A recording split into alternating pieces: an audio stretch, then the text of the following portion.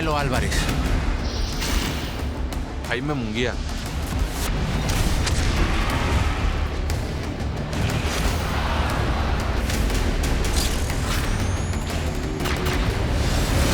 Canelo versus Munguia, live on DAZN, May 4th.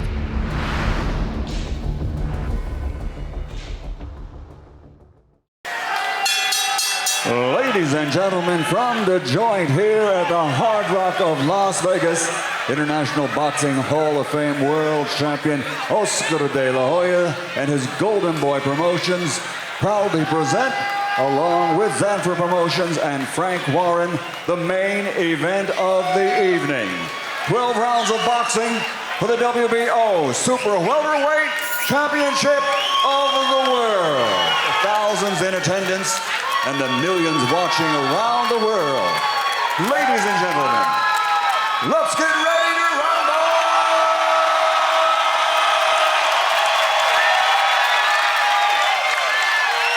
Fighting out of the blue corner with trainer Joe Gallagher wearing red with white. He weighed in officially at 153.8 pounds. His professional record, an excellent one. 26 victories, including 14 wins by knockout. He only has one defeat with one draw. He's the 11-stone fighting pride of Liverpool, Merseyside, United Kingdom, the challenger, WBO interim super welterweight world champion, Liam Beefy Smith. And across the ring, fighting out of the red corner with his trainer, Roberto Alcazar, wearing red and officially weighing in at 153.8 pounds. His professional record, a perfect one. 29 fights, 29 victories, including 25 knockouts. Damas y caballeros de Tijuana, Baja California, Mexico, the reigning, defending, undefeated WBO Super Welterweight Champion of the World, El Invicto Jaime Munguia.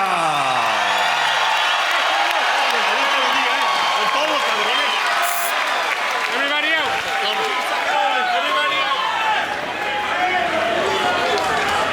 Centering. Okay, gentlemen, bout line here is where I'm calling. Bout line here is where we're calling. We went over the rules in the dressing room. I want to remind you, protect yourself at all times. Obey my commands at all times. God bless you both. Touch up. Russell Mora, the third man in the ring. We are ready to go. The WBO Super Welterweight belt on the line. It's held by that young man, Jaime Munguia, the 21-year-old from Tijuana. Perfect, 29-0, 25 KOs. Liam Smith, 26-1-1 with 14 KOs from Liverpool, England, across the pond, trying to take it away from Munguia. We are underway, a pro-Munguia crowd. As they said, Tijuana, and everybody made noise inside the Hard Rock Hotel and Casino. Munguia completely took care of Saddam Ali and took his belt earlier this year in June at Turning Stone Resort and Casino in upstate New York. Munguia just ran over and blown up Ali as the right hand is landed by Liam Smith. His one loss coming to Canelo Alvarez. And early on, the Mexico chant is coming out, and Munguia, Steve, 154 pounds is where they're at. This guy is huge. Well, I've been told he weighs 176 as of fight night. This is the era of the 24-hour weigh-in, and guys like him can basically rehydrate and come in as light heavyweights. Keep this in mind about Munguia. Tonight is his fourth fight, so ring rust certainly is not a factor. If there's a fighter tonight in the world that's ready to fight on a regular basis and should not have any issues being in sync, it is Jaime Munguia. But a pretty good start here early on for Liam Smith. A lot of Munguia's early fights were against developing professionals. It was mostly in Tijuana, where you're paying your opponent to show up, basically. But once he stepped up in competition, continued to grow and grow and grow. Still questions about how green is he. But Steve, he has the look and the goods. He does, but the question is, from the Saddam Ali fight, who was really a soft chin welterweight, how much of that was a mirage? Liam Smith, say what you want about him, by all accounts is a top 10 154-pounder. Tonight will give us a better gauge of just what is Jaime Munguia at age 21. And Smith not intimidated at all. He's been on the bigger stages. You mentioned 45,000 at Cowboy Stadium.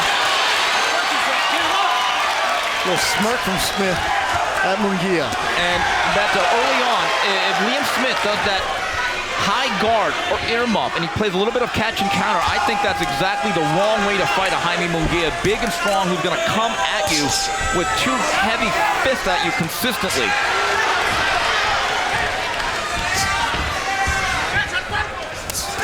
And you can already see Munguia now shifting gears and really taking a more aggressive tack in the first minute of the fight. Vicious intention from Munguia, wild swing and miss. He throws everything at one speed.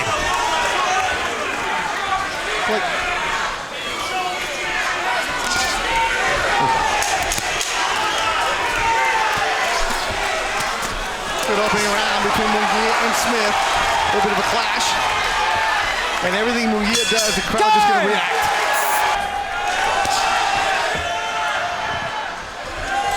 Jaime Munguia Sr. was a heavyweight fighter in Tijuana. He had a couple of pro fights. Introduced his son to the sport of boxing. And here he is as a champion. Interesting instructions with the corner of Liam Smith, where Gallagher said he's a baby. Yeah. For as much upside as Munguia has, he's still very green. And you get the sense if you're going to face Munguia, you'd rather do it sooner rather than later. Once he figures things out? Right, because I still remember a discussion that I had with Beltran about 7 months ago, who said, Steve, we need to get this young man into an American gym with real sparring partners, who we know eventually he's going to start swimming in deep waters. Munguia now training in Southern California as he attacks the body. But it's a secret where he trains, right? It's a private gym. And Johnny Molina actually has a gym, and he says, Steve, it's very private to a point. I really don't want that many people to know about it. And that's where Munguia's at in Southern California.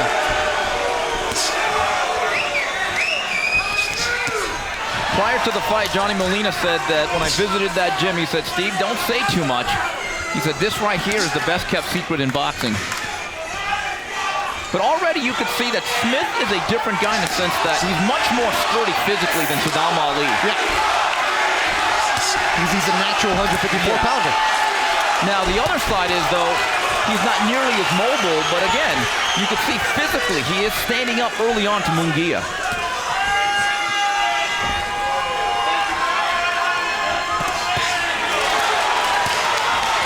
He better stay off those ropes. Yeah. As they say, the ropes have got to be hot. You lay there, Munguia's just going to target you. Right hand from Smith. Doubling up the jab from Smith. And that's what Joe Gallagher wants. He wants a lot of counter punching where Liam is going to go out there, slip, step back, and then counter right over the top, straight down the middle. Box. Don't trade. Box with this kid. Overhand right from Smith. Solid round for Liam Smith. And Munguia, everything he throws is 100 miles an hour.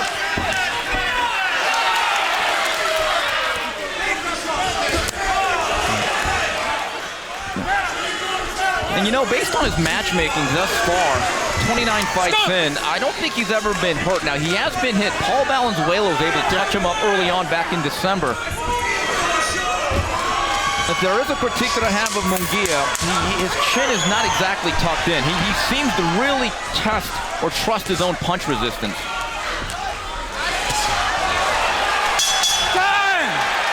I have it one apiece, and it's been a pretty good action fight here in Vegas. Jaime Munguia, the Mexican champion. Liam Smith, the Brit. Hook from Smith. Even when he throws the hook, it's at 100 miles an hour. No, it really is, and it's a little bit wide. And the one point of emphasis from Alcazar is about establishing that jab, making him just a little bit less reckless as he comes inside. You heard me translating it 3 different times. Jab, jab, jab. Uppercut from Munguia. Warned by Smith. Smith keeping that high guard.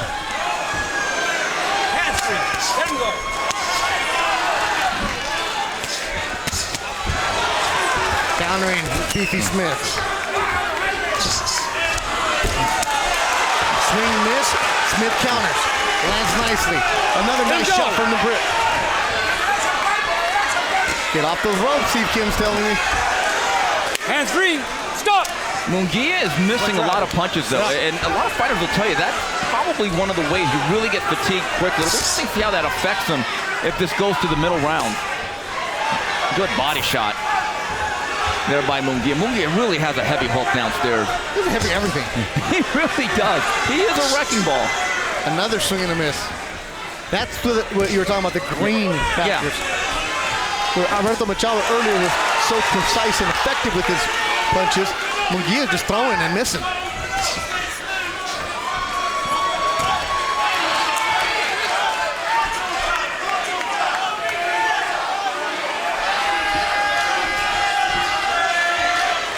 Boxing is what Liam Smith is doing. Staying out of the pocket. Because Munguia would love a firefight. And just go back and forth, which is what Saddam Ali tried to do early. Yeah, and look, when he throws a token jab, it's actually pretty effective. Just put something out there in front of you. Give Liam Smith something to think about. Instead of leading with those, like right there with an uppercut from far away, work your way into a fight. That would be my advice to him if I'm Robert Alcazar in this next round. 30 seconds to go in the round. A solid round for Liam Smith so far. Let him go. Let him stop.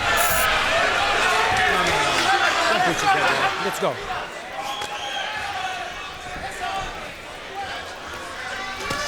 Uppercut solid for Munguia. 10 seconds to go in the round. Good action. Starting to heat up in Las Vegas, the Hard Rock Hotel and Casino. The joint is where we're at for Munguia and Smith.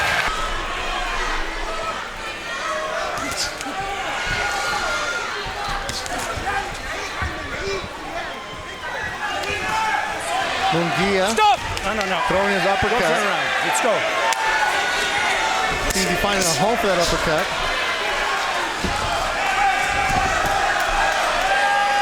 Smith really is the boxer in this fight. He really is, and he's doing a pretty good job of being clever and finding counter-punching opportunities. Stop!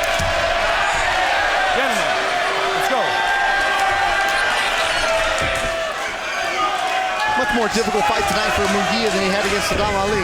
Yeah, which is not a surprise. Again, Saddam Ali was really a blown-up welterweight who was in the right place at the right time fighting in Miguel Cotto, who was headed out the door. The hooks from Munguia. In front, punches in front. Stop! Let go. Watch your head, watch your head.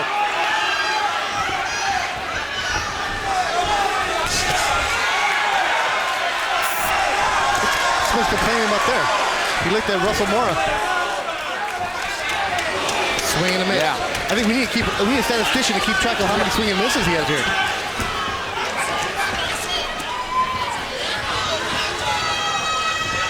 Like the modern era baseball player where it's all home run. Had him done. There it is. Stop! No. Get your head up, get your head Home up. run or strikeout. And that's what Munguia looks like he's doing. Going for the home run every time. The one thing he's going to learn as he gets a little bit more seasoned is that not every punch has to be so hard. Just touch a guy. Yep. Have one punch set up another. Stop! Let go. It's been a pretty good round for Munguia. He's laid some heavy leather on Beefy Smith. And right there, you can see that with his left hook, and he starts to hold. Like in the World Cup, they go to the penalty kicks. You don't have to fire it 1,000 miles every time. You can trick the goalies into moving somewhere. Watch out. Watch your Tap head. one in.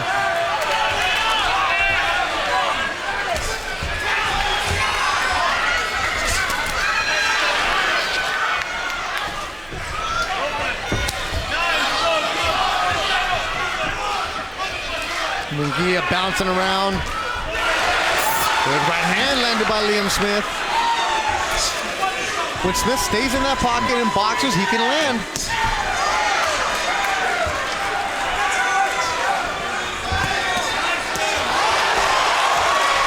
swing and a miss. He landed one, but he's missed. And Smith answers back. Stop! Let go, let go. The veteran and experienced Liam Smith. And Jaime Munguia, who has a championship belt at 21. But they're in a good one here in Las Vegas. Well, Zamora telling Jaime Munguia, keep the fight clean. We're in the 5th. Good for 12 and the championship belt on the line. Good action back and forth. Hard Rock Hotel Casino, Las Vegas. After 4 rounds, how do you have it on your unofficial card? Beto, I think it's been a good one. I gave Smith the 1st and the 3rd and the 2nd and the 4th to Jaime Munguia. Yeah. Been a good one. And here comes Munguia. That's what Munguia wants. He wants to firefight. He wants to load up and throw the big punches. He's telling him to come here. That's exactly what Liam Smith does not want to get into. He does not want to exchange with the young bull, Jaime Munguia. El Toro de Tijuana.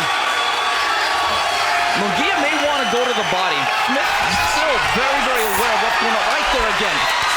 That may be the way to really slow down Liam Smith. He's shown a good set of whiskers thus far. Now when Smith fought Canelo, he kind of had the same exact style. Yeah. Kept it up, boxed. He had his moments. There's no doubt about it. Just could not keep up with the strength and the sharpness of the Mexican star.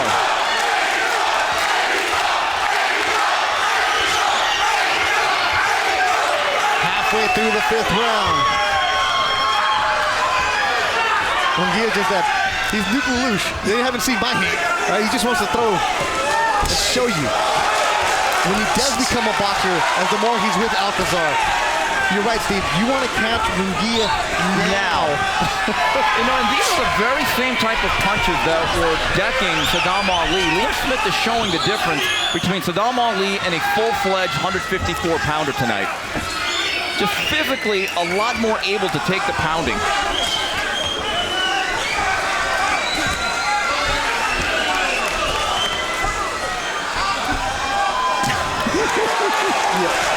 The way that the weight difference that night, I think even when Saddam saw Munguia in the ring, like, wait, I'm fighting that guy? That's a different guy from that was on the scale. But he makes the weight. He actually came in under than Munguia.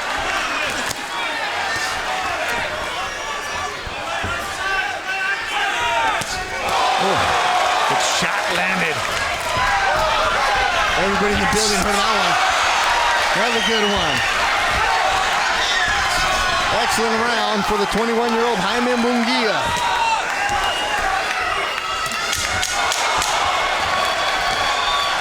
This is the kind of fight that Munguia wants. Not what Liam Smith should try to get into. Time!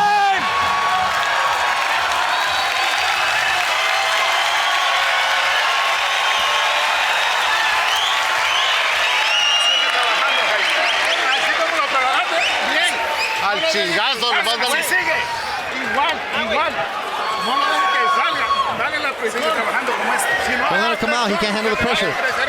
a lo largo, Aaron, te está agarrando con la derecha cuando entras. Cuando getting you with entras, the right when you si come no in. vas a tirar, no entres hasta adentro. Don't come De all the way in. abuelita. Los 4 golpes, güey. No te quedes con 2 pinches golpes y no estás haciendo nada. Jaime Munguia had a really good round number 5, at least the first couple of minutes he did, and it was punctuated by shots like this, heavy left hooks to the body, then doubling the hook over the top. But again, Liam Smith has to be really commended for his toughness tonight. He has withstood everything that the Baja Wrecking Ball has thrown his way through 5, Beto. The Baja Wrecking Crew. Now, Munguia doesn't have a nickname, but we're going to start trademarking some of Steve Kim's titles for him. And you had Margarito, the Tijuana Tornado, right? Oh, what a great one that was. So we're going to go 2.0 with that, but we can't trademark it. We're going to get into the business. And Smith thought it was low. No, I think he thought it was on the side into the back. It certainly affected him. You were saying Munguia needs to go to the body. Exactly what he does to start the 6th.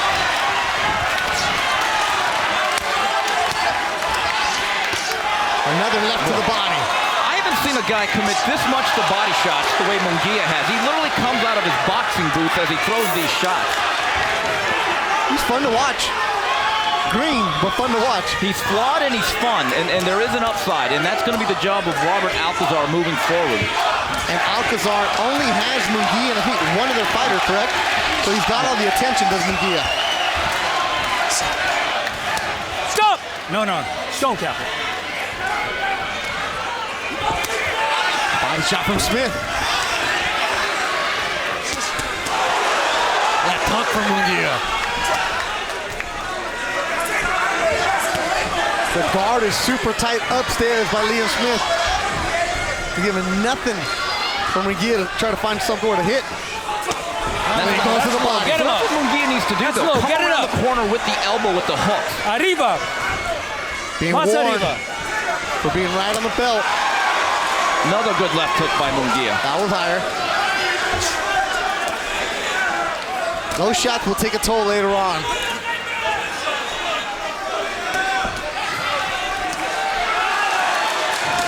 Okay, stop! Left hook to the body. Steve, right in front of us, one of the men with the best ones, and Julio Cesar Chavez.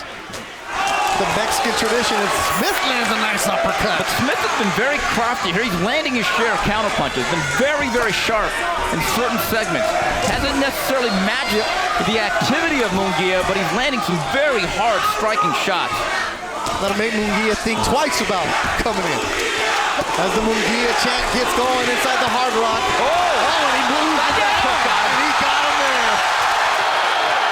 4, Pressure, 5, bust, pipe. 6, 7, 8. And Smith gets up at 8. Come here. Tells Russell Moore, I'm You're good. Okay. Munguia smells blood. Bouncing around as a Tijuana Idol. 10 seconds to go, and Smith, the veteran's gonna hold on. Let me get back to my stool. Uppercut, landing shot, and that'll do it for the round. Body. Starts this round with the body.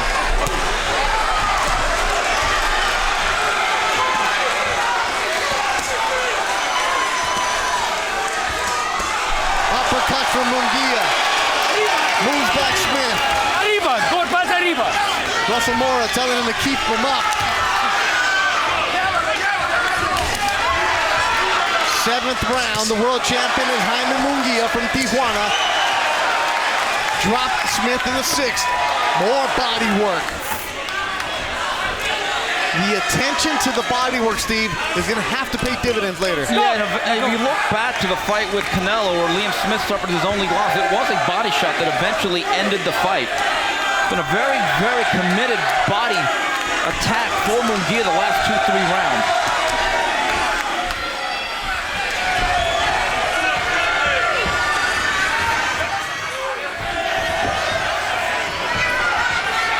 "21-year-old Jaime Munguia. Questions about how ready is he? What will he do against a real 154-pounder? Right hand really affected Liam Smith. That left hook from Munguia. Right hand from Munguia. Beto, Liam Smith is now starting to bend a little bit physically. But will he break, Steve?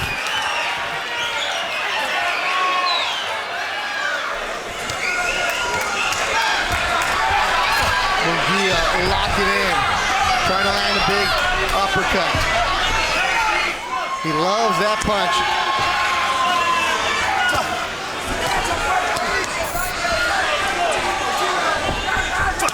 Body shot again from Munguia. Left hook to the... More action from Munguia. Just peppering in with those left hooks, throwing the jab. Still loading up here in the 7th round is Munguia. Oh, he's going upstairs. Boy, Liam Smith is tough. I gotta tell you, he is so game tonight. I just don't know if he can withstand this onslaught. And here comes Munguia. Here comes the landslide. Stop, let go. Not only is Munguia big and strong, he's got a great engine. Just look at this work rate. Smith is just on the defensive now.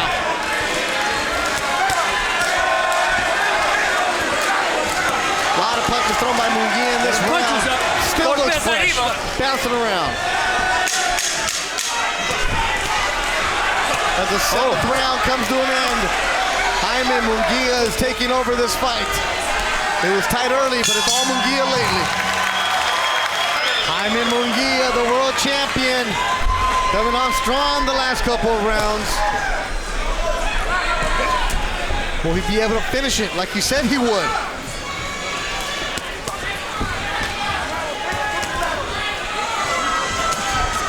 Beto, you talked about the fight being very, very close early on. I have it now 68-64 after 7. Munguia. Yes. Just to clarify, you never know. It is boxing after all. And the card of Steve Kim, very unofficial.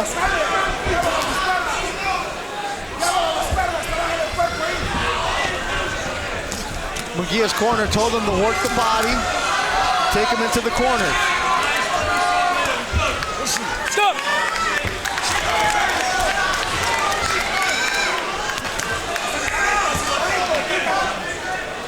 His first title defense, Jaime Munguia.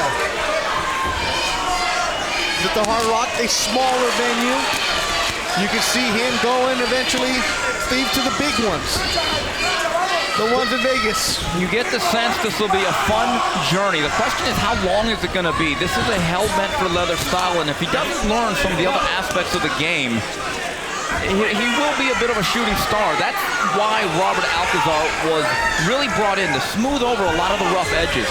When you look at this fight, if he goes on to win, from a coaching perspective, you're not going to like what you really saw the first 4 rounds, to be honest. You had it even after 4 rounds.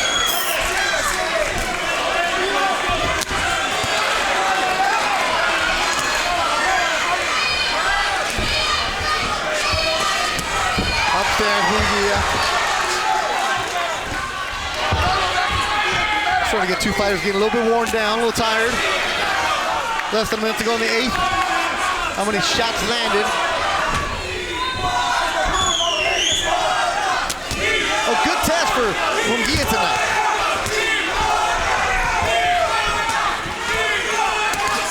Good test to a point where it may be a dose of reality. Yep. Pump the brakes just a little bit. Lot to learn. He's still just 21.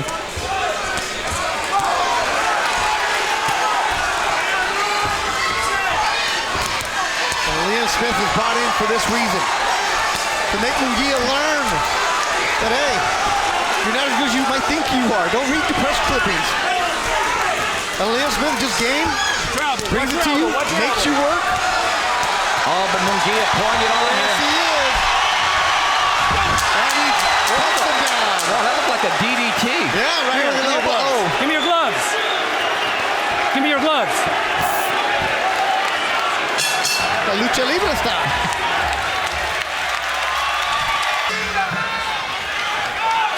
Got it all for you here in Vegas. Built around Steve Kim. You're watching Jaime Munguia, the champion, against Liam Smith. A fighting family is Smith, the Smith clan.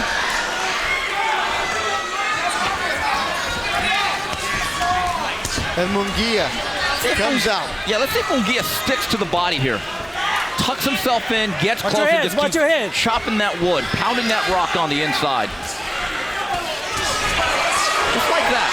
Stay nice and tucked in, make yourself low. Oh, good, body shot. Body shot there. That one folded Liam Smith. Moved him back. Smith on the ropes, holds on. Munguia gets away. Moves Smith back. Beefy Smith eats a 1-2. In the corner. Munguia loading up again. Wild left hook. Smith moving away, but Munguia needs to cut that off. Crowd on the feet at the Hard Rock. Get your scissors ready. All right, Scissors ready. Munguia has loose tape on his glove. Can Liam Smith force a timeout here? Maybe get a blow. You heard Russell Moore tell the corner, get your scissors ready. But as long as Munguia does that, there is no break in the action. You can stay right on top of him.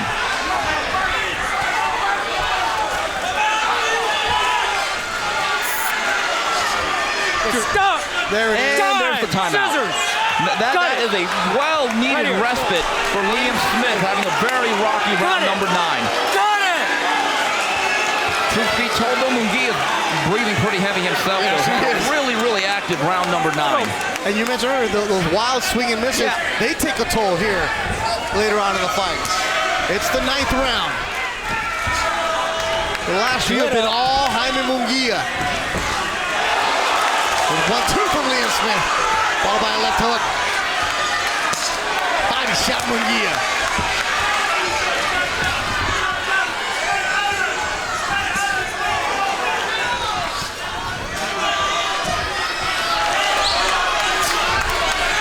Oh, that's a low blow. Right on the That belt. was a low one. Smith is looking at it. Russell Moore telling him to keep it up. You know, Russell Moore has a history of not calling low blows, to be honest. He's telling him over and over, keep him up.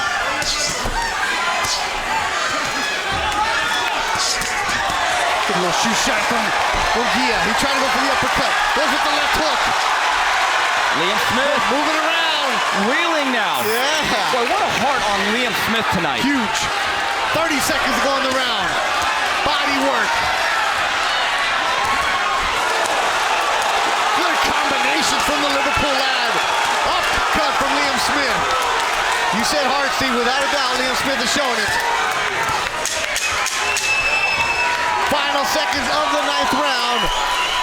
Fun fight between Jaime Munguia and Liam Smith in Las Vegas with the WBO belt on the line. Close and crowd Liam Smith. You get a counter punch when he pulls away and there's a little bit of distance between the two. I think that's something Alcazar is going to have to work with in that private gym. Well, they're going to have to work on a lot of things. Number 1, the jab, tucking in the chin, and making sure that every punch you're not swinging for the fences. Now Munguia said at that workout, you're at it. He would love a Charlo, he would love a hurt. Based on tonight, I would pump the brakes on that. Let him go. Stop. Let go. No. Watch it.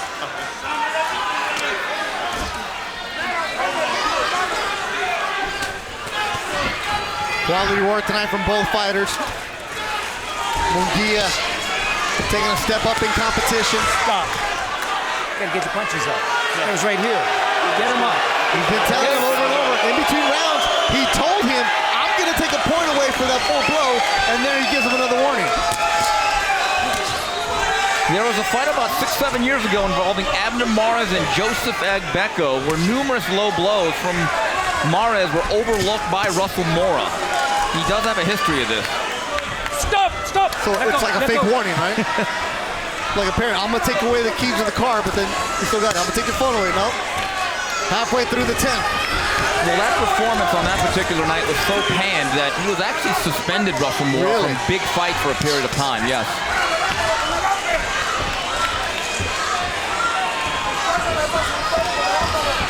Smith staying away. Munguia with the crowd starting to chant behind him.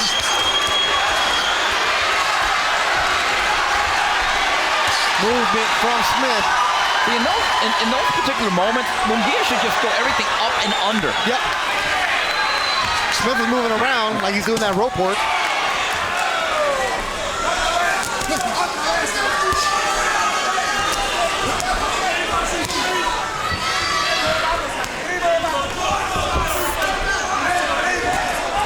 You can definitely see the tools are there for Munguia. It's just the experience is what he needs. And getting the quality training in Southern California. Oh, good uppercut. Sends him back. Uppercut lands. Smith just trying to move around.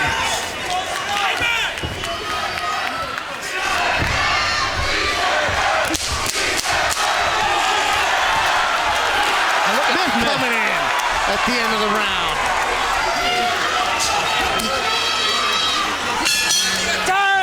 Reporter extraordinaire, led by Frank Belmont and the crew, doing a great job in the production truck, giving you all the sights, sounds, and replays for you. What's been a fun fight between Jaime Munguia and Liam Smith. We're in the 11th Munguia, the champion, with a record of 29-0. Smith, 26-1-1. It was tight early, but Munguia pulled away late. It's been power and activity. But Liam Smith has certainly put on a very game effort. Body shot from Munguia. But we really haven't seen the combinations his corner wanted him earlier in the fight. And again, got hit with the right hand from the outside. Right now, Munguia's defense is as good as his chin. And that's a dangerous way to play this game.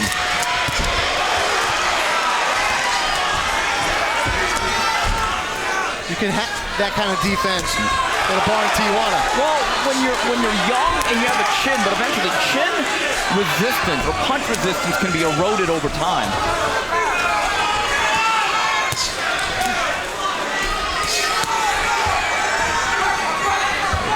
Liam Smith always comes to fight. No, he does. He's an honest fighter, but oh, he's getting pounded to the body right now. Yes, he is, and they were really close on the belt.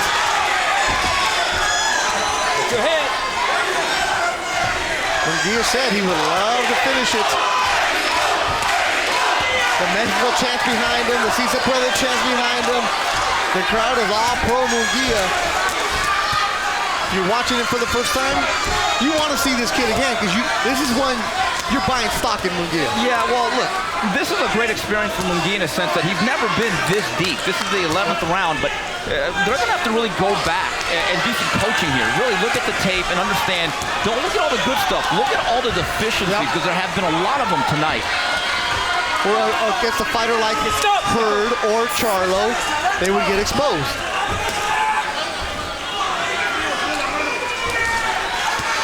And keep this in mind, Liam Smith was a mandatory. It's not like they wanted to fight him, they had to. And Liam Smith has certainly put up a very courageous effort.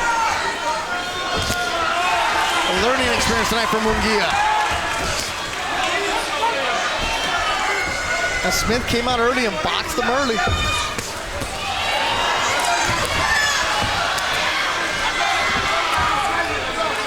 He's very tired, Munguia, now. Right. He's never been in the championship round before. When he fought Ali, that went quick. He barely broke a sweat. As we close out the 11th round strong. 12th and final round for the championship fight. They hug in the middle of the ring. We're underway. They told him he's going to come in and throw everything to Liam Smith. Munguia wasn't even listening to his corner. He was looking at the crowd. He's young, Beto. Yeah, they know it all, those kids.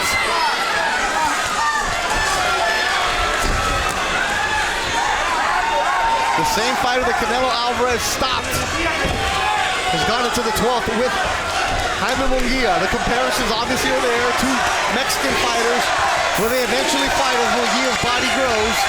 Canelo Munguia. You know, before his body grows, his skill set needs to develop, though. I think it's more than just about size.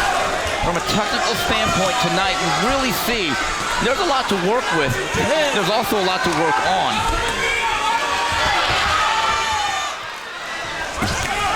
A fun, one-sided fight. Early on, Steve Kim had it tied after 4. Munguia has figured it out, but Liam Beefy Smith has his moments where he makes the crowd stand on their feet. The other factor is Liam Smith in 28 fights coming in had 14 stoppages, so yeah, he's not a great puncher. Some of these other elite 54-pounders are much more heavier-handed than Smith. That is a factor. The defense from Smith, there's a swing and a miss. The crowd thinks they're all into it, but he's not landing.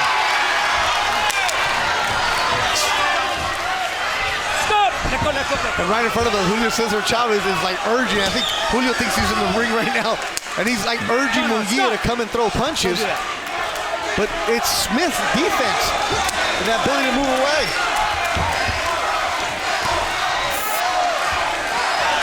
After that earlier knockdown, Munguia never really landed anything flush hard against Smith. Well, I think he has. I think Smith has just been incredibly tough tonight. Oh, now he has. The combinations though. That one grazed. Listen, let's go. You know, Munguia certainly isn't sitting on this feet. There's no 4 quarters for Munguia. 30 seconds to go. Jaime Munguia, Liam Smith. Empty in the tank are these two fighters. They put on a good show.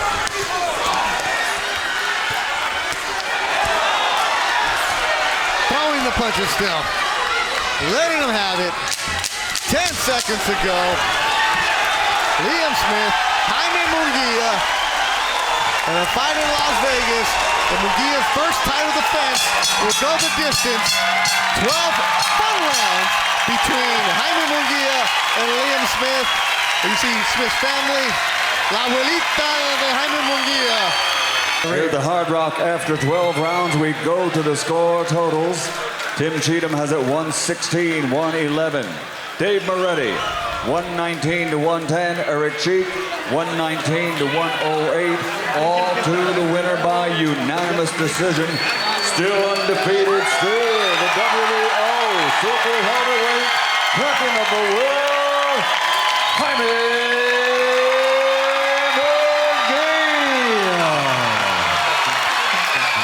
With the red hair, Alvarez. That's right. Somebody from Ireland must have snuck across the border and met his mother, huh?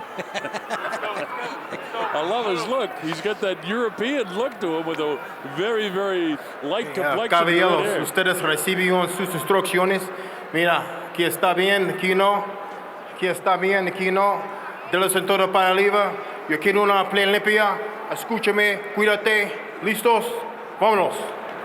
10 rounds of boxing. Saul Alvarez, the undefeated NABF champion at 147 pounds. This is a battle of 2 world-class fighters. Jose Miguel Cotto, only loss I mentioned to Juan Diaz, fought 3 times in 09, all knockout wins over Ildo Julio, Martin Ramirez, and Anthony Woods. This is his 2nd fight in Las Vegas, fought a couple of times in Miami. All the rest of his fights have been in Puerto Rico. So he loves the bright lights of Las Vegas, and let's see how he does against the tough Mexican from Guadalajara, Jalisco, Mexico. Black and white trunks is Jose Miguel Cotto. The crowd continues to pour in to this MGM Grand Garden Arena, which will be totally sold out by the time our main event starts, and our main event is next, Shane Mosley and Floyd Mayweather.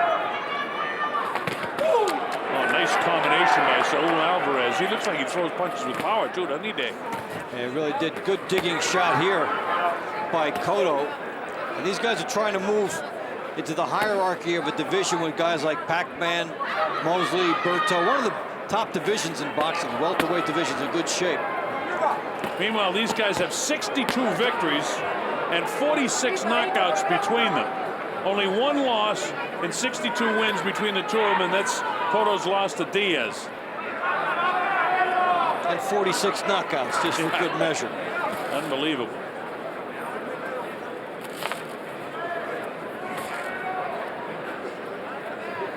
In the red trunks, the red hair, Saul Alvarez, 31-0 with a draw, 23 knockouts. Jose Miguel Cotto, he gets hit! Alvarez in a heap of trouble here. Cotto's all over him. Cotto with a big shot. Does he recover? Man, that's some kind of tough. He's still staggering on those legs. He's very heavy in the heels.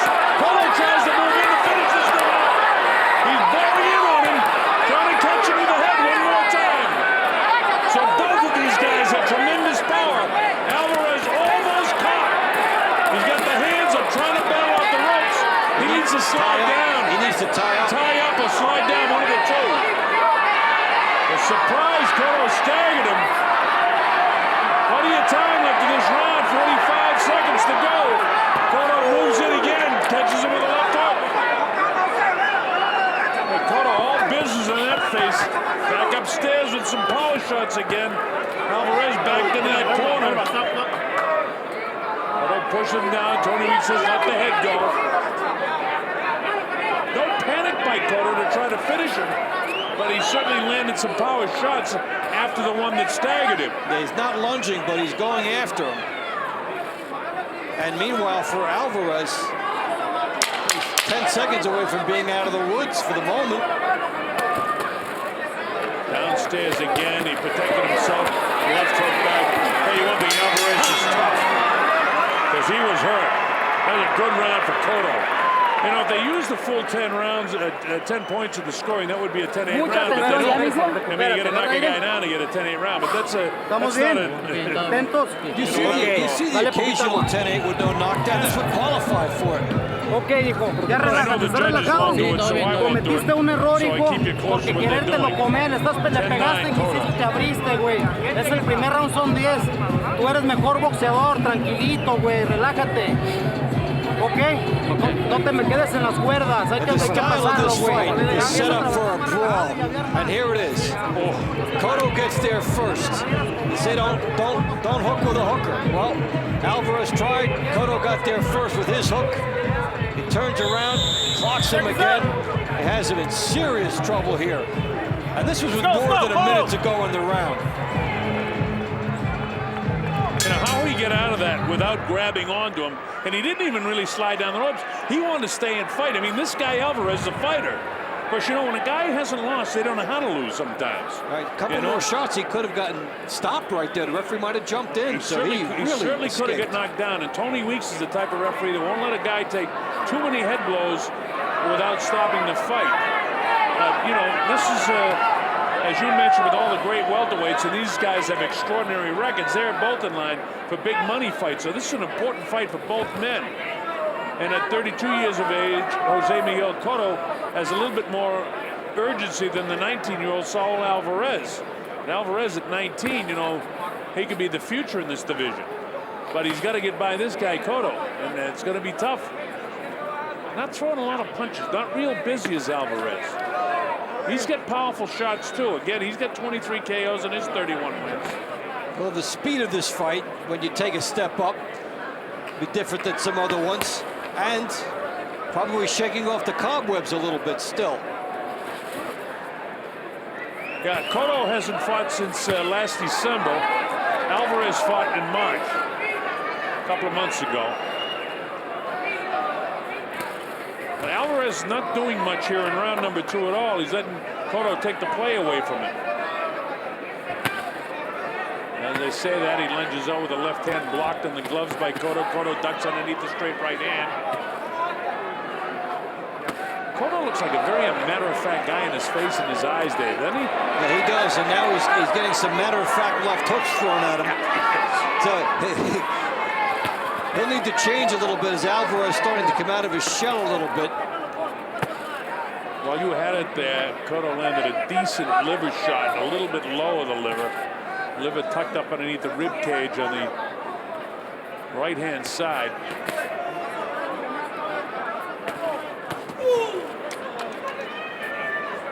Alvarez just not quite catching Cotto coming in, but he's got the malice of forethought, which I like in a fighter. But it amazes me the way he recovered, because he was really staggering, and then he was hit again with the right hand up against the ropes. It looked like he could go. Yeah. There was still so much time left in that round. That's a miracle escape. Eloy Perez getting the majority decision over Gilberto Leon a little bit earlier tonight. Now here's Alvarez trying to battle back. And Jesse Vargas getting a 6-round TKO victory over Arturo Morua earlier this evening. Fights that we did for the internet. Nice uppercut. Cotto was down. That scores a knockdown. Anything but your feet touch the canvas, and it's a knockdown. He was hit off balance and his hands were down. And Tony Weeks did exactly the right thing. Boy, that changed that in a hurry. That's a 10-8 round now. Now, to me, that 10-8 round wasn't as severe as the 10-9 round that we scored. This is a perfect example of what I mean when they don't use the full 10 points in the scoring of fights. But that's a 10-8 round now because of the knockdown.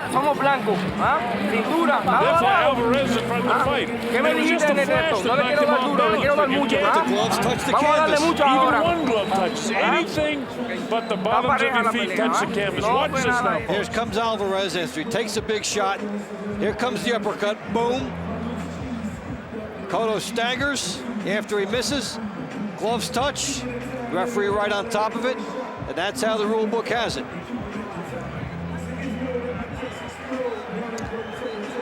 Juan Manuel Marquez, who does the commentary for Televisa in Mexico, and all kinds of other announcers here. I think they announced he's fighting again at Diaz. Yeah, rematch. Yeah.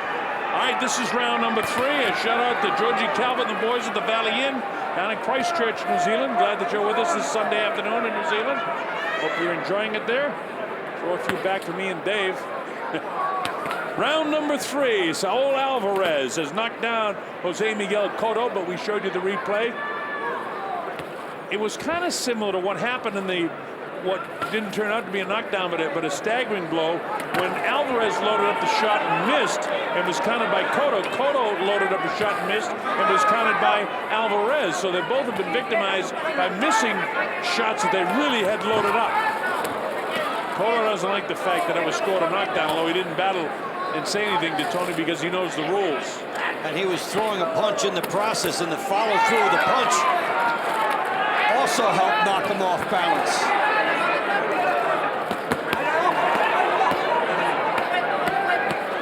Interesting fight now, huh, Dave? Cotto bores in. Remember, Alvarez is only 19 years of age, and he's already had 32 professional fights, 31-0 with a draw. That's an extraordinary amount of fights for, of course, in Mexico, they can turn pro when they're 15 years old, which he did. But it's still extraordinary. The guy 19 has got 32 professional fights. This is his 33rd pro fight. He's one of these guys that'll fight between 70 and 100 fights if he has any type of career. Hey, I mean, you can still be in high school and be in the world rankings already if things go your way when you get that kind of a start. And this fight has had tons of opportunities, power opportunities for both guys, and we're going to see more. They're loading up, and their styles are blending into each other for an exciting fight. We're seeing it. Cotto had a golden opportunity in that first round, and Alvarez taking away the play late in round 2.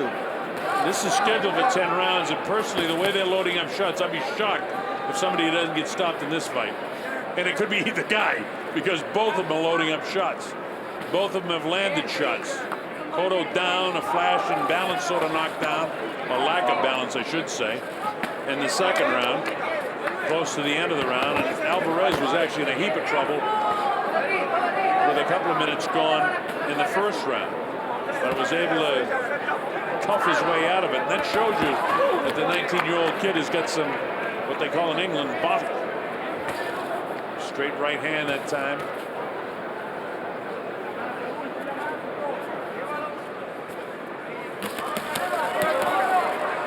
Cotto with side-to-side shots. But he just missed with that big right hand. Closing seconds now of the third round. Uppercut. Shots. I want to thank our statisticians tonight. Tammy Kotel, Nobu Ikushima, and the boys at Brennan Zweigel. Does not seem Richardson watching Floyd Mayweather get wrapped. And that's got to make sure it's all on the up and up. Rafael Garcia, who's credited for his wraps of really helping the hands that were at a time a problem for Mayweather. Mayweather says he never has taken injections in his hands and won't take them. And Garcia, he's about 80 years old, you know, Rafael Garcia. He's been around a long time, and he can wrap hands with the best of them. And it's a very important part of this. Nazeem Richardson doesn't take an eye off of those hands. And the reason for that is, of course, Mosley in his fight with Margarito, there was a problem with Margarito's hands, as you all know. It really hits close to home with the Mosley camp. In terms of the drug testing, both guys were tested over 10 times leading up to this fight under the Olympic regulations, where they had surprise drug tests, and they passed them with flying colors, which is good.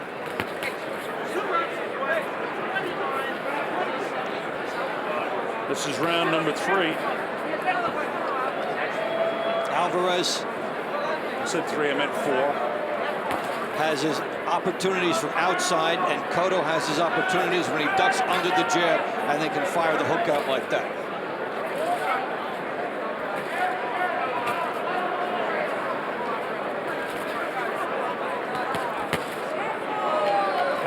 Alvarez, after getting staggered in the first round, won the second and third rounds of my score sheet. The second round by 2 points with that knockdown, in spite of the fact it was a, off-balance sort of knockdown against Cotto. It still scored a 10-8 round, so Alvarez up in front now. Nice boxing here. Both guys loading up shots. Puffiness underneath that right eye of Alvarez. Well, these guys do not get cheated. Everything is a hard shot. There are no workmanlike shots in this fight. Everything has major power intent and an attempt to drop your opponent. That redheaded freckled face, Alvarez looks like Spanky McFarlane as opposed to a world-class fighter, doesn't he? It looks like he'd be a lot of fun to hang with. And he's a villain, I'll tell you, the way he throws his punches. He got a lot more confidence right now, too. Well, that second round uppercut at the end of the round was a game changer for him. Alvarez again in the red trunks with the red hair. Jose Miguel Cotto, the brother of Miguel Cotto. Both of these fellas with almost identical records. 31-0 for Alvarez, 31-1 for Cotto. They each have a draw. They both have 23 knockouts. They both can bang. Look at these uppercuts. Nice shots. Alvarez got the best of this. Cotto keeps coming forward, almost like he's willing to take a shot, trying to get one in. But Alvarez not only landing power shots without boxing him at this stage.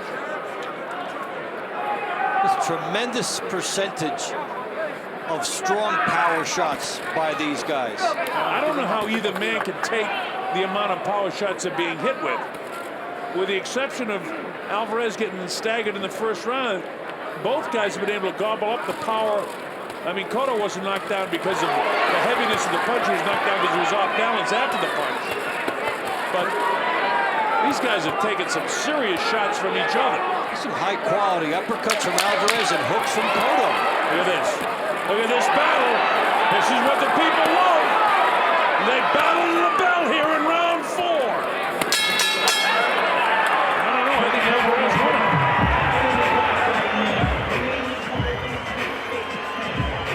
it. Sugar Shane still has the smile. Game face starting to emerge, and Floyd's definitely into the zone right now. They're both in the zone. Shane just got that very pleasant looking face. I'm good. And there's Muhammad Ali with his wife Lonnie. Lonnie's done a great job looking after him.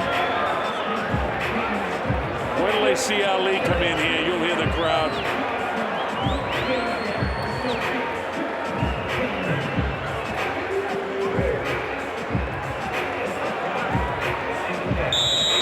The thrill I had calling his fights, Dave and Zaire, Kuala Lumpur, Jakarta, Indonesia, over for the Mildenberger fight, and Southern Line of Flanders and Brussels. I've traveled the world with that guy, with the Dundees, Freddie Pacheco, late Chris Dundee, Angelo. What a trip it was for a young fight broadcaster. Definition of magic. Especially Zaire and Manila. Days I'll never forget. This is round number 5. And tonight I expect, Dave, before it's all over, there's going to be another one of those nights we don't forget. There's been quite a few developments already on this card. Explosive first rounds in 2 of the 3 fights we've had. Well, so far, we're into the 5th month of the year, the very first day. This is the fight of the year so far. Although you might get some argument from people in Germany about the Klitschko brothers. They're drawing 50,000 and 60,000 people in football arenas over there for heavyweight fights. But because of them staying over in Germany and fighting over there, hardly anyone cares about the heavyweight division in the United States right now. David Hayes put some interest in it. And Thomas Adamak winning a big heavyweight fight over Chris Arreola last week. That was a good fight, too. Put some interest in it. Down in Australia and New Zealand, Kelly Meehan's fighting a big fight coming up soon in Germany. So there's some interest in that part of the world on the heavyweights. And, of course, David Hay in the UK with his victory and putting John Ruiz into retirement a week ago. All a little bit changing and a little bit different in the heavyweight division right now. This is round 5 in what has been a fight of very heavy punches landed by both men. We've got Alvarez slightly out in front in this fight, just outboxing, landed a few more heavy blows than in his Jose Miguel Cotto, a 19-year-older against a 32-year-older. a man against a boy, but they're both men in the ring tonight. Yeah, and Alvarez had to pass a man-sized test in that first round. The fact that he could get out of that situation and not be stopped there and get right back into the fight, it's a huge testament for him. I don't know about you, David. When I'm 19 years old, I'd be afraid to fight a guy 32. Of course, it's coming from a guy that rode bulls professionally in a rodeo, but I wasn't afraid of them, but I sure respected it. But I'd be afraid to fight a 32-year-old guy when I was 17, 18, 19 years old. But then again, Alvarez is a professional prize fighter, and he's a good one. Jose Miguel Cotto has got the bloodline.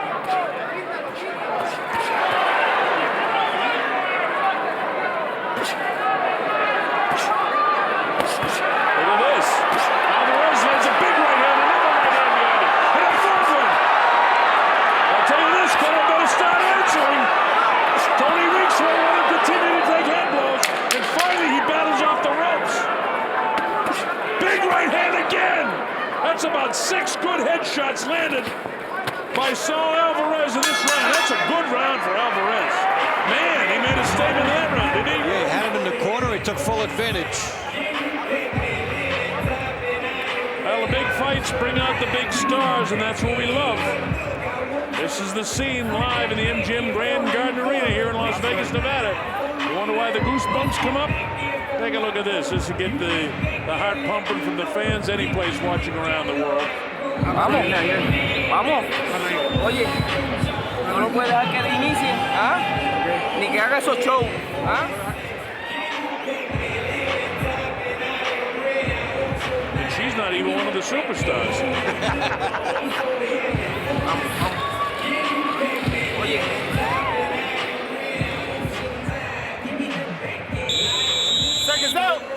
The Colonel Bob Sheridan here with Dave Bontempo at the MGM Grand Garden Arena in Las Vegas, Nevada. Coming up after this one, Shane Mosley and Floyd Mayweather will do battle at 147 pounds. One for money, one for his legacy. Actually, in reality, it's both for money and legacy for both of the guys, but that's what they say. This is round 6 and a dandy of a welterweight battle featuring Saul Alvarez, who in the last couple of rounds has been outboxing Miguel Cotto and is out in front unofficially in this fight. Cotto had this guy in trouble in the first round, tried to finish him off and couldn't.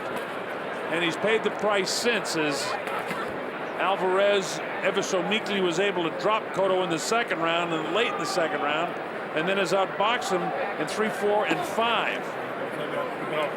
And is out in front in this fight. That's unofficially again. Almost a minute gone here in round 6. Alvarez fighting a brilliant fight.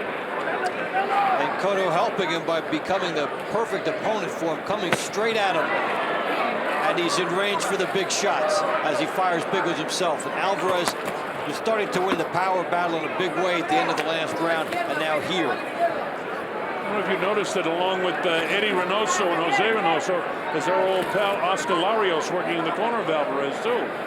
We saw him fight Manny Pacquiao over in at the stadium in the Philippines, and I know all the Filipinos are checked into this fight in the world telecast, and we're glad that all our friends at the various television networks that you and I have worked for over there from time to time. We say hello to all of you.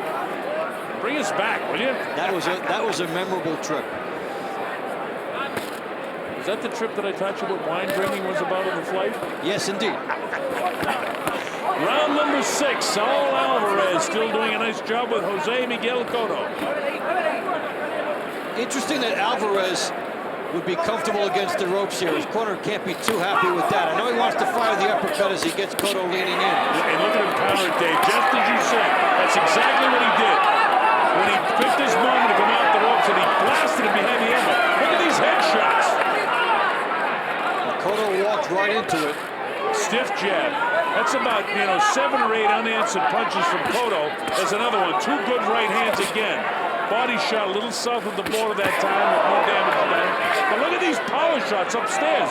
Cotto just can't continue to take this. Alvarez looks like a middleweight throwing welterweight shots here. Oh, man, yeah, he does. Cotto, now instead of bouncing towards him, kind of flat-footedly comes forward, trying to line up his own power shots.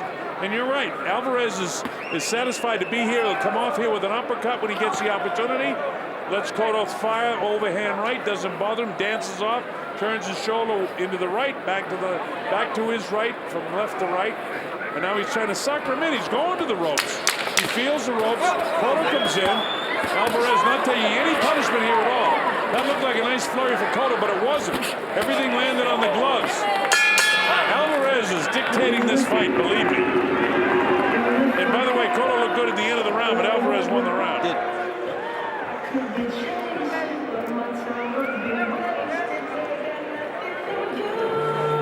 ¿Pongo la toalla? No. ¿Todavía bien? Ahí vaya. Ahorita lo castigaste abajo y ya aflojó. Hay que combinarle. Agua. Dale masaje a los brazos.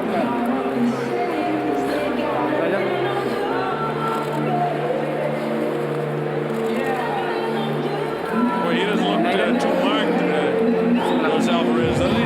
Trato de llamear más, hijo, Y acá no te me quedes tanto aquí. No te pega, pero... Este asalto fue mucho mejor. ¿Cuántos saltitos más nos queda? Él no tiene nada. Él no quiere pelear. Aprovecha tú de eso. Aprovechalo.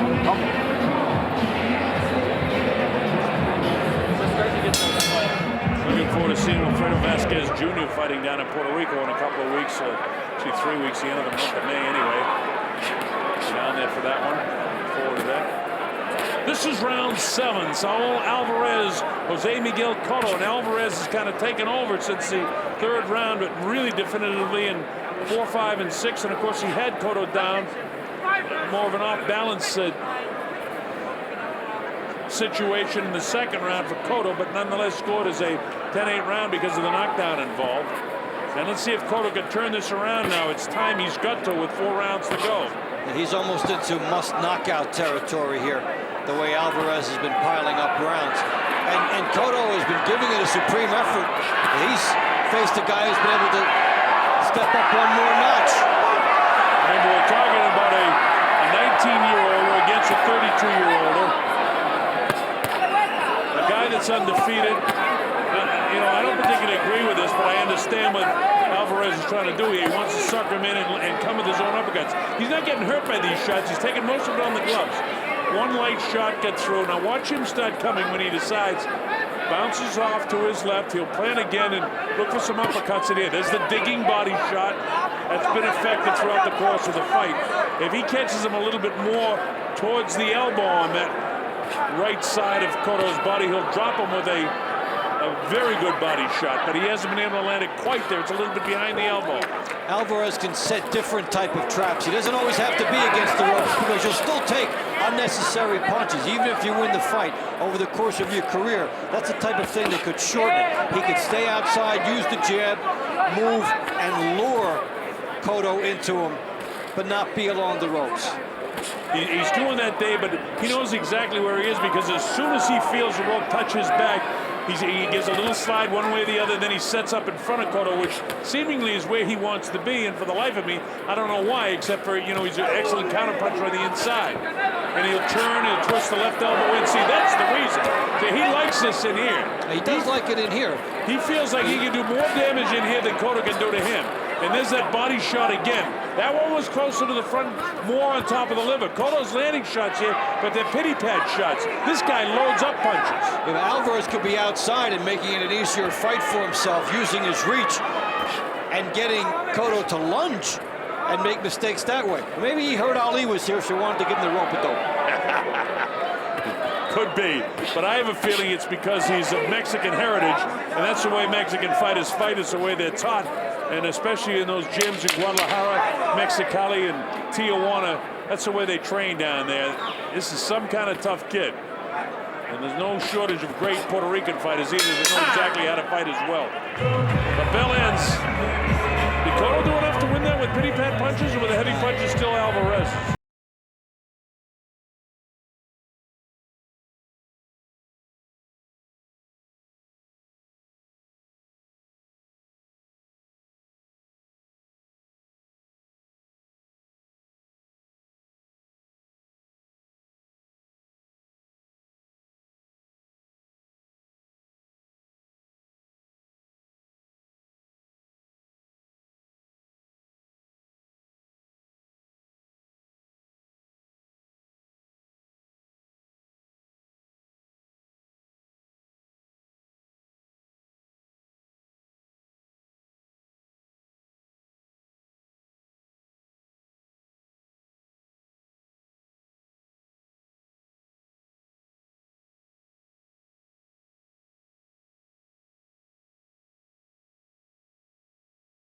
rounds, and Cotto has got to turn it up a notch and begin scoring, or Alvarez is going to win this fight. Alvarez is undefeated, 31 victories. Cotto has 31 victories and has only 1 loss in a draw. Both have 23 knockouts. Here's the heavy blows again, being landed by Alvarez. Right hand's upstairs, right hand downstairs. He used the left hook. Now that time he feinted left and threw that right hand hard to the high cheekbone of Cotto. And see, he can do a lot out here. He can do the same kind of damage and get Cotto to walk into the same type of trouble that he does when he's up against the rope. So it's interesting to see as his career develops if he does more of this or more of the stuff on the ropes. See, the problem is young guys just want to say, come on, let's go at it. And they got to learn the sweet science a little bit more. Cotto is more of a sweet science guy than is Alvarez, but you know, at this stage I think that Alvarez has just slightly more ability at this stage. I mean, he's only 19 years of age. When I say that, you know, Cotto's got an amazing record too. He's 31-1 with a draw. And Cotto brought an A game with him tonight. Yeah, he did. Almost a knockout in the first round. He set the pace, was landing some big shots in the early rounds, having Alvarez backed up, but just not enough. Alvarez found another gear when Cotto started to do his best work. Isn't it amazing the difference? I mean, one more head blow by Cotto in that first round and this fight would have been over. Yet Alvarez has proven and really shown us by these rounds what a terrific young fighter he is, and we wouldn't have got to see that because I haven't seen Alvarez fight before. I've seen Cotto fight, but I haven't seen Alvarez, and I love what I'm seeing. Yeah, this is a great statement about his recuperative powers and about his guts. This is a fight that was going the other way on him, and very easily could have been a loss. Mario Martino Rivera, who writes in the San Juan Star down in San Juan, is on some of the boxing commissions of the world scene, told me, he says, you know, Cotto's a very good fighter, but he says, I think Alvarez is a little bit stronger. That might be the difference in the fight. And so far, Mario Rivera, very experienced writer and fight guy, knows what he's talking about. And he's a Puerto Rican, so, I mean, he'd be rooting for Cotto all the way. A lot of respect for Alvarez. This has been almost an effortless round for Alvarez on the outside, doing all this damage. And as hard as both of these men have worked, and make no mistake about it, they're working hard. Loading up shot takes a lot out of you. We're in the 8th round, and neither one of them really, what I would say, showing a lot of fatigue yet. Look at these shots. I don't know how Cotto is standing up to them. I mean, you're talking about a guy that's got 23 knockouts and has 31 victories. And so this guy can punch. It's another Alvarez round, easily for me.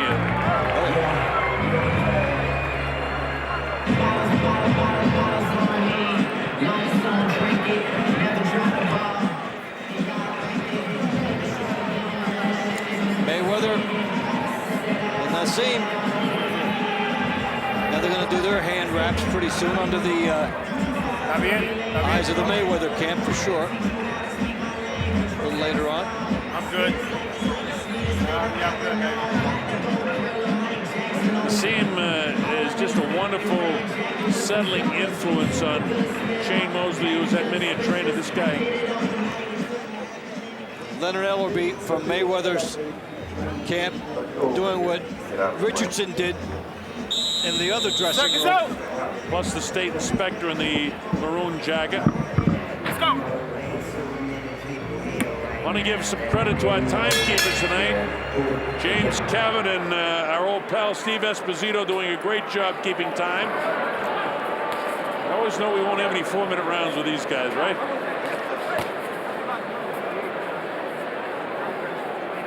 This is round 9, scheduled for 10.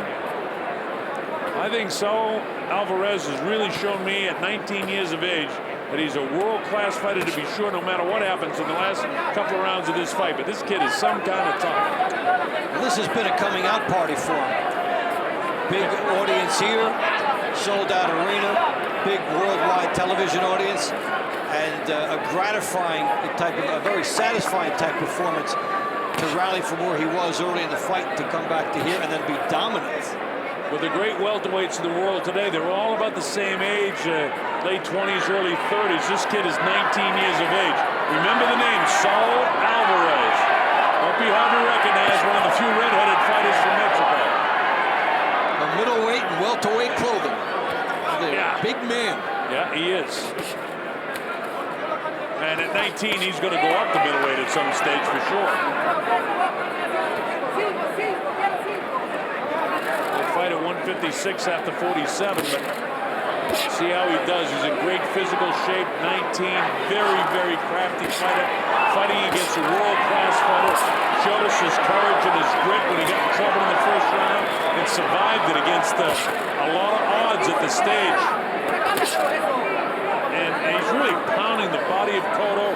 Cotto's got to be sore. I mean, God, he's taking so many shots to the head, and those body shots continually behind the elbow, loading up the right hand, the uppercut. He's having a field day right now with Cotto. And there are no cheap punches being landed here. They're all big, like on a power scale, say 8s on a scale of 10. Tell you one thing, it's the one that Cotto hasn't got too many losses. This guy can take a shot. Even the round that he was down, he wasn't staggered. He was off balance. And it had to be scored a knockdown. Tony Weeks right on top of it.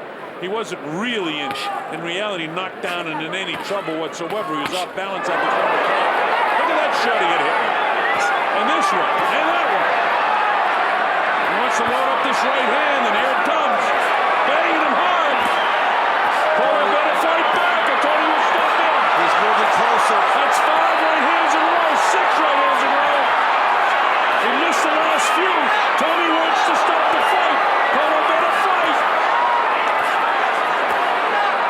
About 2 more shots in the head, and this fight will be over. There's some big, big run-up for Alvarez. That's it. It's all over. There are about 15 unanswered right hands there.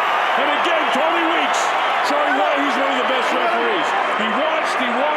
He knows what's at stake in this fight. He let it go. Finally said, no, that's it. Enough headshots. He gave Cotto every chance to fight back. Gave him a long extension, big leash, and then he stepped in. I would say a minimum of 10 unanswered right hands in that round. Boy, folks, you've seen a terrific new fighter in the welterweight division.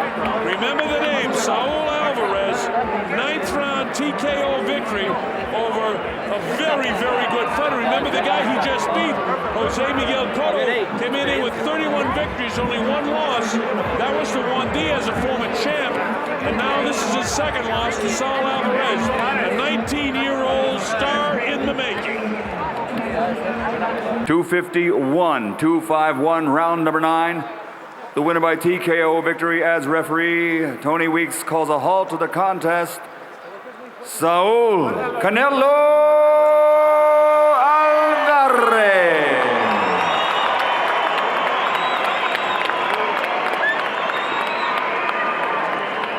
He weighed in officially 153 1/4 pounds, and in 21 professional bouts has an outstanding record of 20 victories, 1 defeat, 13 big wins coming by way of knockout.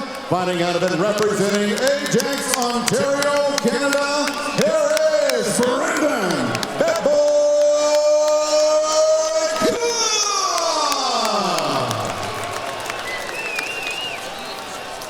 And across the ring stands his opponent, fighting out of the red corner, wearing the colors of Mexico, green, white, and red.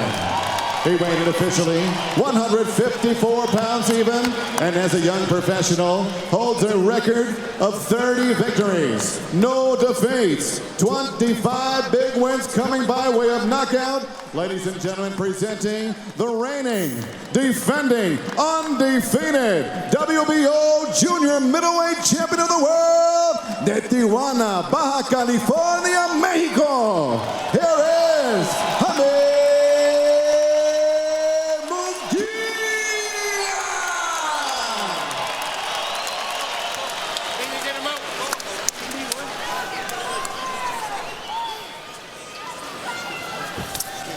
Okay, gentlemen, caballeros, you already see your instructions.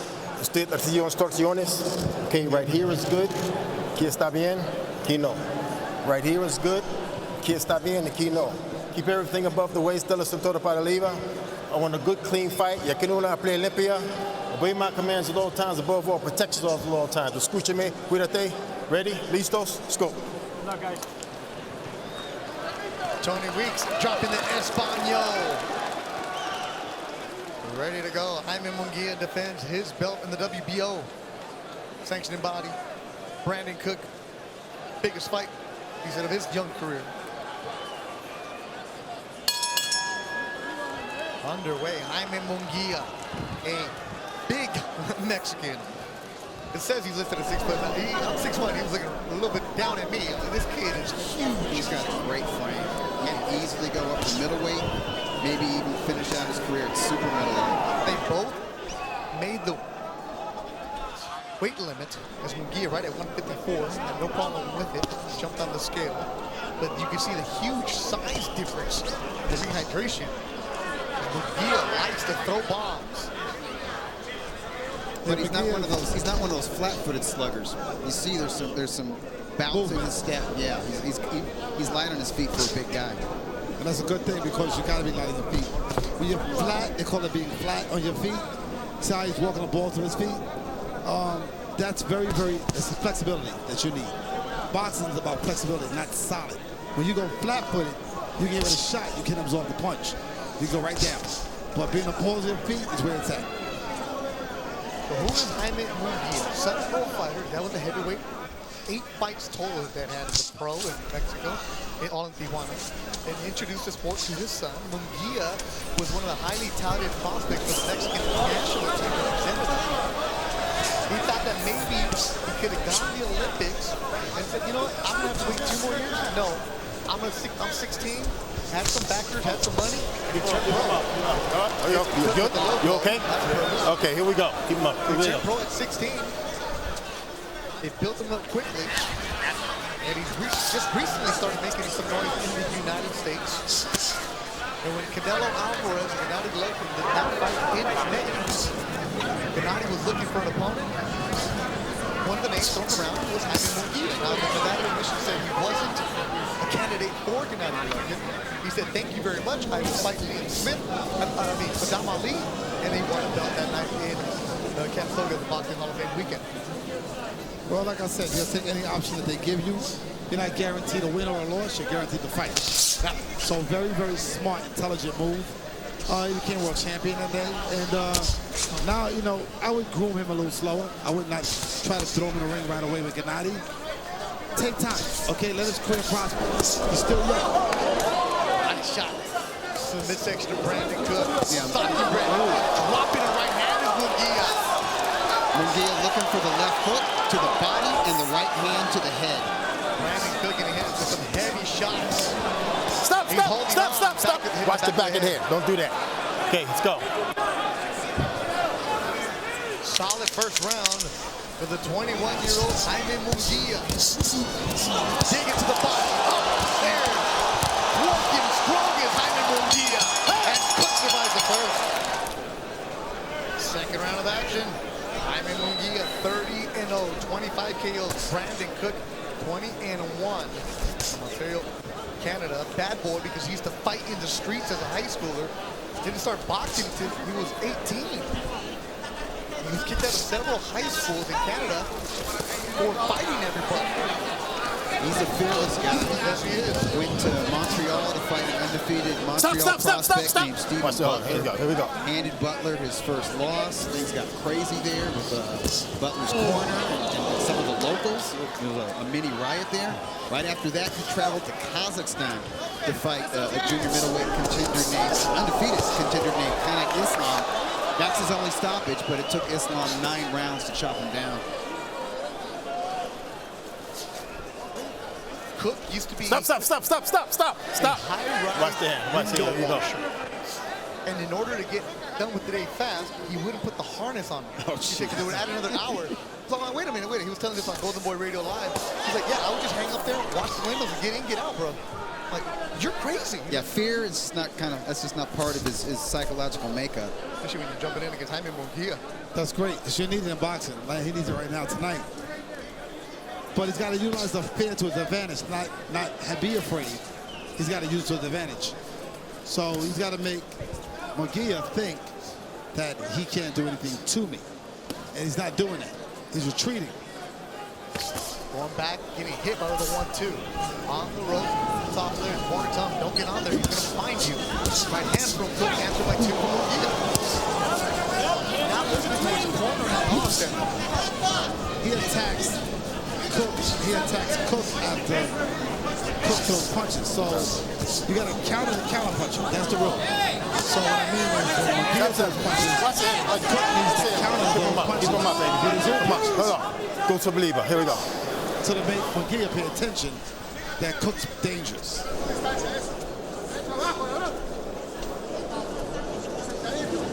Yeah, just stalking. Now Munguia knows he's in complete control of this contest so far. Look, shot to the body.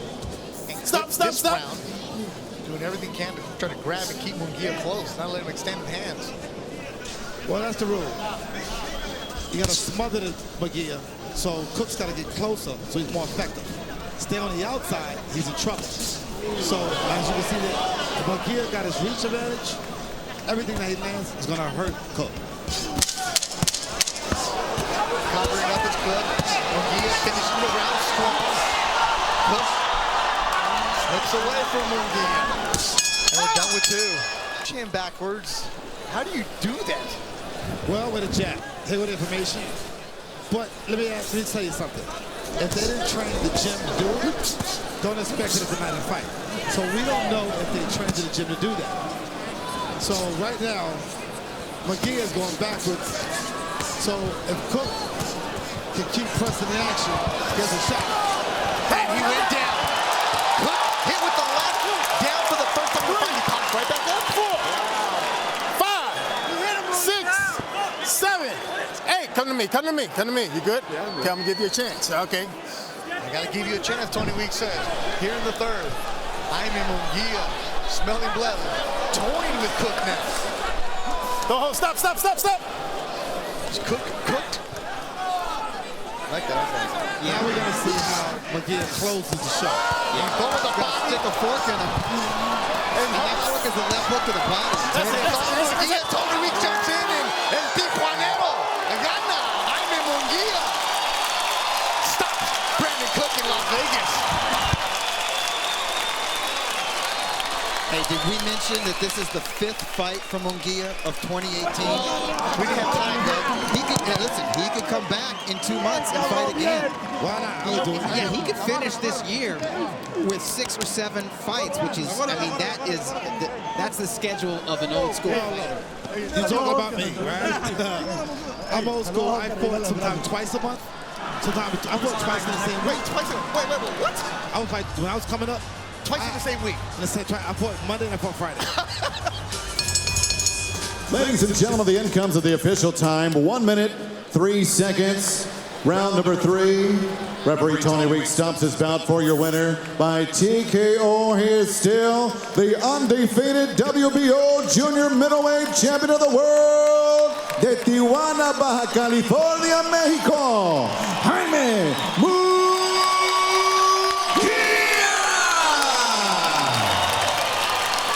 All right, fans, here we go with the main event of the evening.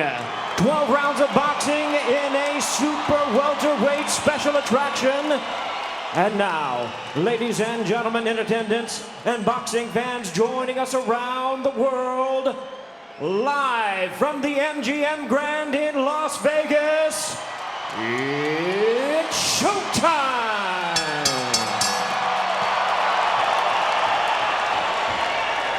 Introducing to you first on my right, fighting out of the red corner, wearing black trunks with silver trim, the popular warrior fighting out of Los Angeles by way of Mexicali, Baja California, Mexico. He weighed in at 154 1/2 pounds. His record stands at 22 wins, 3 losses, with 18 wins coming by way of knockout. He is ranked the WBA number 7 super welterweight in the world. Ladies and gentlemen, please welcome the hard-hitting and popular contender, introducing Alfredo and Angulo.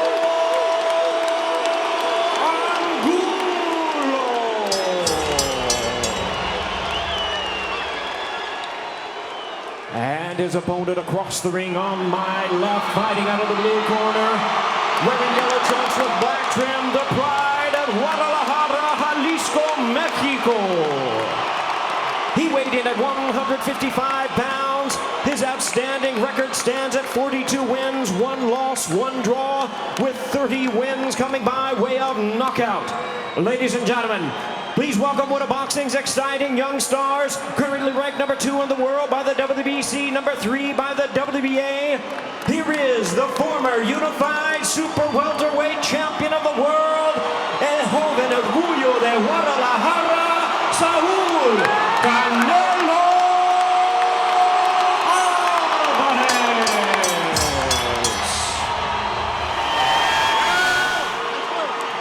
Once again, a referee in charge. Now to give instructions, Tony Weeks. Okay, caballeros, ustedes recibieron sus instrucciones. Aquí está bien, aquí no. Aquí está bien, aquí no. De la cintura para arriba. Ya quiero una play limpia. Escúcheme, cuídate. ¿Listos? Vámonos. And we're ready to go. 12 rounds in the super welterweight division between Saul Canelo Alvarez, who is in his corner, kneel down and praying, and Alfredo Angulo, who's in his corner, jumping up and down. Better right along with Dave Bontempo, our main event. Dave Bontempo's been waiting for this. 2 fighters coming off of losses. Canelo to Mayweather. Angulo to Lara. Oh, it's going to be fun tonight. And you know what? This fight was designed stylistically for Canelo to make a statement. Let's see what kind of statement he makes. And he makes one with a nice left hook. He comes out quick, followed by a right. Canelo Alvarez in the gold with black. For Angulo, all black with silver. Eating a couple of punches from Canelo Alvarez here in the first round. Canelo working that uppercut, working that left hand exclusively. They expect him to come out with some anger and urgency. Being that he's been a knockout fighter, a lot of times in his fights he has started slowly, but I expect a faster start out of him tonight. Canelo Alvarez said that Angulo was a slower fighter. He's in there. Angulo agrees. He said, but I'm going to come and bring my power and my pressure. But this is all Canelo Alvarez here in the first minute of this fight. And Canelo Alvarez doesn't look like the fighter we saw against Floyd Mayweather, who he couldn't catch. Here, Angulo, as he said, right there in front of him, and he's landing the shots. Yeah, this is a lot riding on this for Canelo. If he can make a real dominating performance, then it's up another level. And yeah, the train keeps on chugging along here for him. Alfredo Angulo lost to Arizona Lara in a fight where he knocked out Lara twice, and Lara, the Cuban southpaw, and nobody really wanted to fight because he's a counterpuncher. Angulo looked good against him, but then a big knot over his left eye, he turned his back, and that fight was called. Angulo with a big right hand, followed by a nice jab. Very heavy stuff here by Canelo. Good left hook to the body, jab was hard.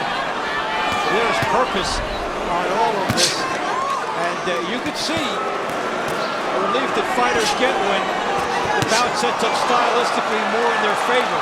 And this is a layup style-wise for Canelo. This is just practices for Canelo. Angulo is not moving around. Canelo landing the jab, landing the right on the body, and he doesn't move. Angulo is going to stay there. That's what he does. That's his style. A nice right hand pushes Angulo back by Canelo. Goes to the body. Angulo gets away from the corner.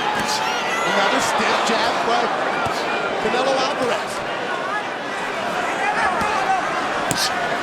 Working the body. Alvarez going up, going down, landing at will here in the first round, Dave Bontempo. Yeah, he is pummeling a guy who's right in front of him. We're getting a lot on these shots here by Canelo. Good, hard right hand, uppercut, everything in it is Tony. He's got perfect torque with the maximum strength on the shots Canelo is landing. He's doing a good job.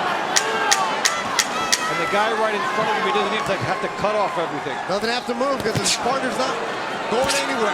Good first round for Canelo Alvarez, scheduled for 12 in the Mandalay Bay in Las Vegas, Nevada. An ovation for Canelo from his fans. In his corner is Edison Reynoso. Agarra aire, está bien, todo bien. He's been with him since day one.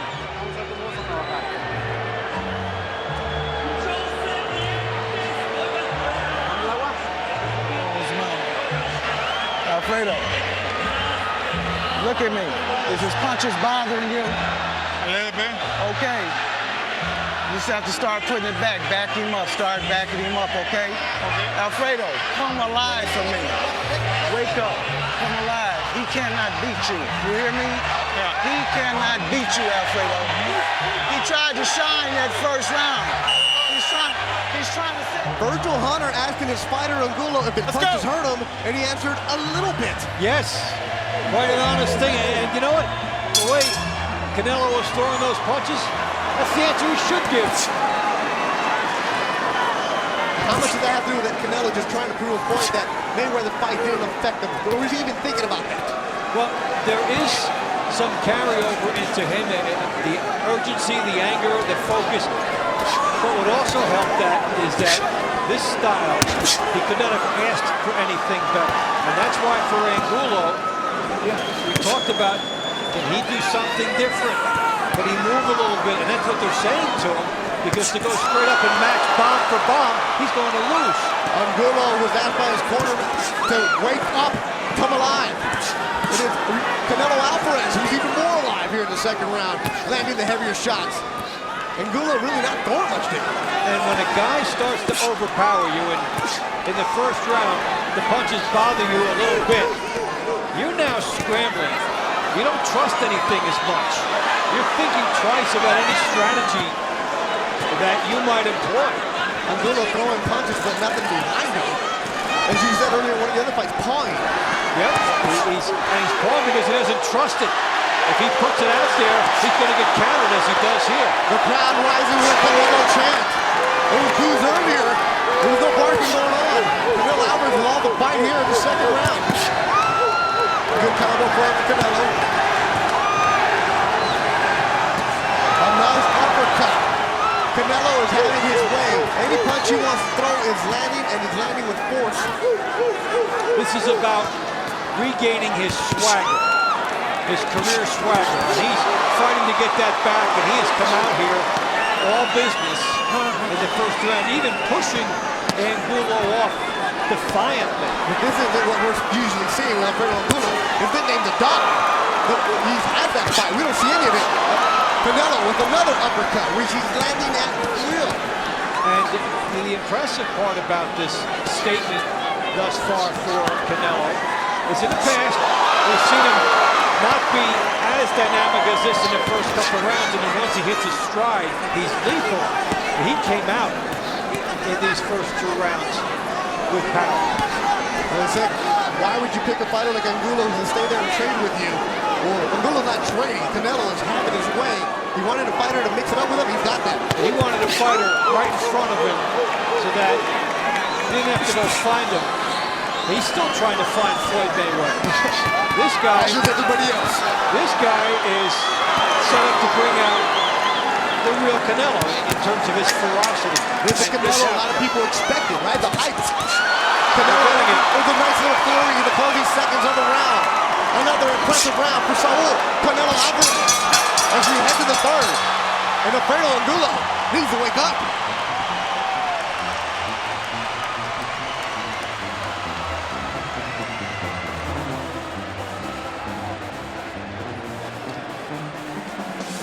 Angulo tries to get something going, but Canelo jab and a right hand behind it. Waits, sets up the next situation, ducks the head. The uppercut scores, good right hand, the left hand in here. This is certainly a Canelo man on a mission in the first two rounds of this fight. It's set up for him, and he is taking it. Canelo Alvarez went back to his corner as he sat down. And you standing up to it. It's time you let him know that it ain't gonna be this easy. It ain't gonna be this easy. As Virgil Hunter saying it ain't gonna be this easy, now it's up to his fighter to listen. But I'll say it, Dave, Canelo went back, sat on his stool, and as his trainer is looking at him, looks to the left of his trainer to stare down at Angulo. Canelo Alvarez is in the zone right now as we head to the third round. Well, these are the intangible things you look for from exceptional fighters when they've had a setback and they've had a frustrating experience. They come back the next time ready to double down. Put everything out there, get right to the job. And that's something, you take that loss personally, once you get in the ring, and he has. Well, what about a fighter like Lara, who lost in his last fight? He doesn't have the same urgency. Canelo has it all. Yeah, Canelo has it only at a higher stage of higher expectations than Angulo had in his last fight.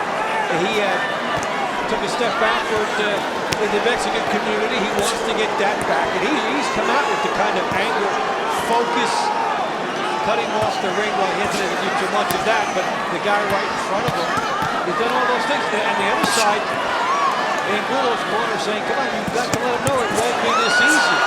If you're going to be a pay-per-view fighter, if you're going to be a fan favorite, you have to put on a show. And Canelo Alvarez is doing that right now. Having his way with Alfredo Angulo. Alvarez, yellow trunks. Angulo, black trunks. Alvarez, heavy hands.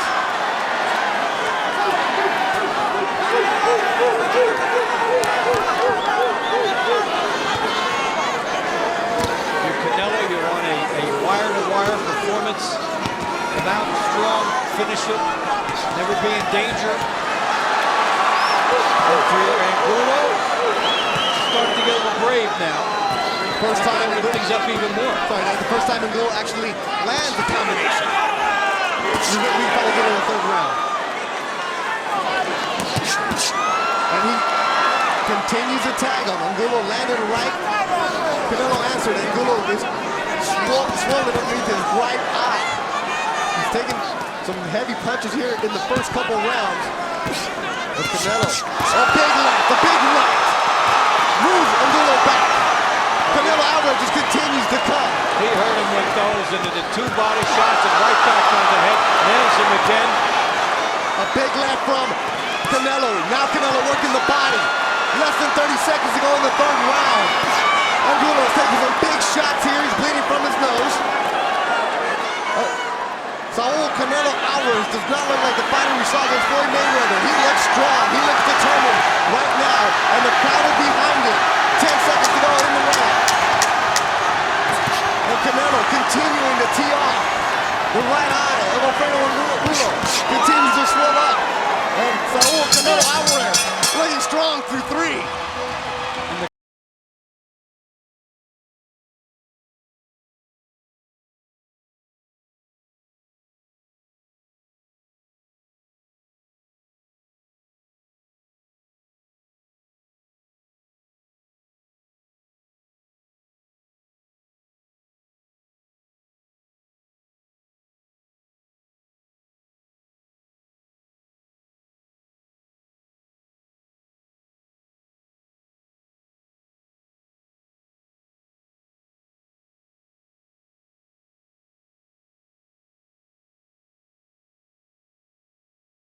Finish. Keep your defense tight.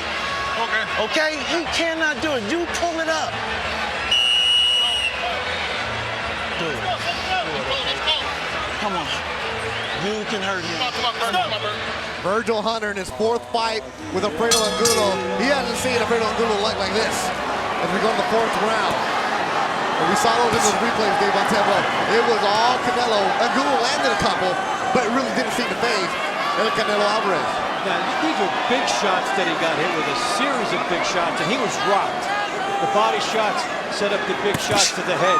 And with Canelo, he's like a train that just keeps picking up speed. So you're going to see more of these shots come in, and you're going to see the back end of combinations perhaps put Angulo down. He's a loaded freight train. Yes. He's coming in. So Canelo Alvarez, wherever he went, he got those chargers ready to go.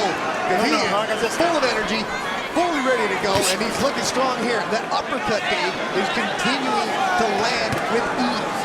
And everything is getting in. The good right hand from outside, the jab, the hooks. He goes to the body and to the head. And the percentage of high power in all these shots is very high. He is not wasting anything. And Angulo also heard, you're talking about leaving some of the Mexican fans. Well, as you see the back of the trunks for Alfredo Angulo, Mexicali, which is right on the border of Southern California and Mexico. And because he's more of the hard-working, grinded-out kind of fighter, a lot of people were picking Angulo because they're going anti-Canelo. Or they're going, he's more of a Mexican fighter because of his style. Canelo Alvarez heard that, didn't like it, and he's showing Alfredo Angulo how much he didn't like it by going up top.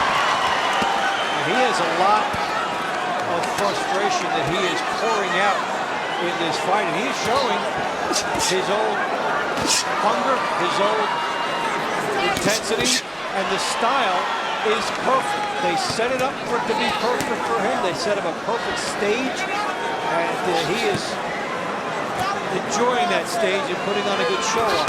Alfredo Angulo finally connects with the right. Canelo answers back. Was sparring with Andre Ward, who's bigger.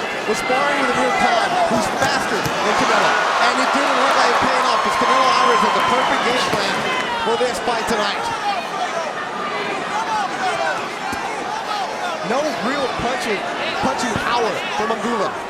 Because everything that Canelo throws, Dave, is with a reason and purpose. And he is making a guy with 18 knockouts in 25 fights look like he's got no power. And Angulo trying to say something else about it. We saw him jab from Angulo, but he pays with some body weight here.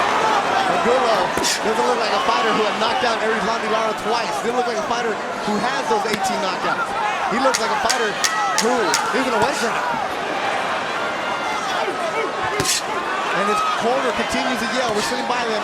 Come on, Alfredo. We've heard that the entire round, Dave. Angulo not answering. They're just not able to match a stronger fighter.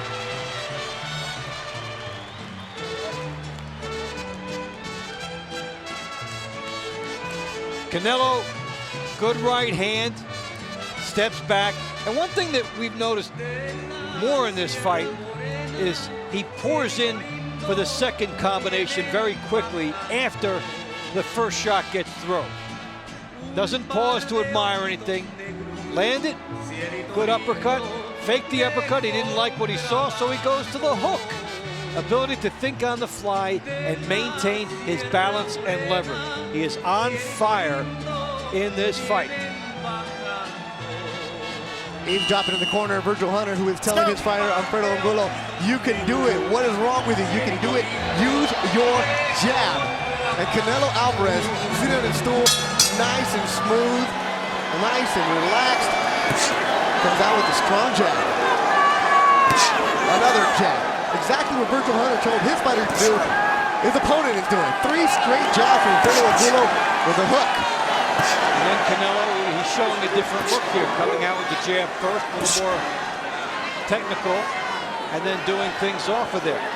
Remember, they do have a common opponent. Angulo lost to Kermit Cintron, and Alvarez beat him. Here's a guy that beat guys like off the trap, Josecito Lopez, Shane Mosley, KO Carlos Baldomir. Some very big names on that ledger prior to Mayweather. And on the other side here, he is fighting like a guy who remembers all those big wins. And underneath the right eye of Alfredo Angulo is starting to swell. Canelo also has a little swelling in his eye, nothing too serious. Angulo's been able to land a few shots. And Canelo keeping him with distance with that jab. Canelo Alvarez from Guadalajara, Mexico, wearing the yellow trunk. Angulo, all black from Mexicali. Finally able to land a couple, nothing serious. But with Canelo coming out and jabbing in the beginning of round 5, it made Angulo brave, for whatever that's worth to him. He's coming on stronger, and Canelo has more to shoot at. Blood coming down from the right eyebrow of Alfredo Angulo now. Canelo Alvarez keeping him at ease with that jab. A big hook, and that hook is just from anywhere he wants, Dave. Yeah, and he was on the outside. He fired a long-range hook. We're seeing the double-up punches here from Alvarez, and we're seeing some good composure and maturity here as he started with the jabs, and now has gotten back to his attack after the jabs emboldened his opponent. And this is one where Canelo's backing up a little bit, just to get some distance, and Angulo's coming right at him. A little bit different from the first 4 rounds, where they just stood in the middle of the ring. Angulo wants Canelo to box that way. Canelo's doing it, trying to set a trap. As Angulo did walk into a big right hand. Every time Canelo goes back a little bit, he answers it with a big shot. 25 seconds to go in the 5th round, scheduled for 12 between Saul and Canelo Alvarez and Alfredo Angulo. His nickname is the Dog, but it's Canelo who has it all, the fight and all the bark. There's jab, Dave. And both eyes are marked up here. Angulo, they got multiple problems to deal with in the corner for him.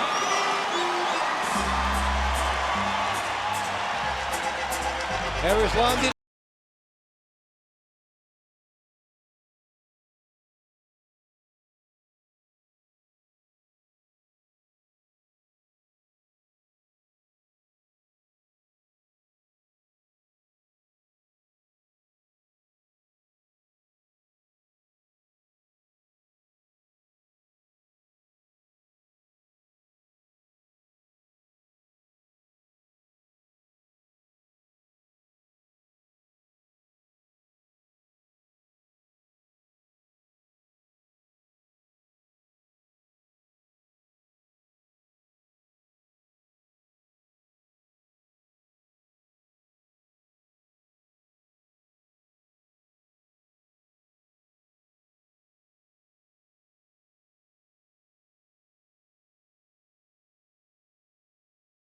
Have to lie to your father, your fighter a little bit, get him to believe you. He's getting tired from hitting you. Yes. Okay, he just didn't finish the sentence. 6th round here at the MGM Grand in Las Vegas, Nevada. Beto Duran along with Dave Bontempo, and it's been a shutout for Canelo Alvarez, who's just looking strong. This is the Canelo a lot of fans expected to see against Floyd Mayweather, the one who's coming in and bringing the punches, but he was unable to find Mayweather. He was way too fast. Angulo showing no speed at all, no desire to even move, and sitting there and getting hit. It's target practice for Alvarez. Well, this was how the fight was designed for him. He's following through on it. You know, styles do make fights. This is one prime example of that. And the Mayweather fight was not going to be a good style for him, but what people got on him for was that he just did not push the envelope against Mayweather. Here, he is pushing the envelope in triplicate. In between rounds, you heard Bruno Hunter telling this fighter, Angulo, you're only throwing one punch. We haven't even seen Angulo land any punches here this round. Well, you know, when your opponent overpowers you, and you're feeling those shots, you think twice about opening up, because there's going to be a price. So you look for a more perfect punching opportunity, and that narrows your offensive scope. And here Bruno Hunter in his corner yelling, come on, Alfredo. We've heard that from the 1st round, Dave. Yeah, they can't... you only will your fighter so much. They can't make Alvarez come down 30 or 40%, which is what they would need. Well, how about his fighter go up 30%? Well, I think Alvarez has taken a lot of weight from Angulo. Angulo's given a good, honest effort. But this is just a guy who's facing limitations because of the power of his opponent, who's made him pay for everything. Is Alvarez that much more of a skill fighter? Tonight. He is that much more of a skilled fighter. Yeah, he's one of the top fighters in the game before Mayweather. So, guy who's at an elite level has looked very good in a lot of his wins. And now, he's going back to that form. Just going back to how explosive Floyd Mayweather really is, elusive, and talented he is. So, Canelo is back on the other side of Mayweather. So he's not as bad as he looked against Mayweather. And the thing with how he looked against Mayweather is that he really didn't try enough. And that's why people, if he pushed the envelope and couldn't get to him, that would have been okay to a lot of people. He was bigger than Mayweather. And they just didn't think that he went at it hard enough. Canelo finishing with a little flurry here at the end of the round. Alfredo Angulo slowly walks back to his corner, and he was only 5 feet away. It was a slow ring walk, and he hasn't had any energy with him the entire fight. Aguas, agarra aire.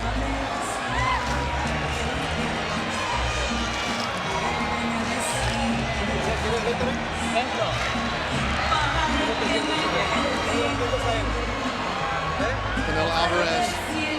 mentioned Reynoso, his trainer, Cutman, Pardo, and Jose Reynoso also in there.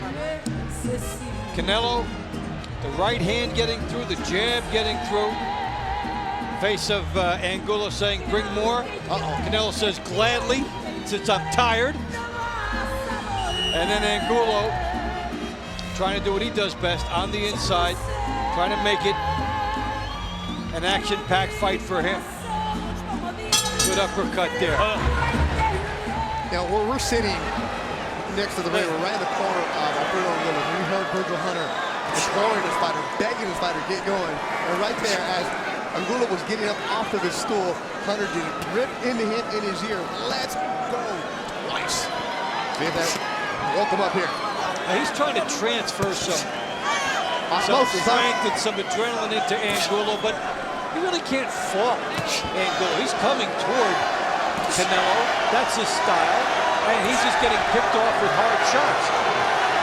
Angulo does look slower than he did against Lara. Yeah, first of all, the end of the Lara fight was not good for him, losing that. And then coming with a heavy-handed guy here. Well, he's been perfect in terms of his balance, good power. He's just on another level tonight. And what we're seeing a little different course for Canelo. Usually we see him start a little slower and pick it up in the middle rounds and keep the steam going. What he did here was he came out blazing and then settled into some boxing in round 5. Yeah, Canelo's been the aggressor the entire fight. It started from the opening bell with a strong jab. And there we see Angulo putting together a couple of combinations. And Canelo answers back. Canelo wanted him to come in and throw so that he could throw. Body shot by Canelo comes up just a little short. It's perfect for him because there is Angulo again. Right there, and Angulo is just following Canelo around the ring here in the 7th. And Canelo spins away.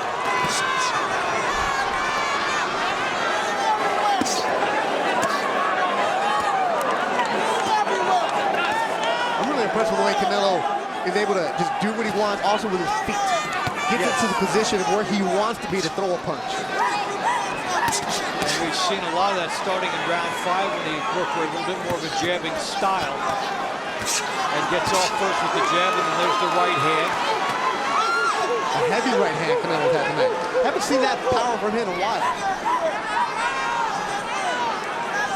And he's boxing nicely because we haven't seen as much of the power the last 3 rounds, and then he's putting rounds in the bank via an alternate route. Jabbing first and just tearing Angulo up.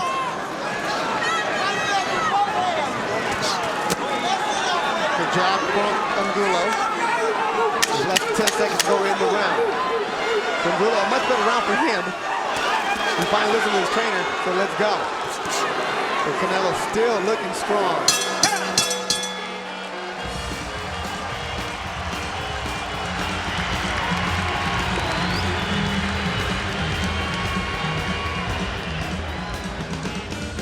From the overhead view, there's a jab in the right hand by Canelo. Look at his balance. Look at how he fires into his punches here. Look at the hips. Keep the balance, and then when he let up for a little bit, Angulo got through with a jab. Angulo timed that one. Toward the end of the round, Angulo, good right hand, gets the body. There's the left hook. There's the right hand. Doing things he has not been able to against Alvarez. Good right hand there, because Alvarez has been in a little bit more of a boxing mode since round 5. Let those strong hands go, dog. Let those gifted hands go. Hit him everywhere. Everywhere. Cut that ring everywhere. Let those hands go, Virgil Hunter is telling his fighter. Cut that ring, let the hands go. As we go to the 8th round, Alfredo Angulo is working with an 81-year-old track coach, Remy Corcheni. For the 3rd time in his career, he's working with him. Corcheni, a renowned track coach in the Bay Area, would put him through some crazy workouts. And Angulo said because of his conditioning, no matter what. Remy doesn't care who you are. He's a track coach. He doesn't care if you're a fighter, what kind of athlete you are. I'm going to make you work. He's working, and maybe that stamina that he built up from the track coach is going to help him here and see if he listens to his coach and say, let your hands go. It certainly helps you on the speed angle usually because they put you through the sprints as well, and you get a sense of just being quicker. But this is a situation in which he's run into a guy who, for the first 4 rounds, recaptured his power assets. I thought it was revealing that in the corner of Angulo, they were telling him to cut off the ring. They were respecting the movement of Canelo, which is something they didn't really expect.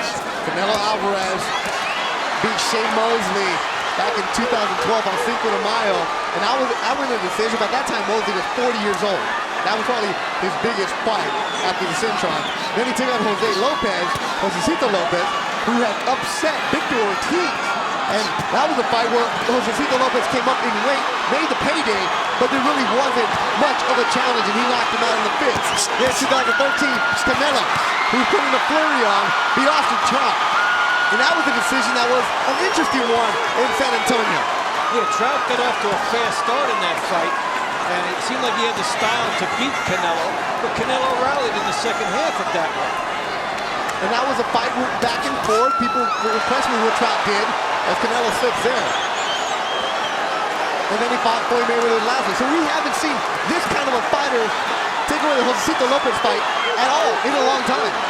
And we saw that primarily 4 rounds, then we're seeing a boxer with Canelo, and the guy who's trying to set traps, and we're seeing Angulo trying to make the fight by bringing it to him.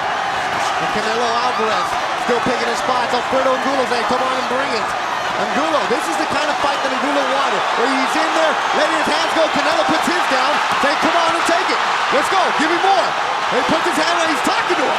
Love this right now. Angulo, again he tells him to bring it. And Canelo answers with his own flurry. Angulo becomes turned. Just 2 fighters, 2 Mexican fighters going right at each other. This exchanging, and Canelo picking them apart, puts his hands down, says, your turn, here you go. 10 seconds to go in an exciting 8th round. Fans on their feet. 2 Mexican warriors going at it, back and forth, trading punches. This is what happens when you're a big-time fighter like Canelo Alvarez. they loved it there, and the aura of Canelo Alvarez just disappeared for Alfredo Angulo. He realized in that round, he figures he could trade with him now. And he opened up. A standing ovation in the middle of the fight. 8th round, standing ovation from everybody inside the MGM. Finish here, okay? All you got to do is keep that pressure on. Your offense is your defense now. You have to want it. Breathe for now me. What did it take I'm out telling you, son, he's yours. That's going to be a good carryover question for both of these guys, huh?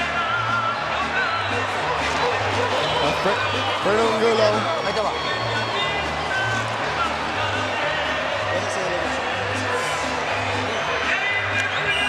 How about this from Canelo Alvarez, Dave? Canelo felt Angulo coming on, put his hands down and said, come on and hit me. That's dangerous because you know Angulo has that power. That's how confident Canelo is in himself right now?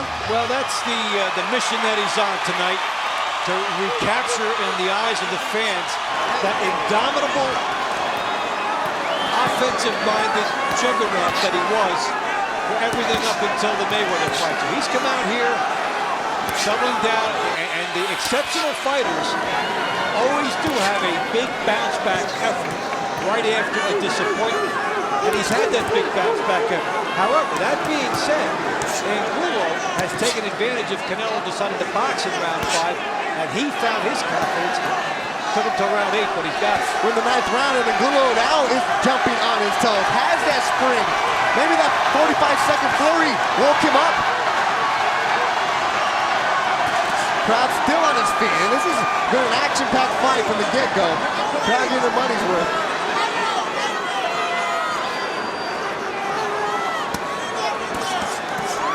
Nice left hand from Canelo. Shot. Angulo. Now Canelo goes back to the body. Shots too.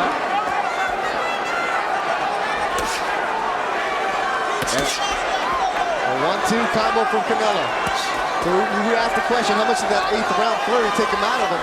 And not much from Canelo. No, come out and he's had an extraordinary sense of punch sequence in this fight. Not just having the pleasure of a guy in front of him, but one leading to three, and he's been active. Nice overhand right by back. Go ahead, Dave, an overhand right from Angulo. Finally connects. And Angulo starting to bring a little bit of pressure. And he's cut on his left eyebrow. So Angulo cut on both eyes.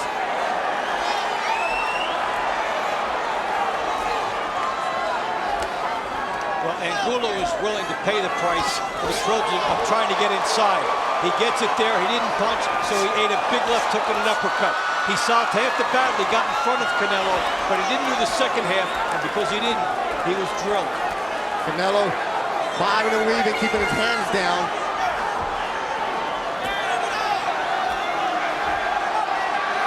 Here's where we saw that flurry in the 8th round. Two fighters still in the middle of the ring. Canelo Alvarez in yellow. Alfredo Angulo in black. Oh, good hook from Alvarez. Another big hook from Alvarez. He's using that left with ease. Well, he loaded those up. That snap back to head of Angulo. And although he came to Canelo again, it was much slower. And he's rocked right now. There's opportunities for Alvarez. And Angulo's a dangerous hurt fighter. Canelo just keeping his hands down. Doesn't feel like Angulo can do anything to him. Closing seconds of the 9th round. All Canelo Alvarez in this fight.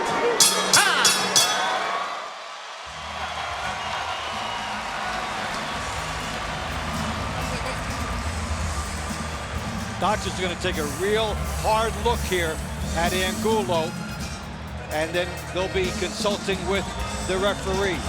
Body shots here by Canelo, big left hook, target practice. Angulo coming forward, but Canelo able to pick it off. And you know, we talk about the desirable style. Yeah, you have the speed then, the reflexes. You're Alvarez, you're doing everything right. Here's the big uppercut that was launched after that.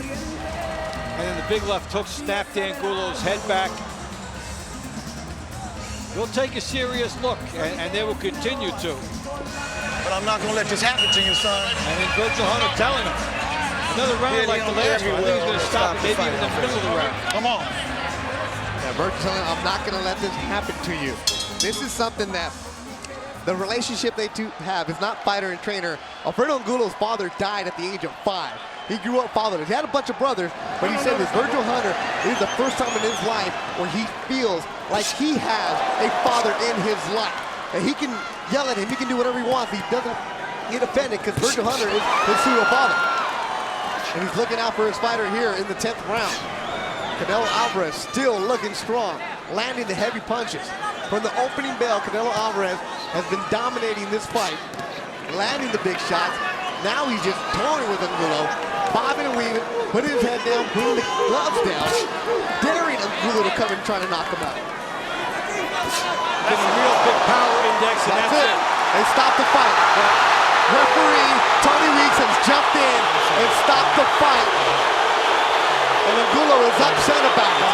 And he's mad at Tony Weeks. They have to play their respective roles here. Angulo has to be mad at the referee. Tony Weeks has to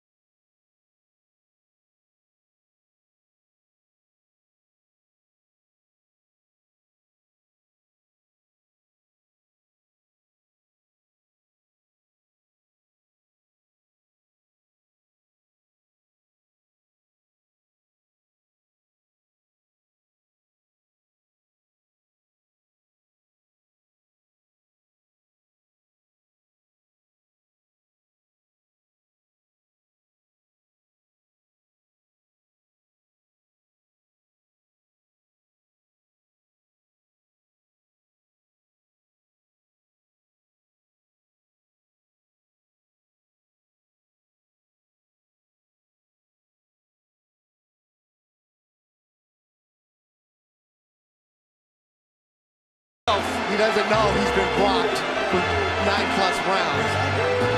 He has to be looked out for, and the referee did. After the 9th round, referee Tony Weeks called the doctor over to look into the cut that Alfredo Angulo had suffered, and you heard Virgil Hunter tell his fighter, I can't let you go out like that, son. And obviously the fans are thinking, wait a minute, premature stoppage, but I think it's a good stoppage because Angulo, how much punishment can he endure in one fight? And then you see Canelo Alvarez, a little bit. Did he spar today or did he fight? Which one did he do?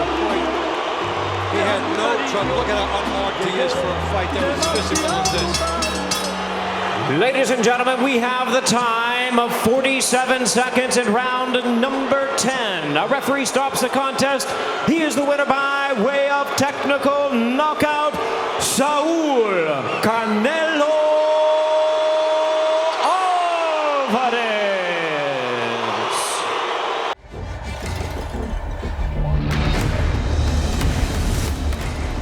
Canelo Alvarez. Jaime Munguia.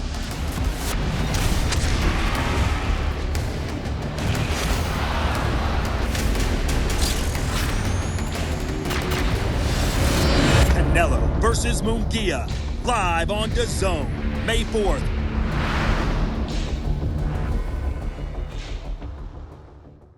Judges are ready and the fighters are ready. The world is ready. San Antonio, make some noise if you are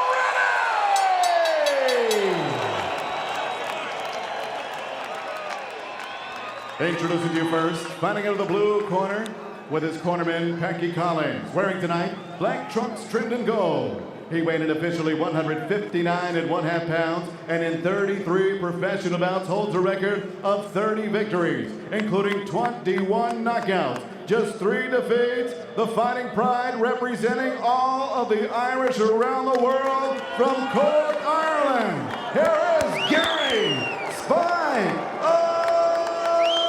O'Sullivan.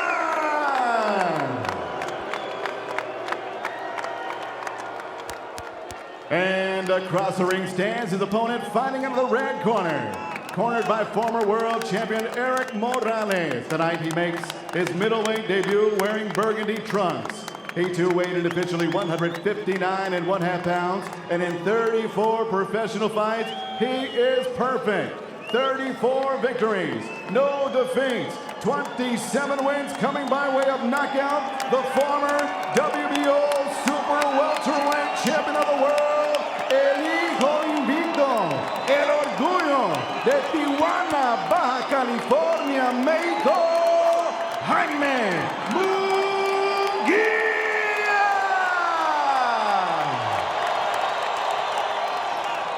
Okay, let's clear the ring. I need one chief second. Let's clear the ring. Okay, Jaime. Gary, we've already gone over the rules in the dressing room. I want you to obey my commands at all times. Most importantly, protect yourselves at all times. Punches here and up are good. Punches right here and up are good. Choca en guantes, touch gloves if you want to. Let's go to work.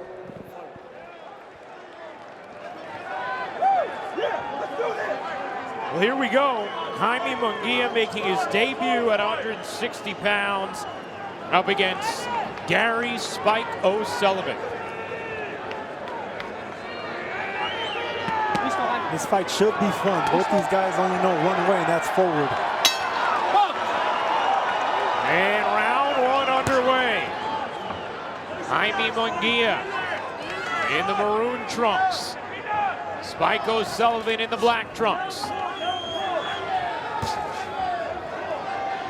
Munguia's debut at middleweight. Talked about how much easier it was not dealing with the stress and exhaustion of trying to make 154 pounds. We know we have two big hitters who will stand in front of each other and swing away. Yeah, when you're as young as Munguia is at 23 years old, you can get away with treating your body like that. He was talking about making weight every morning, the day of a weigh-in, having to go to the saunas and and work out the day before, and he left the fight in the gym. Now we saw a much comfortable and happy Munguia at the fighter meetings, smiling, saying all the right things, and those 6 pounds are a big difference in boxing.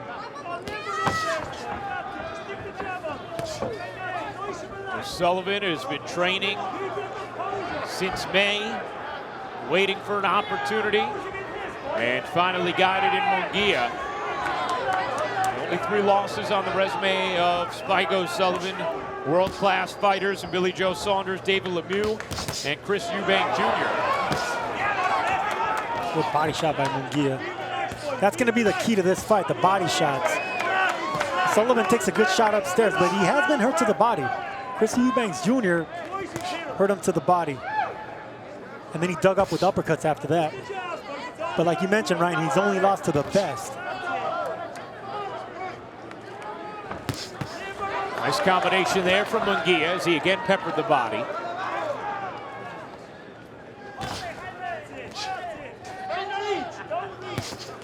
Munguia got a little low with that body shot. That's fine. Just don't get discouraged. Keep going downstairs to the body. That's going to be the key from Munguia. For Sullivan, it's going to be not letting Munguia get too comfortable being the aggressor and coming forward. You see Sullivan has a war across his trunks. That's what he's going to kind of want later in the fight. Right now, stay in the fight with jabs and don't let Munguia get off with the combinations. Spike O'Sullivan talking about how he believed Munguia would give him plenty of opportunities. Feeling like there's leaky defense from Munguia. I already see better head movement on Munguia's part. Nice combination there from Munguia, and then a big right hand.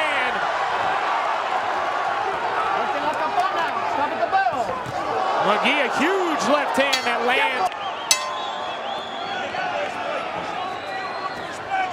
Start of the second round, and you said it, Sergio. O'Sullivan was hurt as he sauntered back to his corner at the end of the first round. Because he's not getting respect. He's not punching. He's letting Munguia get off with the combinations. He has to get respect. I said he needs to hold off on the war. I think he's going to have to exchange right now, do something, because Munguia's landing some hard shots, and it's not going to last too much longer if Munguia keeps landing those hard shots to the body and the head. So much power from Munguia, and it's been an emphasis of Eric Morales, the Hall of Famer, and Munguia's new trainer. This is just the second fight with him to, instead of worrying so much about strengthening his weaknesses, focusing on accessing the strengths, which is the aggression and power of Jaime Munguia. And I do see a difference now, the head movement, the waist movement, and he's been countering pretty nicely, Munguia has. In that combination in the first round, he actually used speed for that matter. He didn't really concentrate on just digging on the body with 3 or 4 shots. He used speed to get 7 or 8 shots in there. Beautiful body shot right there. And again, Munguia told to raise the punches a bit. Body shots are going to be key here. Munguia already landed 2 really solid body shots on Sullivan.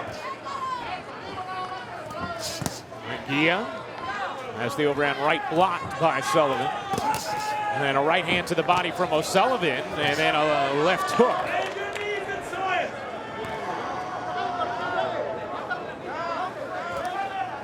Munguia again with that good head movement you were talking about, Sergio. And that's the difference I've been seeing so far. Not only that he's mixing up the power with speed, Munguia is keeping his distance, but the head movement is there.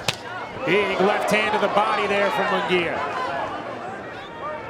You always feel the power of Munguia, 154, but now a little more at 160.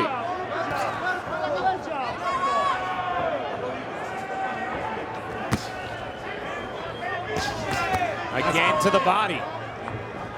Touched him upstairs just to get that elbow up and dug down to the liver. It didn't land cleanly, but you're going to expect to see that shot a whole lot more on Munguia's part.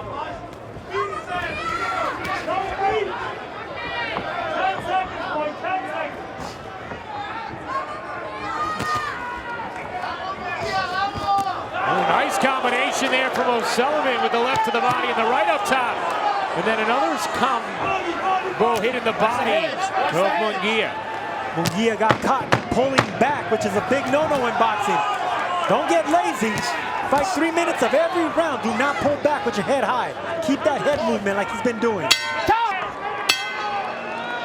Start of the third round. Jaime Munguia's debut at middleweight, facing Spike O'Sullivan.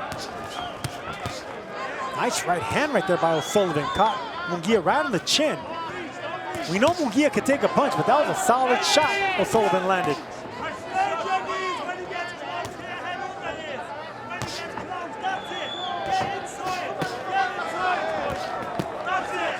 Sullivan trying to get back at the body, with applause from his corner coming as he did. Sullivan's corner wants him to get in the inside. That's good advice. Get on the inside of the bigger Munguia and bang away at the body.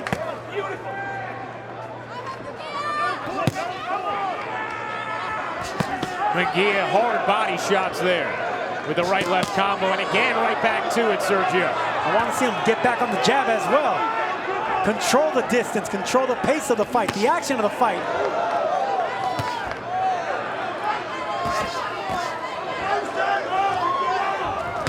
Munguia again with the body shot, that time with the left hook as O'Sullivan responds.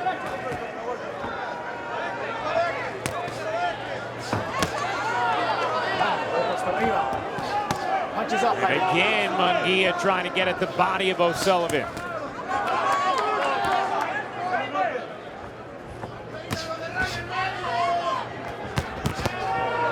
Hard exchanges in close from these fighters. Both taking some hard leather right here. Nice combination there from Munguia, and then the response from O'Sullivan. And this is the kind of fight we knew it could be. This is what we expected. O'Sullivan coming forward, engaging in war now. Munguia responding. Both fighters willing to stand in and fire away. Munguia dipping out of the way. O'Sullivan doing a good job backing up Munguia with pressure. I like that stabbing jab by Munguia to the belly.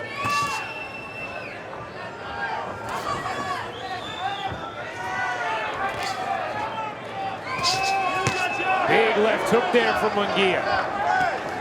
Solid 1, 2, 3 right there. That right hand, if it would have landed a little bit more solid, that would have been some big damage for Munguia. Doubling up with the left that time. And a combination as he lands the left hand. Oh, O'Sullivan left himself exposed for a moment as he tried to signal that it was a rabbit punch from Munguia, and Munguia took advantage. And that's what happens. You gotta protect yourself at all times. Do not look at the referee to save you. Big combination from Munguia at the end of this third round, and then O'Sullivan, a strong response. O'Sullivan rocked Munguia right there with the overhand right. Munguia's wobbled. Huge right hand from Spike O'Sullivan at the end of the third round.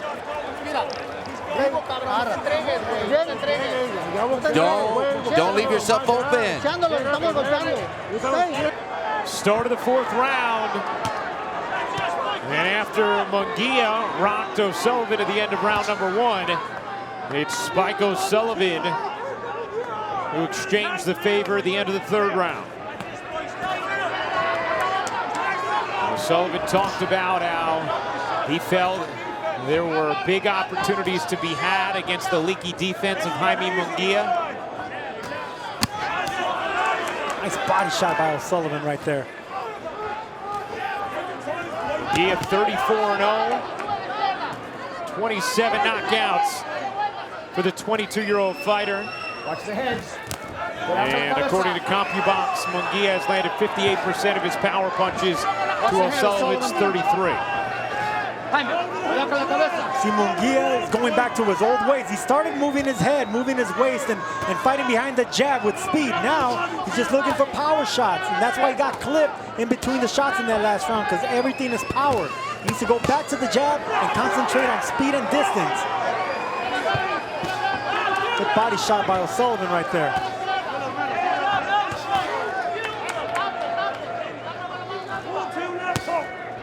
Let's check in with Claudia Trejos, who spoke with Jaime Munguia's corner.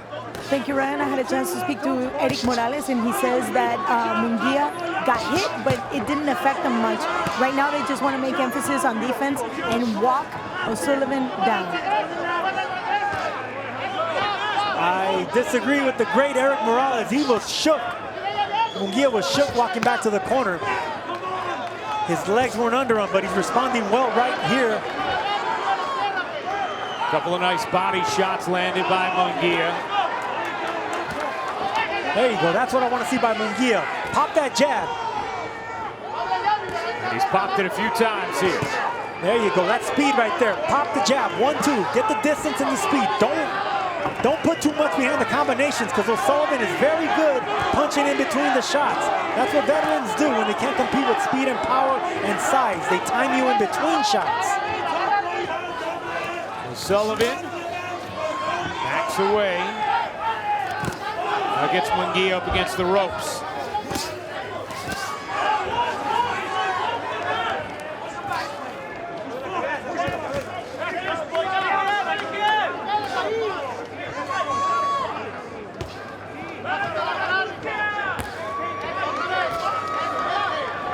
Munguia using that jab more as you wanted, Sergio. Absolutely, but I would love to see Spike O'Sullivan continue putting the pressure. Fighters like Munguia, they're not accustomed to going backwards. We saw that in his fight with Inoue, Takashi Inoue. Even though it was a one-sided fight, Inoue backed up the bigger man in Munguia. Start of the 5th round between Jaime Munguia and Spike O'Sullivan. Erik Morales, the Hall of Famer, said about Munguia, his best defense is to attack. And although we're not going to attack irresponsibly, we're going to make him find a balance, defend himself with movements, with intelligence, and attack with greater rhythm. Erik Morales wants the attention of the referee. The mouthpiece fell out of Jaime Munguia's mouth. But Erik Morales better be careful stepping on the canvas while the fight's going on. And now it is stopped, so Jaime Munguia can get that mouthpiece. And the round continues.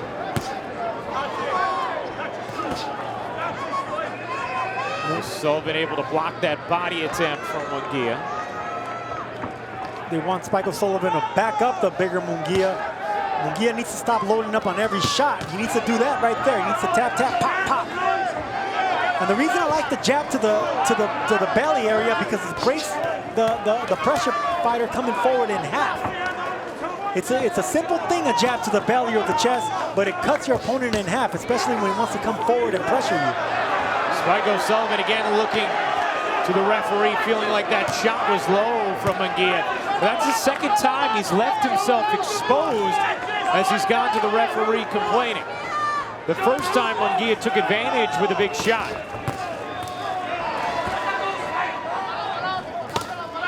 Nice body shot right there by O'Sullivan. Munguia didn't like that. This combination up top from O'Sullivan. There you go. I want to see that from Munguia. Chop O'Sullivan in half. He wants to come forward and back you up, fine. Throw the right hands and jabs downstairs to the midsection. Just like that. Yep. Right hand lands flush from Spike O'Sullivan. And he goes to the body of Munguia.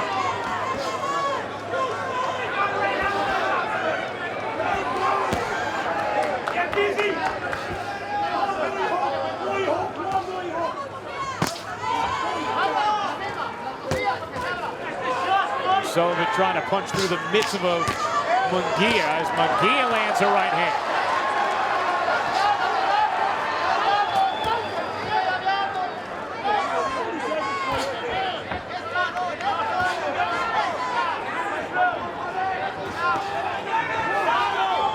Munguia and O'Sullivan both missing wildly in that exchange. O'Sullivan pushing back Munguia, which is what his corner wants him to do. Munguia fighting nicely off the ropes now. Nice combination landed up top from Munguia. O'Sullivan looking to respond.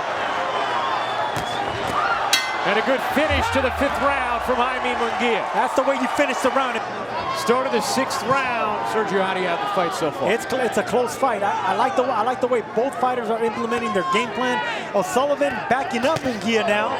landing some big shots. He caught the attention of Munguia, rocked him actually, but Munguia setting the tone and the pace nicely as well. Counter there that landed. Sergio, anything noticeable to you seeing Munguia at 160 for the first time? No, it's the exact same Munguia. I haven't seen anything different. The first 2 rounds I've seen head movement, and I thought he was going to be able to carry that and do that throughout the fight, but he threw that out the window in the 3rd round, and he went back to his old ways. Offense is his defense. Nice body shot by O'Sullivan right there. 3-punch combination, Munguia responds. Again, that little stab at the body, which you've been beckoning Munguia to do. And it kind of straight loaded a little bit, but that's because O'Sullivan blocked it down a little bit. So keep going down there. Keep shooting that jab downstairs, and you can go upstairs, but make sure you bend your knees and make yourself small. That way O'Sullivan can't come over the top with something. O'Sullivan again asking for that rabbit punch acknowledgement. O'Sullivan needs to stop complaining and just getting it back. And that shot was low, and O'Sullivan's going to need a minute. Got time to rest.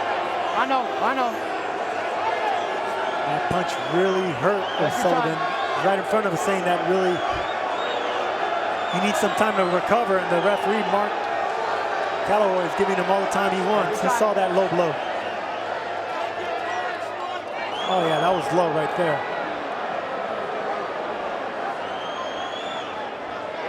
Yeah. 1 point, low blow. 1 point, low blow. And a point has been deducted from Jaime Munguia for that low blow. I think a warning would have been better suited there, even though some punches were strained down there. But one more warning, I think, would have been just. Ready to go? I think O'Sullivan did the right thing that a veteran does and sell that low blow, and it cost. Time man, let's box. It's so in a close fight, that obviously is significant. Oh yeah, that's gonna be. Hopefully, I won't come back and haunt Munguia, but another warning would have been good. Push him down. 6th round of a scheduled 12. But we hear Gary O'Sullivan's corner yelling before he deducted that point that he's hitting low. So they did a good job selling it to the ref as well, that Munguia was straying low with those body shots. Nice combo there from Munguia. See right there, Munguia's loading up too much. He's going back to his old ways. Go to speed if you're Munguia, because O'Sullivan is really good at countering in between the shots. So if you're loading up on the punches, you're going to make yourself susceptible to power shots. And we saw that with the counter left hook from O'Sullivan. There's that jab downstairs. I want to see more of that by Munguia. Don't focus on power right now. Focus on speed. Stay off the ropes. Win these quiet rounds, because O'Sullivan's doing really good coming forward and landing some good body shots. There's another body shot and then an uppercut from O'Sullivan. Time! Start of the 7th round. Jaime Munguia in his 2nd fight with the Hall of Famer Eric Morales as his trainer. Spike O'Sullivan trying to avenge what he thought should have been a victory for the Irish Dennis Hogan 2 fights ago, in which Munguia controversially scraped away with the win. Nice counter there that landed. Yeah, O'Sullivan told us that he's seen chinks in the armor of Munguia, and now we know that he wasn't kidding, because he saw something in that Dennis Hogan fight.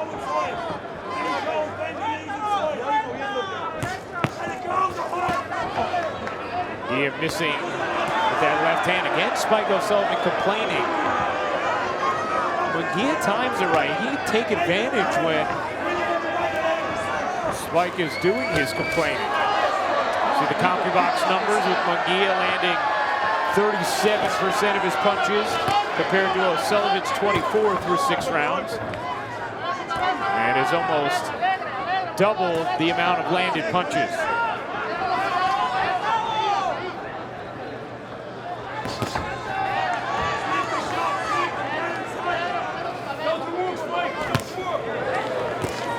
Got a jab right there by Munguia. There you go. That's how you beat a tough guy. That is a tough jab from Munguia, and it woke the crowd up. See, with guys like O'Sullivan, you don't want to exchange with them. They would love to exchange. And down goes O'Sullivan to a knee after a vicious hook to the body. And he claiming it's a low blow. I would love to see that in slow motion again.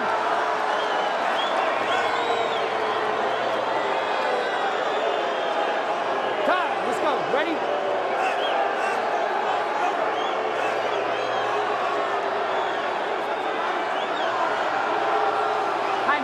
Keep him up. Keep him up.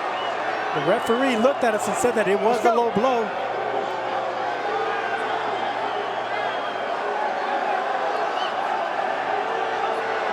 You ready? Take your time.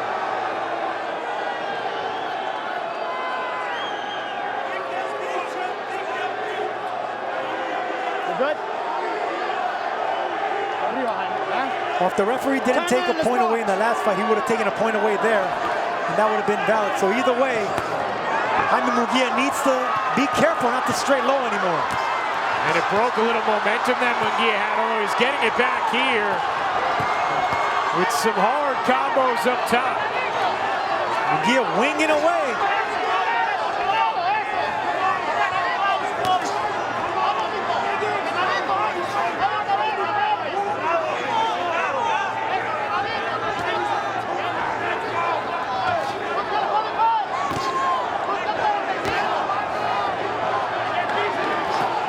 O'Sullivan's the type of fighter that in these middle rounds he looks to punch in between the shots. So Munguia, it'll serve him right to box behind the jab.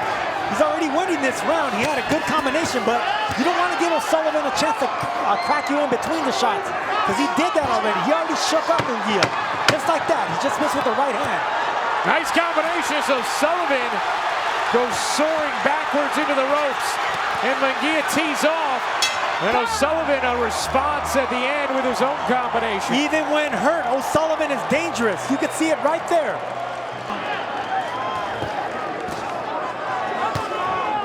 Between Jaime Munguia and Spike O'Sullivan.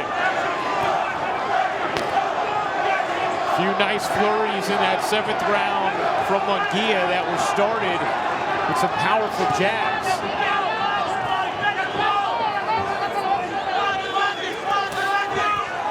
Push him down, Sullivan. A little bit of speed has been taken away from the punches of Spike O'Sullivan. Looks a little bit more tired here. Munguia a little bit more fresher with his combinations and speed. Even though O'Sullivan's coming forward, wanting to initiate the pressure and the aggression, you better be careful with Munguia's counters right now. All right, let's get a little more on that low blow from Claudia Trejos. Thank you, Ryan. I had a chance to speak with the commission, and they explained that that was an unintentional low blow. It was part of the motion, and therefore a cautionary call is enough. All right, Claudia, thank you very much. So an unintentional low blow, not a knockdown. Not another point taken from Munguia, who's already lost 1 for a low blow. Nice body shot there, followed it up with a hook, and then a double left from O'Sullivan.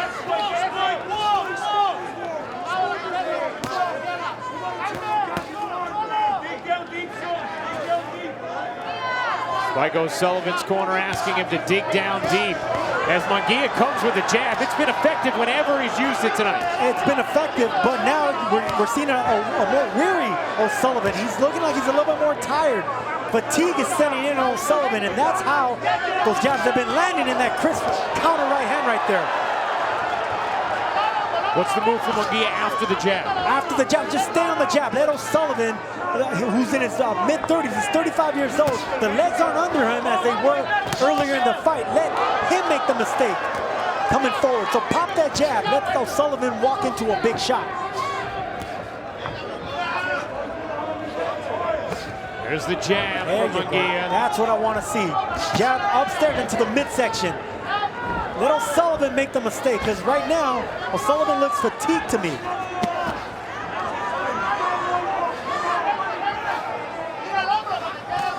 And again with that jab. I would love to see more uppercuts from Munguia right now, because since Spike O'Sullivan is a little bit tired right now, when he gets in the inside, he'll be vulnerable to uppercuts, O'Sullivan will. And you can see it in the legs of Spike O'Sullivan. He is absolutely fatigued here in round number 8. That's what I don't want to see, is Munguia loading up on shots like that. Break, we see the great Eric Morales in Jaime Munguia's corner telling him, relax, fight behind the jab. It lands every time you throw it. Just flick it out there. Good body shot by Munguia right there. Nice combination.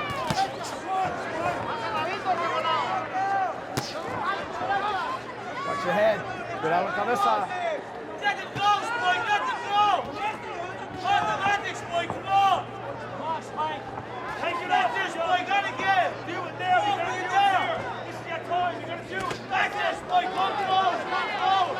Sergio, is this a little deeper into the fight than you thought Spike O'Sullivan would go with Munguia? You know, I didn't know what to really expect with O'Sullivan, because he has been through a lot of wars, but he is tough. He's 35 years old, but he had a lot of time to train for this fight. He said there was no excuses in his camp. He was prepared for this moment. I just didn't know what type of fighter we were going to get out of O'Sullivan, but he's holding his own. He's backing up the bigger Munguia. But Munguia's catching him with some good shots right here. O'Sullivan's just looking to catch Munguia in between the shots right now. Big left hand landed there from Munguia. Just like he tried right there, O'Sullivan. And then that jab is halting O'Sullivan every time. And that time it sets up the right hand. And it sets up the right hand because he jabbed twice. And O'Sullivan losing his legs a bit as Munguia lands a left hook after tapping the body. Munguia not forgetting the body. That jab has been so effective for Jaime Munguia. He has an opportunity here in round number 9 as O'Sullivan starting to lose his legs. Can Munguia take advantage? The great Eric Morales told Munguia in the corner, go back to the jab. That shotgun jab is doing damage to O'Sullivan. I mean, you could see it is jarring him back every time Munguia throws it. And it's opened up some other opportunities as well. Big left hand there from Munguia. If I were Munguia here, I'll just stick to the jab. Power jab, speed jabs to the gut, upstairs. Don't exchange with O'Sullivan. O'Sullivan's just waiting to exchange.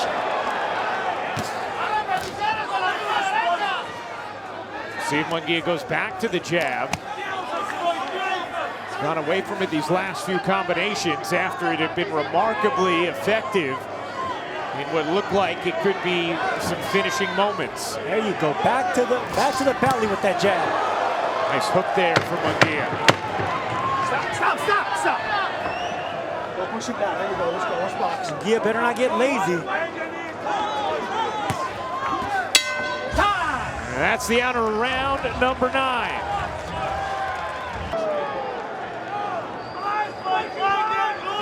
Start of round number 10 of a scheduled 12. See if Munguia gets consistent with that jab. Go back to the jab, and once again, I love the instructions that Eric Morales told him in the corner. Forget about power, concentrate on speed. I love hearing those instructions, especially from two tough Mexicans, you know, that love to engage. Concentrate on speed, fight behind the jab. Go back to the fundamentals. So another strong jab before that left hook from Munguia.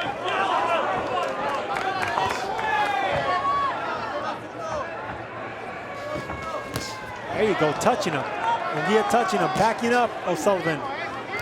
Go back to the jab, stick that stick out there.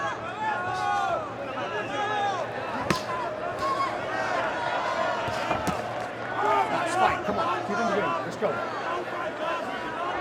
Sullivan reminded to watch that body punch as he lands a big overhand right. Munguia needs to stay energetic. He needs to be aware at all times. This is one thing about Munguia. I said in the last round, he's getting a little lazy or lethargic in there.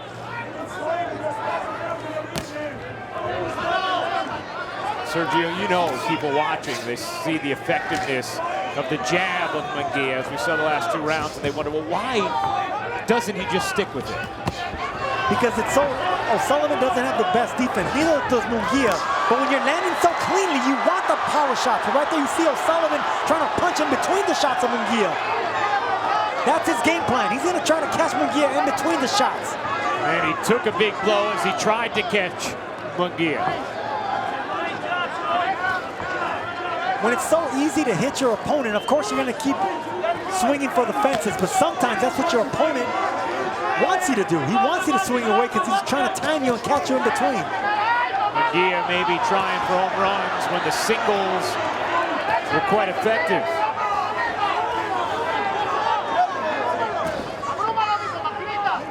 Big right hand to the body. Good combination there from Munguia. Studying body shots by Munguia right there. Even though O'Sullivan blocked those shots, they were still effective. Audible power in the fists of Jaime Munguia.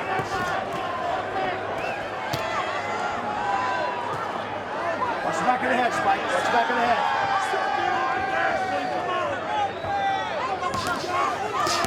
There you go, see that? Right there, Munguia's touching him now with speed. I just want him to keep his chin tucked in now. There you go, touching him, keeping him at the distance.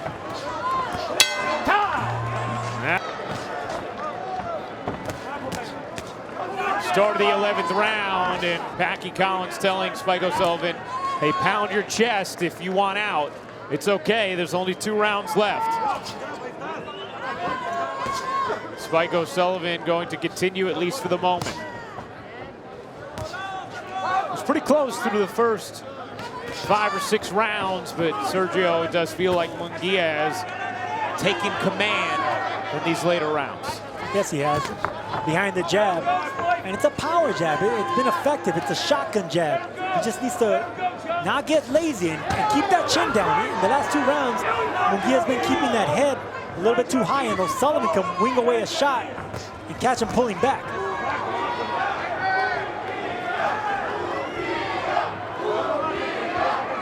Munguia, the chance of his last name, here in a very friendly San Antonio, Texas. See, right here, both fighters are tired. Just touching your opponent will be effective. Touch, touch, touch, and bang away. Just like that.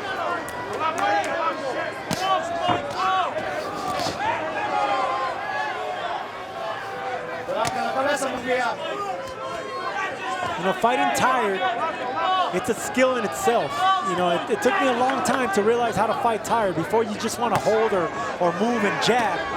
But touching your opponent in the inside, even when it looks like you're not hurting your opponent, as long as you're turning your hips and your shoulders and your waist, they're heavier punches than you think. Nice combination from Munguia as O'Sullivan losing his legs a bit there. Munguia still going with speed in this combination as O'Sullivan against the ropes. Not much resistance here from Spike O'Sullivan, who finally grabs Jaime Munguia. Speed is going to stop O'Sullivan here. It's not going to be power, it's going to be speed. Munguia better just concentrate and focus on speed. There it is, Sergio, and there goes the white towel. It's in the ring, and that is it. Jaime Munguia wins his middleweight debut with an 11-round stoppage of Spike O'Sullivan. The former champion in Munguia winning in the championship round. Spike O'Sullivan not happy with his corner throwing in the towel. Blue corner of O'Sullivan retires.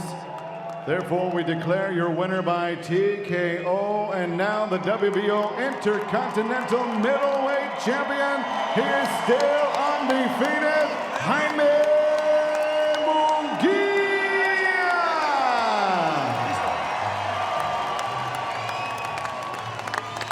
Well, we know Jaime Munguia's bigger tests are still to come at middleweight, but he certainly passed the first one here tonight against Spike O'Sullivan. Introducing first, fighting out of the blue corner, wearing black with burgundy, he weighed in officially 155 pounds. His professional record in 34 bouts stands at 31 victories, 3 defeats, 19 wins by way of knockout. He is the former two-time world champion, the fighting pride of Bolton, Lancashire, England, the challenger, Amir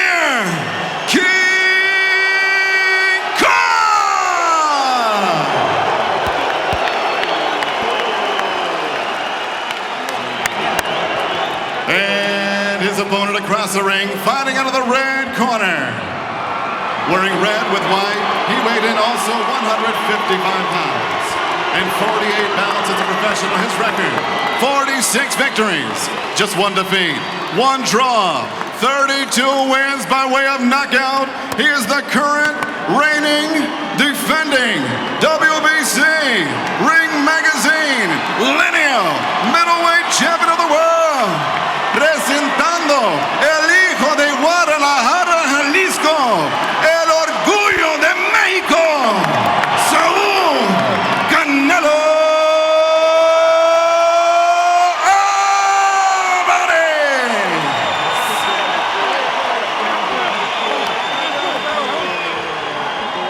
Once again, referee Kenny Bayless with the final instructions.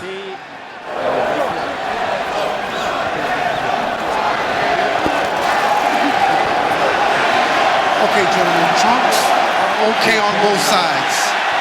Anything landing on the belt, I'll consider it low. Now, Saul, Amir, we went over the rules in the dressing room. I want to caution you to keep this fight clean at all times, protect yourself at all times, and what I say you must obey. Good luck to both of you. Touch them up in the split. Did anybody hear him right now, Lennox? Yeah, boy. No, I wouldn't be listening to him. I'm just focused on the guy across the ring that wants to knock my head off. We're getting ready for Canelo Alvarez and Amir Khan. There you see him. One last player in his corner as we're getting ready to go. 12 rounds of championship boxing coming your way in the middleweight division at the brand new T-Mobile Arena in Las Vegas. And we are underway. An electric crowd is fired up on Cinco de Mayo weekend. Canelo Alvarez wearing the red and white. Khan in the black trunks. Canelo Alvarez 46-1-1 with 32 KOs. Amir Khan from Bolton, Lancashire, England 31-3. Canelo Alvarez holds the middleweight belt. Both of these fighters coming in weighing at 155 pounds.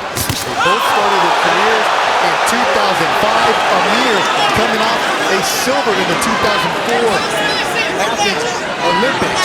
Canelo was 15 years old, turning professional in Guadalajara, Jalisco, Mexico. Canelo, the favorite in this fight, had his camp in San Diego, where he normally does. Amir, trained by Virgil Leonard, was in the Bay Area in California. These fighters filming each other now. A very pro-Mexican crowd. But Khan does have some of his army with him, waving the British flag. He's making them happy so far. He's the one who's throwing punches, landed punches. He's got that nervous energy. He needs to focus it and throw ones and twos and not be too greedy even when he's landing on Canelo Alvarez. This fight billed as speed versus power. Khan with that speed on his side. Look at the broad back of Canelo Alvarez. It's definitely filled out since yesterday's weigh-in. Khan with some muscles on him also. Good left from Canelo. Yeah, Khan has to be careful when he's starting his combinations. He looks like he's running in. So he's got to move in cautiously when he's throwing his combinations. And keep his head down. Another good left from Canelo. 25-year-old Mexican.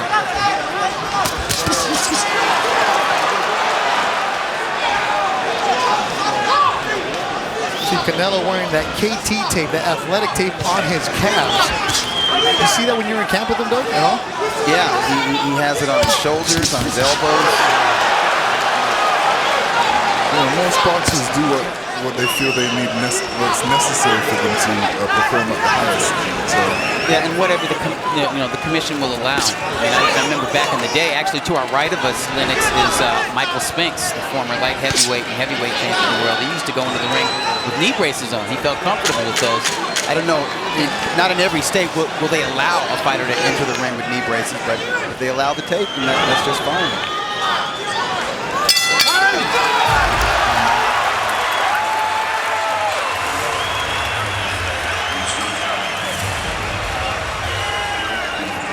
Beautiful, baby. We're one up. Breathe deep. Tell me something. Yeah. You see everything, huh? Everything. Breathe deep. Well, make sure you don't stop your feet, okay? I told you will not be able to deal with your speed. You just stay relaxed and keep it at the 1-2 and keep it like you're doing. Okay? He telegraphs everything he does. You remember I told you when he walks in, if he's walking, he has to throw one punch when he's moving his feet. So don't set your feet, okay? He already got his right eye side puffed up. I don't know if you noticed it. Yeah. Keep your eyes on his hands. The punch is going to do it. You already... Amir Khan steps in with a 1-2 combination. That was the first solid combination landed of the round. These are Canelo Alvarez's nieces and nephews, and just after that 1-2 combination, they were worried about Canelo. I think Canelo's just fine. Canelo showed he could take the power well, took his time, tapped the Khan here and there. Theo Canelo is going to be fine after that one. Give some exposure to it. The second round action scheduled for 12. Double Grant, Doug Fisher, and Hall of Famer Lennox Lewis. Good feeling out round in the first one, huh, Lennox? It was a good feeling out round. I was kind of concerned. I didn't want Khan to move too much, only to have that control movement. I think really what he needs to get going is this jab. Touch Canelo, make him feel that he can't just rush in on him. Right hand by Khan. He's got to give Canelo something to worry about. Right now, Canelo's not moving like he should. He should be giving him a lot more pressure. And he has to be careful that these rounds don't slip away from him as well. I don't remember seeing Canelo swing as widely or wildly with his left hook as I've seen him swing against Khan in the first round and in this round. Amir Khan moving up 2 weight classes to take on Canelo. Some people questioning whether he should, if he even had a chance when the fight was announced. Here, now you see that speed that he does possess. Able to land that right hand in the right. And Canelo answers with the left.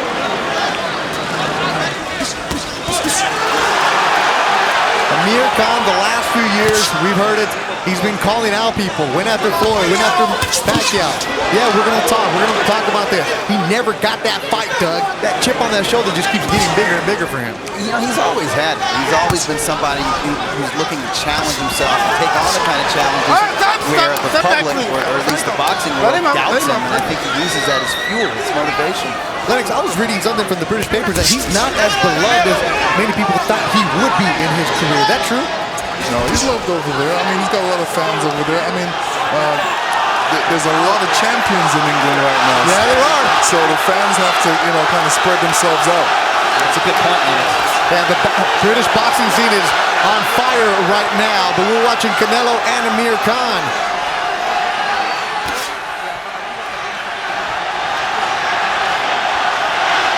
The Canelo chant is getting loud. Every single time a Khan army tries to stand up, the fans are getting louder, shouting them down. A great vibe, a good atmosphere inside the brand new T-Mobile Arena. Yeah, you're right about Canelo's left hook.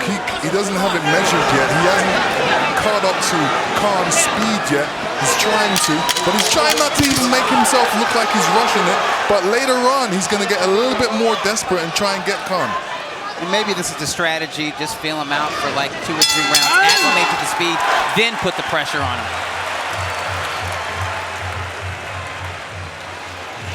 La raya. ¿Cómo lo vas sintiendo, hijo? Bien. Mano entra el güey. Ahí te va. De la...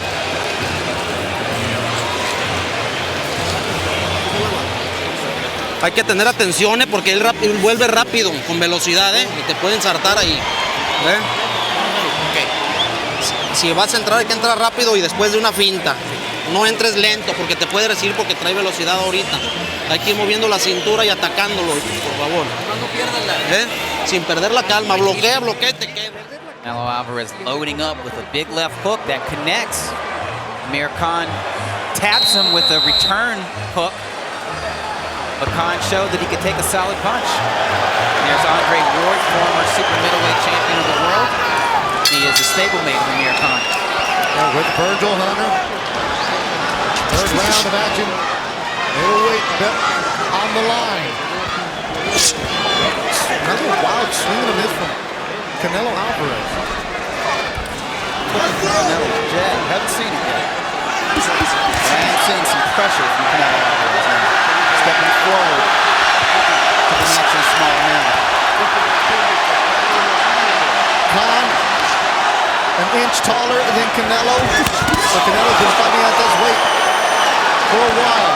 More comfortable is he at this weight as Canelo Alvarez. He fought at 154 for the first time in 2012 and stayed at this weight.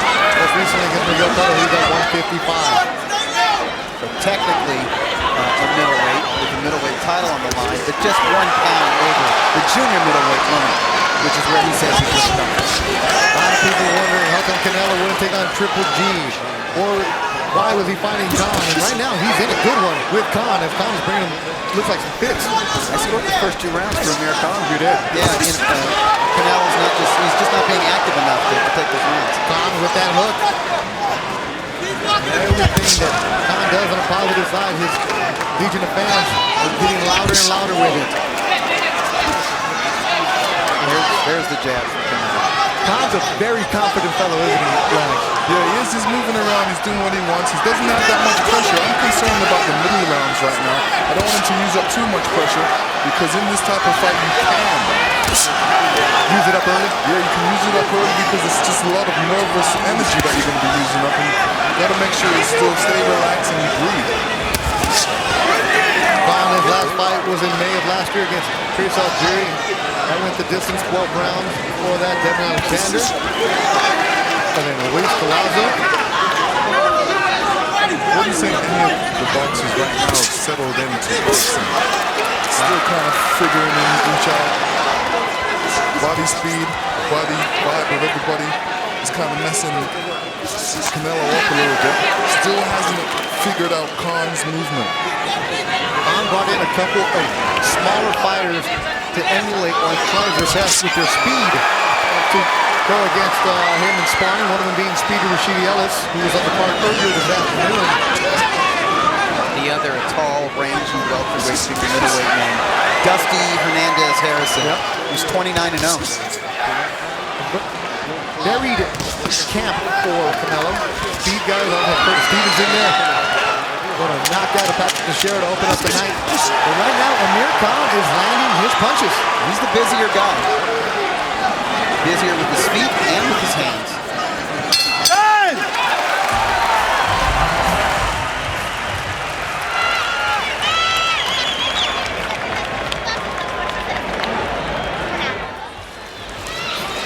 Toma ahí.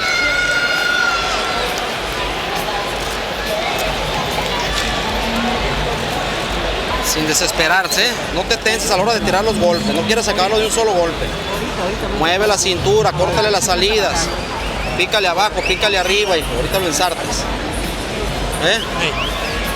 Bien hecha la defensa, bloqueas y te quedas. Okay? As he starts slowing down, we're going to do, okay? Now remember when you're along the ropes and he down, keep the prevent out, okay? That lead hand and that angle, okay? Keep that straight jab out like you're going to hit it and everything, okay? Going to him, stop it. Breathe deep. Keep walking. He's going to wear down.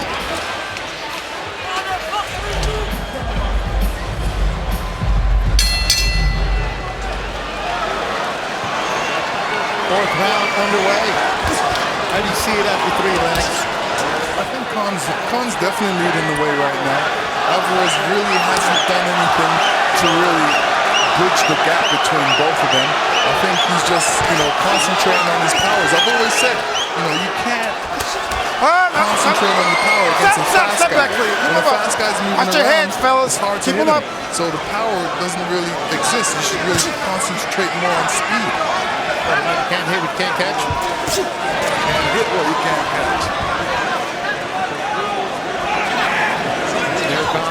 Actually worked with a new strength and conditioning coach, Luis Garcia, for this one. Kind of pulled up for this fight. His body on that weight. Yeah, his body looks pretty good.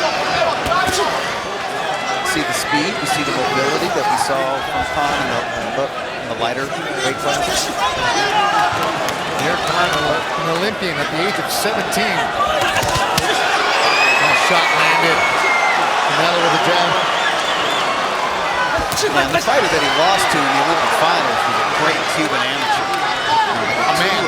Yeah, grown man, and I think he retired from the amateur ranks with being a three-time Olympic gold medalist, which is quite a feat.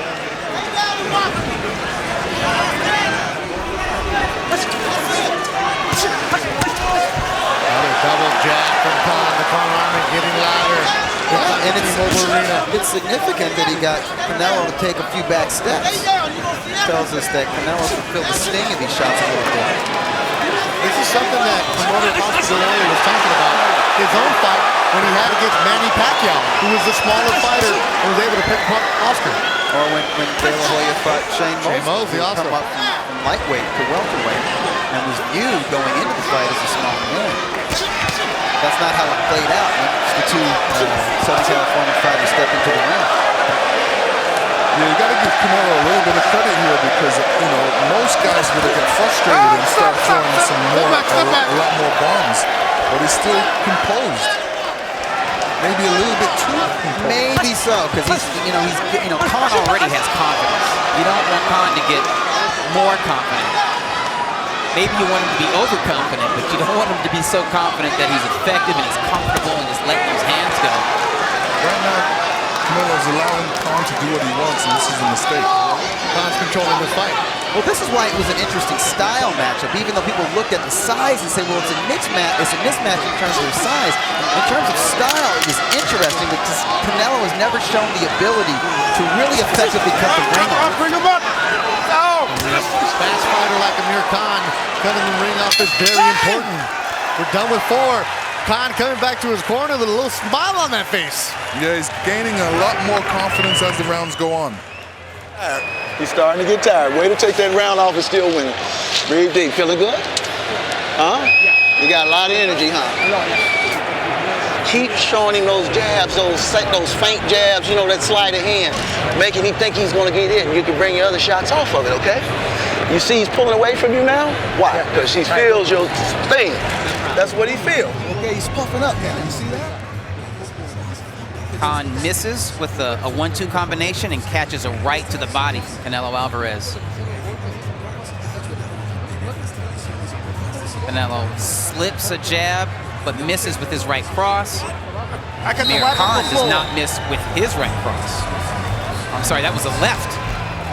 A straight left. And there's Triple G, the WBA and IBF middleweight champion of the world.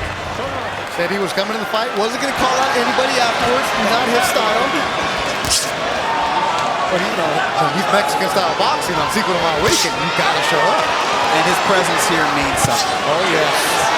It's the elephant in the room when you're talking about it's promotional positioning.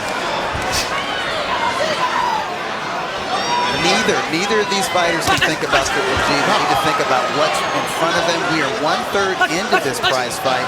And I would say it's time for Canelo Alvarez to wake up and start putting into practice some of the things that he trained with Eddie Reynoso, which is to come forward while slipping punches and work with the body of the naturally smaller man. Any questions about Triple G asked this week? We're on the press tour, the press conferences, the teleconferences about him quickly deflected. And I can see why you can't worry about somebody else when you have somebody that you're preparing for, right, Lennon? Right. I mean, I used to hate that. You know, I'm preparing for a fight, I'm at a press conference, and the other opponents there, and they're asking me about a fight down the line. Terrible thing to do by the press people, but you know, they have to ask that question. Here it is. Not come prepared. Very naughty of them. We're just a bunch of very naughty. We're naughty.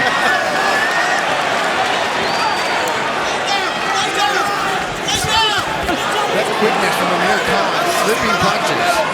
He's starting to land with more authority now as we get into the middle rounds of this fight. This is the meat of the fight. Scheduled for 12 in the middleweight division. Hill's on the line. Canelo's the lineal champion. Recognized by Ring Magazine as well as the WBC champ. And I think he really needs to make something happen in this round because I scored the first 4 rounds for Amir Khan. How much do you think that because of the way that Khan has been knocked out, stopped in his fights, Danny Garcia in the 4th round, his first loss of his career, maybe that questions about Khan's jaw, could that be something that Canelo's maybe thinking about? Yeah, you can't think too much. I remember John Ruiz, a real good heavyweight. He held a number of titles. He was knocked out on HBO against David Tua in 1 round. I don't think he got 20 to 30 seconds into that fight. And for the rest of his career, people thought he had no chin. And guys went in there and didn't fight to the best of their ability because they thought the first heavy shot that would land on John Ruiz would knock him out. And what happened? John Ruiz would outbox him and outwork him. You can't, as a fighter, go into a fight just thinking, just because a guy has a reputation for being chinny, that he's going to be knocked out by the first clean punch he lands. Amir Khan with some blood on that right eye. Trickling down, it looks around the eyebrow. That's a 1-2. Another good round between Khan and Canelo.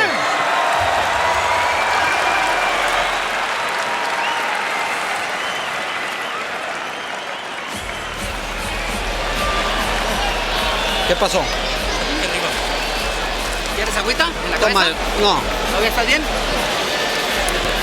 Ya lo empezaste a agarrar más, ¿eh? Así, suelta los golpes más rápido, sin tanta fuerza, porque te hace fallar más. Mueve la cintura y empiézalo a llavear arriba, y márcale abajo, y empiezas a cambiar los golpes. No quiero que te confíes, ¿eh? Que te sientas sobrado. Okay. Haz las cosas bien, bloquea, mueve la cintura, finta cuando entres. Bien de aire, todo bien, vamos, sí. Ahí va, ¿eh?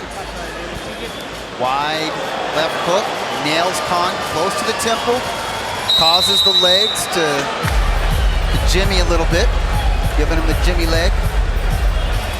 There's a big right hand to the midsection of Amir Khan. Amir Khan counters him with the jab. I think that hook from Canelo might have been what caused that cut.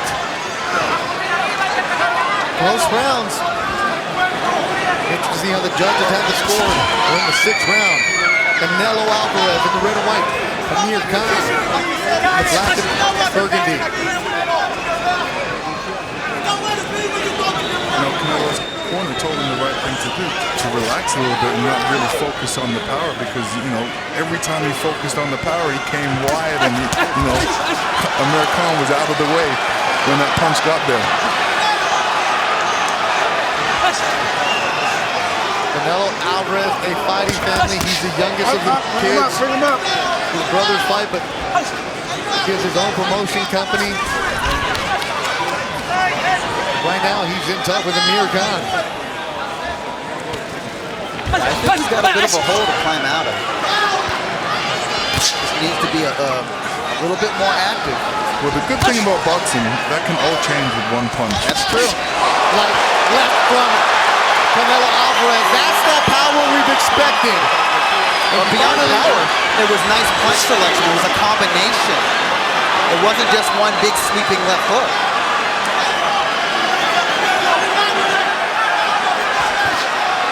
Lennox Lewis on it, calling it. What's Canelo got to do now, though, Lennox, after that? Well, hopefully this gives him some energy, and he realizes that this is the way he needs to box this fight. Instead of concentrating on the power, he needs to concentrate on the combination punches that are working. And the speed, because the weight of his punches, he's a hard puncher anyway, so even if he's trying to punch with speed, the power is there. Power is there. Canelo Alvarez has 32 KOs in his 48 fights.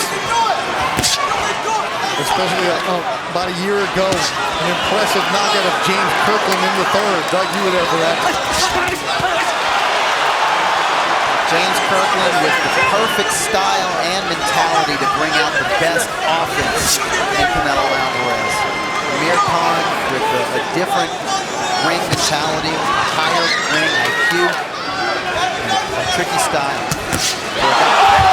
Canelo drops Amir Khan. A big shot landed by the Mexican fighter.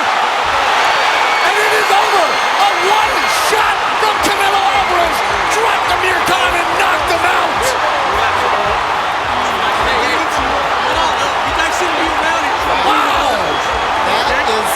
That is a one-hitter quitter. That is a cold one-punch knockout. You don't see him often in boxing. We just saw it. I hope Amir Khan is okay. Yeah, well, you know, I said, boy. You said it, one punch can change everything. Change it. I was concerned about it, especially in these middle rounds, because that's where you get a little bit tired and the guy catches up with Canelo, caught up with him because he wasn't really doing too much in the early rounds. He waited till the middle rounds before he started throwing some heavy punches. I had Amir Khan winning the first 5 rounds of this fight. Instrucciones, protect yourself, protégete todo el tiempo. Give me a clean fight, una buena pelea limpia. Punches over here gonna be okay, punches over here van a estar bien. Buena suerte, good luck. There are few more polarizing fighters than Jaime Munguia. If you love him, you see a power-punching future star. If you hate him, you see a carefully matched big puncher who has yet to be truly tested. Munguia takes a step towards proving one of those camps right tonight. Kamil Szeremeta from Poland. 2 weeks notice. Stepping in against this Tijuana assassin, Jaime Munguia, scheduled for 12 rounds here in El Paso, Texas.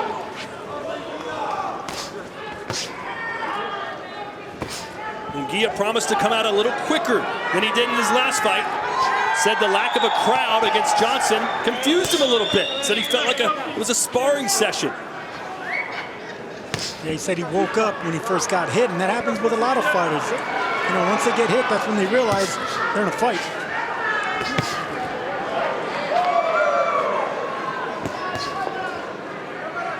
Munguia controlling the range, fighting behind the long jab right now, staying patient.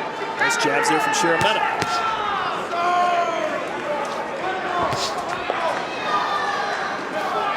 Szeremeta said he had to drastically improve from his last performance. Let's see if he can do it.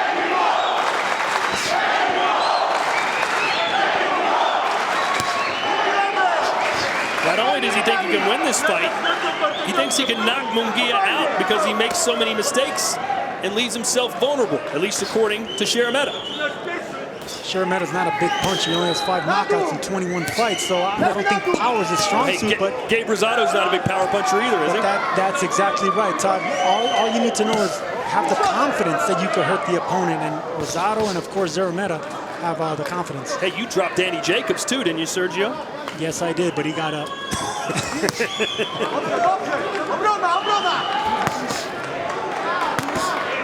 There's that uppercut that Munguia told us that he's going to be looking for. That's his money punch now. He loves that uppercut. Right uppercut or the left hook to the liver. Munguia said one of those punches will do the trick. Not putting a lot of mustard behind these shots so far is Munguia.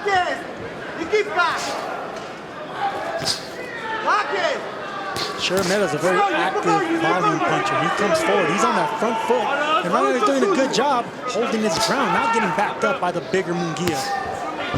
And Chris, a lot of people felt like Munguia would almost take Szeremeta as a litmus test. Like, hey, I've got to finish him quicker than Triple G did in order to get Golovkin's attention as Szeremeta lands a few jabs. You think that's in his mind? Yeah, I think when there's a common opponent and when you've discussed a fight with Gennady Golovkin, it's got to be in the back of your mind to see if you can get this guy out of here faster than Golovkin did. Might not prove anything, but in your own mind, it might be an accomplishment.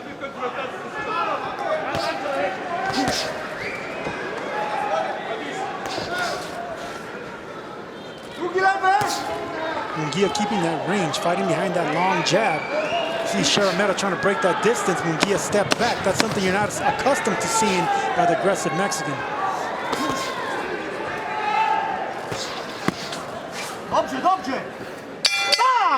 Round 2. Jaime Munguia, the undefeated Mexican fighter, taking on Kamil Szeremeta. A rather pedestrian first round. as if Munguia opens up a little bit. Yeah, it's good advice from Eric Morales in the corner, asking Munguia to pick up the pace a little bit. You don't want to get into kind of a jab fest in the middle of the ring with Kamil Szeremeta. That basically offers Szeremeta his only chance to win.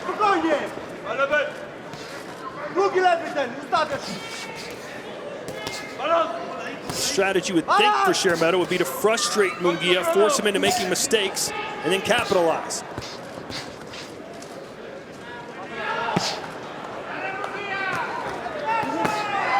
Nice left to the liver area. Straight a little low. But you don't want to get discouraged. Keep throwing that shot. There just like that. There it is again. And even that one was on the belt line, but as long as you're throwing it on the opposite side of the referee, he's not watching. He can't see that side. No.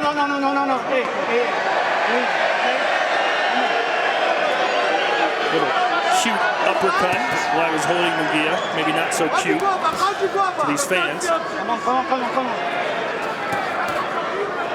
I will say this about Szeremeta, that jab is on point. Did you expect him to be more mobile? He's standing right in front of Munguia. He must not respect the power of Munguia just yet and looking for the counters. I actually like Szeremeta's game plan right here. Anytime that Munguia goes to the body, he returns the favor. And now Munguia's sitting down on those shots a little bit. And that's Munguia's game plan. I mean, his strategy is coming forward. He works best coming forward, like we just saw right there. No punch, let's go.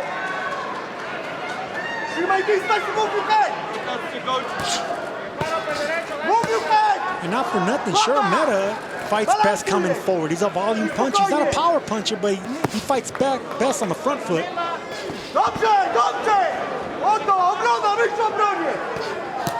If you're Munguia, you want to stay committed. Oh, nice uppercut, and then a left hook from Munguia.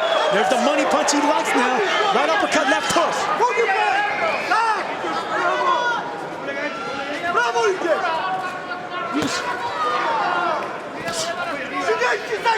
Good stab at the body there. I was saying, if you're Munguia, stay committed to those body shots. Szeremeta's keeping that guard up high. You want to get underneath that to set up those big power punches. And stay committed behind that long jab, moving your waist, moving your upper body if you're Munguia. No. Let it go.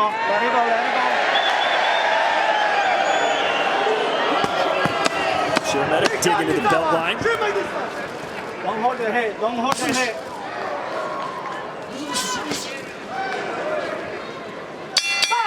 Round 4, we are in El Paso, Texas. Round 3 rather. Jaime Munguia in the white with red trim. Szeremeta, similar colored trunks. He's got on the black shoes. A couple good body shots to open the round for Munguia.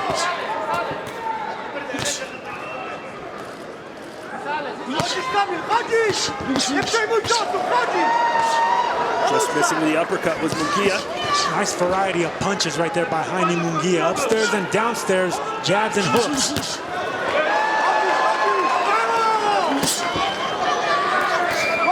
Well, Szeremeta is there to be hit, Sergio. I'm a bit perplexed as to why he hasn't tried a more boxing-first strategy. Well, Szeremeta fights with the hands-up defense. He usually comes forward with the hands-up, and offense is his defense. Both these fighters like coming forward.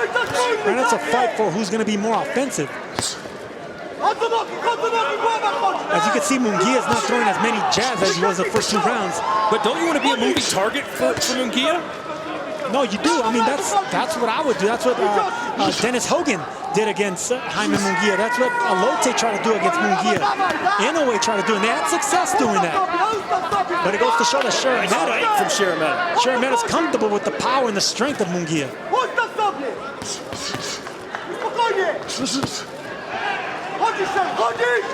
No. Let it go. Come on.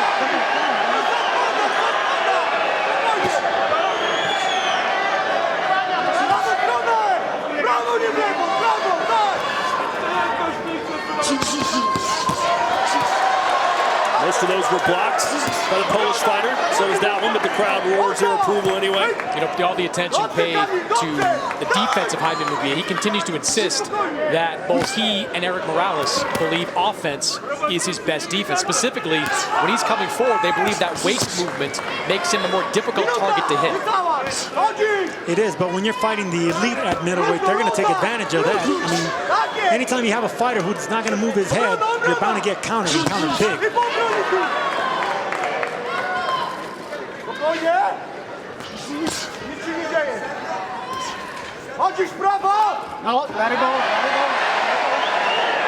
You're kind of, Sergio, approaching maybe warning territory for Sharameta, not because of the holding, but because of how he's holding. Kind of putting the head of Munguia underneath his arm. Well, Sharameta fans would probably say, wait a minute, Munguia's just laying his head down and walking into it. Right, so I think it's borderline right now, just a warning. You could say the same thing about Munguia straying low a little bit with 2 punches. Counter left for Sharameta, doesn't do much damage.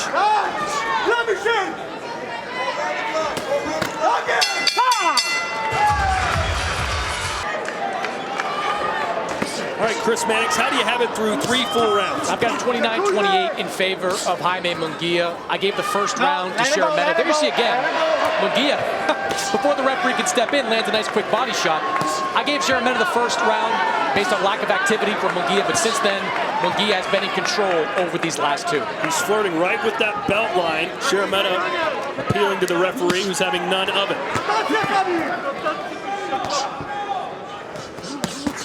And there is Erik Morales in the corner of Jaime Munguia. And what do you make of that partnership so far, Chris? I think it's been excellent. I mean, look, you've got an offensive fighter in Jaime Munguia. You want to maximize that offense. You could bring in a more defensive-minded coach. Virgil Hunter comes to mind. But if you're a young fighter like Munguia, bring out the best of that arsenal. Erik Morales was a tremendous offensive fighter. You dance with the girl, brought you to the dance. Offensive weapons got Munguia a world title at 154, and it's helped him become a star in Mexico. And he's doing pretty well here against Sharameta. There's a rare angle that you never see from Munguia. Oh, there's an uppercut. It was a left uppercut this time. I like the fact that he got an angle on Sharameta. He switched off. That takes footwork. Sergio, Sharameta's landing some punches, but I don't know that standing in front of Jaime Munguia and just trading with him is a sound strategy. It's not. Even when your hand's up, you can see his face getting really red. I mean, those punches, whether they're blocked or not, have an effect on you. Not only that, but you're giving the bigger, stronger fighter confidence to come forward because he's landing something, even if it's on the outside of your gloves. Sharameta already looking fatigued, taking deep breaths. You see there, his mouth is wide open. He did take this fight on 2 weeks' notice. I would love to see Munguia double up on those body shots on one side. If Sharameta is not in the best condition, it's the body shots that are going to take this fight for him. Chris, if I told, a nice right uppercut. If I told you before the fight, Sharameta is going to stand right in front of Jaime Munguia, what would you have said? Tell me he didn't learn much from the Gennady Golovkin fight. He is flirting with disaster, but maybe he knows something we don't know. There's a rare ray of sunshine.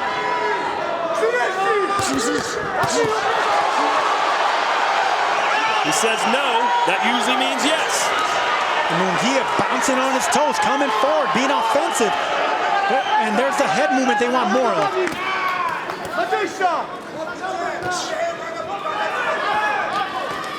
Like even those were clean punches, as you were mentioning, Chris, but there's no damage being done whatsoever. On the other hand, Munguia, much more deadly power.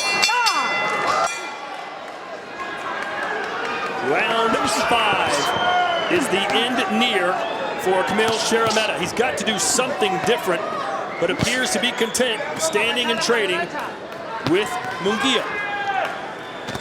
Sharameta's not a mobile fighter. He's not a up on his toes type boxer. He likes coming forward. Oh, that one got him. Left hook to the chin. Made Sharameta's feet shuffle. he's just in there with an immovable object than Munguia coming forward. So maybe I think that's what's posing problems for Sharameta. Yeah, Munguia's got a very diverse offensive repertoire. You talk about the uppercut, Sergio. He comes over the top, he goes to the body, he throws a little bit of everything when he's out there. Anytime you're dealing with a fighter with his hands up type defense, that earmuff defense, you can actually throw every punch in the book, but he's just going to block all of them. I love fighting fighters that just have that defense. Munguia has landed double the power punches. It's really target practice, isn't it, right now for Munguia? It is, because Sharameta's just keeping his hands up, looking for the right shot. But when you're being offensive and throwing 5-6 punches, you're not going to get an opportunity to counter. That's a disadvantage with that earmuff defense. I mean, nothing behind the punches from Sharameta.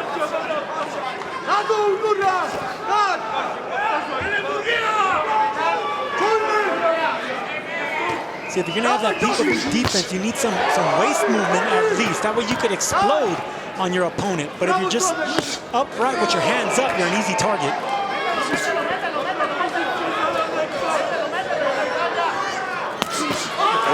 Right in the sternum with the left. And then the uppercut, the right uppercut. I think that hurt Sharameta. Oh, yeah. I got him. There's a clean right hook to the left side of Sharameta's body. Well, if there's one thing we did learn about Sharameta against Triple G, it's that he can take a beating.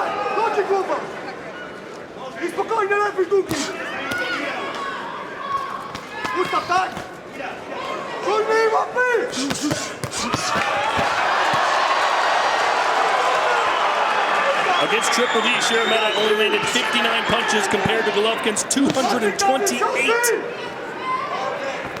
I love that jab that Munguia's throwing to the torso of Sharameta, because that's opening up the looping shots, just like he tried there.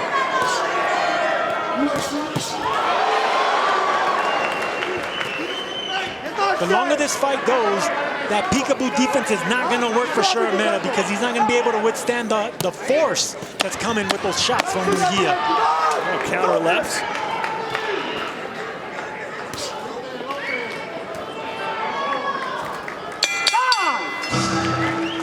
Back more than just a couple of jabs here or there. He is a stationary target for Munguia just to tee off. Earlier you had Sharameta winning one round, Chris. Has he won another one since? No, I've got 4 rounds to 1 in favor of Jaime Munguia, 49-46, and not difficult at all to score these last 4 rounds.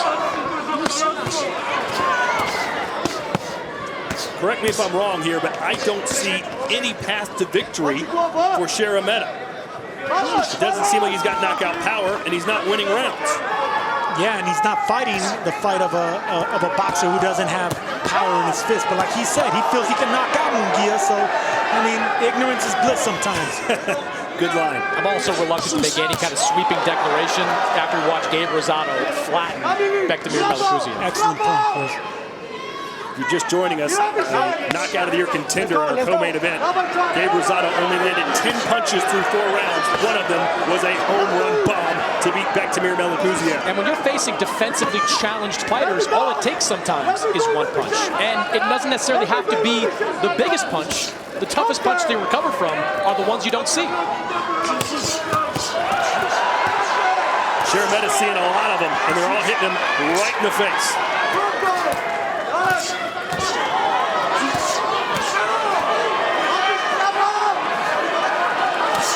Munguia with no respect for Sharameta now. Pushing him, coming straight forward, throwing every punch in the book. Oh, what a big uppercut. Best punch of the fight, and now Sharameta really looks like he's hurting. I don't feel this fight's going to last much longer, guys. The referee's been taking a long look at Sharameta through this. No knockdowns up until this point, but the referee may decide Sharameta's taking enough punishment. Yeah, he's getting closer and closer, isn't he? Closer and closer. Sharameta does answer back. This crowd wants blood, though. 2-3 left hooks by Sharameta. Boy, he just missed. He just missed with that uppercut. Under a minute to go here in round 6. This very well could be the last round of this fight.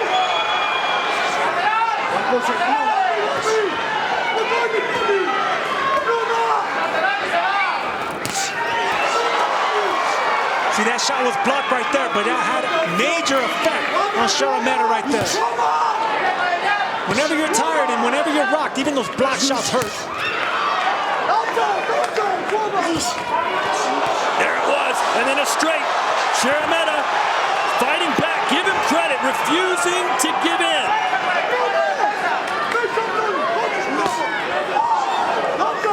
This has turned into a showcase fight for Jaime Munguia. Look at all the different kind of punches I can throw. I think you're going to see a warning to the corner of Sharameta after this round that if he doesn't show the referee something, the referee's going to stop him.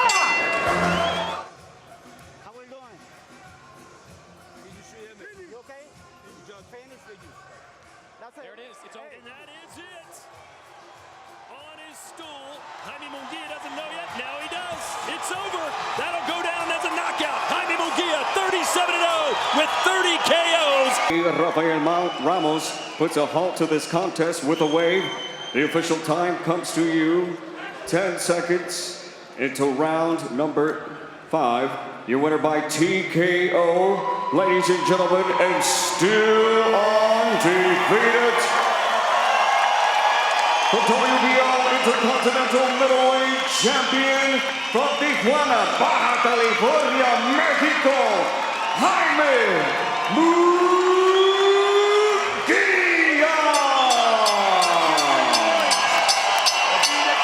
Introducing first, the challenger fighting out of the red corner with his co-trainers Eddie and Chepe Reynoso, wearing blue trimmed with white, officially weighing in at 154 pounds.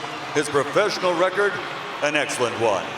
47 victories, including 33 wins by knockout, with only 1 defeat and 1 draw. He's the former WBC light middleweight and middleweight world champion, still recognized as the linear middleweight champion of the world.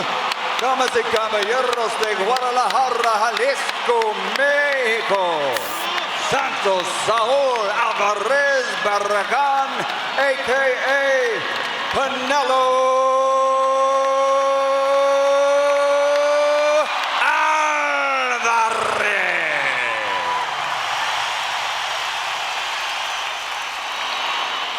And his opponent across the ring, fighting out of the blue corner with his trainer, Joe Gallagher. Wearing gray with black trim, official weight, 154 pounds. He has an undefeated record consisting of 24 fights, 23 victories, including 13 wins by knockout with 1 draw, and he has KO'd 8 straight opponents coming into the ring tonight. He's the 154-pound fighting pride of Liverpool, Merseyside, England, the reigning, defending, undefeated WBO light middleweight champion of the world, Leon Beefy Smith.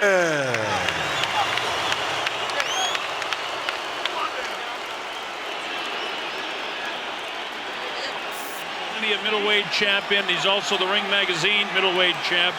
He gave up the title, wasn't stripped, gave it up so he could fight for this guys, title. I give you instruction in the dressing room.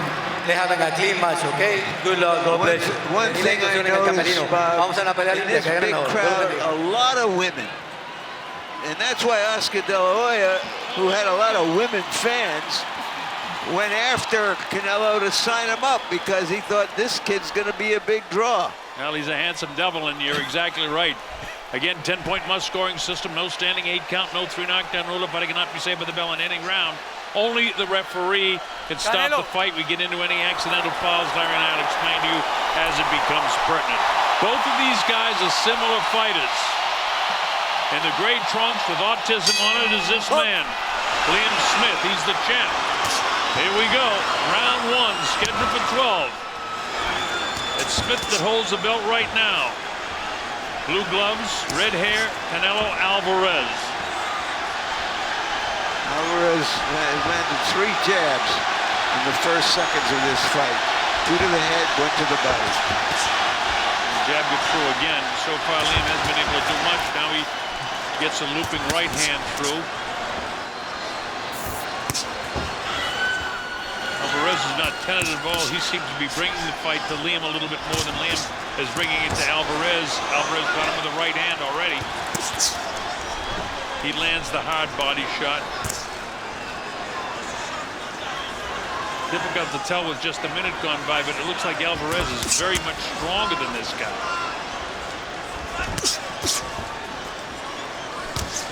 When he comes with that uppercut like that, there's going to be a right hand behind it. And when he throws the right uppercut, usually the left hook is coming to the body. And he can hurt you. Alvarez sometimes starts slow, but he wears guys down and breaks guys down. And usually by the 5th, 6th, 7th round, he's in a real high gear, but he's in high gear to start this one right out. Smith not having any success at all here in round number 1. A long way to go in terms of the schedule. Halfway through the first round, it's all Alvarez so far.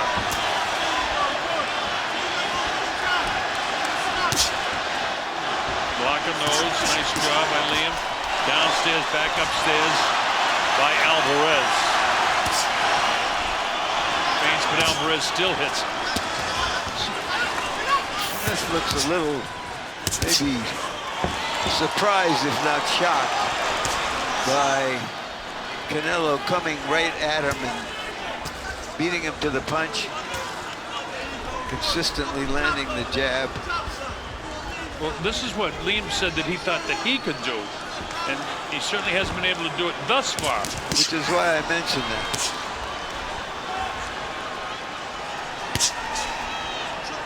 Canelo getting the jab through, body shots there, throwing punches and bunches. Jab, right hand, left hand back upstairs.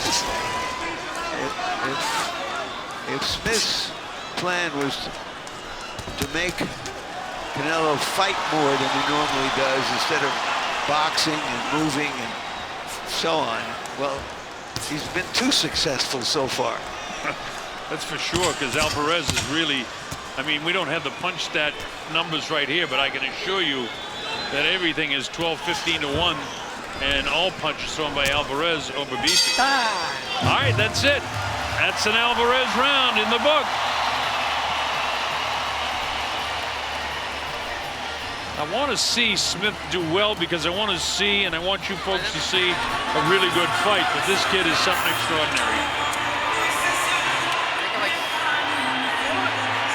¿Cómo lo sentiste, hijo? Es lento, es lento. Tiene un movimiento peligroso él cuando le tiras tu izquierda y te lo está cazando. Le llaves y se te quiere meter para metértelo, pero tiene buen upper, tiene buena mano izquierda para que no le anuncies tu jab. No te duermas, no porque le pegues 1, 2, 3, le vas a pegar a mejor 3 y en una se te va a meter y te va a querer pescar con este. Para que trabajes el jab. He's going to want to move, get in. He's got a good uppercut, so watch that. But he's a lot slower than what we thought.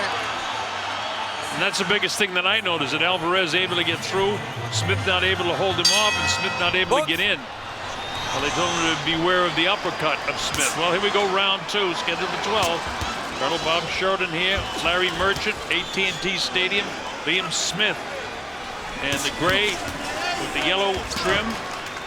Canelo Alvarez, red hair, blue trunks, blue shoes. Canelo just looks so much faster, able to hit the body with a hard right hand that time. Another hard right hand on the forehead of Liam.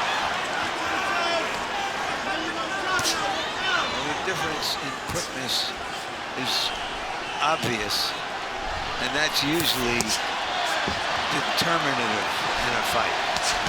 Well, I mean, it's certainly clear that Alvarez is much faster, and he's sitting down in his punches. I mean, Smith is throwing and starting to land here a little bit, but there's nothing on them. But he is, if he wanted to put pressure and make Canelo fight more than he is accustomed to fighting, he's achieving it, but at a real cost so far. This is as fast as I've seen Canelo open up in a while.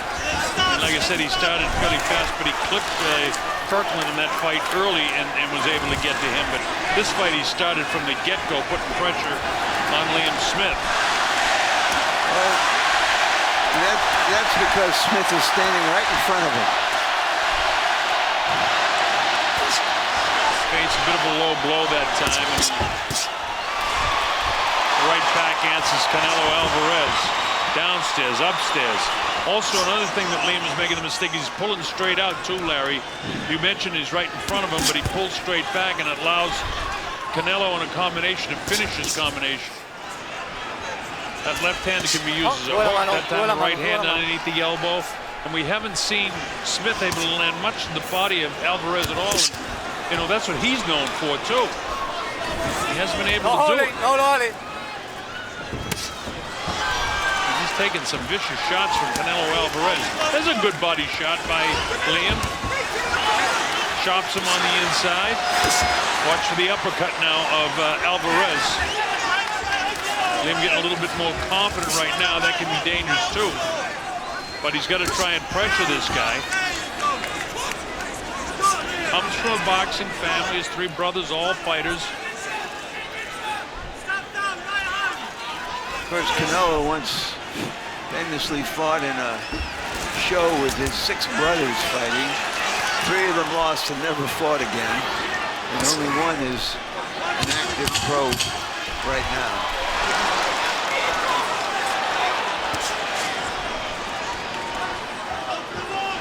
We're trying to see here. There might be a little cut. I can't see it real clear if there's a cut in the left eye of Canelo, but we might be able to see in between rounds here. We go to the corner of Smith. Yeah. All right. Don't be sometimes you're boxing really well, all right. But sometimes don't be Billy Big Balls. Stay in there, catching, all right. Okay. Lovely shots on the ropes, right hands over. But he's looking at a possum on the way in on that left hook. Keep it right tight to your chin. What's that on the side? Yeah. Okay, but over it, dip the shoulder and bring the right hook over, then the left uppercut, yeah? Always be aware, as soon as you touch in, it's looking for you. Canelo Alvarez at work, at close quarters, takes a light jab to the head. Now he's... Second toe! He's forcing Smith to try to go first, but Smith isn't interested in going first because he doesn't want to be countered. But Smith with that left hand and then the right afterwards, one of those punches caught Alvarez. There's a little slit by his eye. Really? Yeah. So here we go to round number 3. Let's see if Canelo picks it up. Then he doesn't want Smith to sneak into this fight. Both guys exchange uppercuts. Luis Pabon from Puerto Rico, the 3rd man in the ring, a world championship referee for a long time. Alvarez to the left of your screen. That's Liam Smith facing you in the gray with the black. A little bit of a low blow that time by Canelo, but nobody says anything about it. Smith trying to get that jab on top of that cut again. He was aware that he cut him. He was looking across and asking his opponent, did I cut him? And there's Alvarez. You don't want to be in the ropes, Liam. Canelo controlling this round again with a minute gone.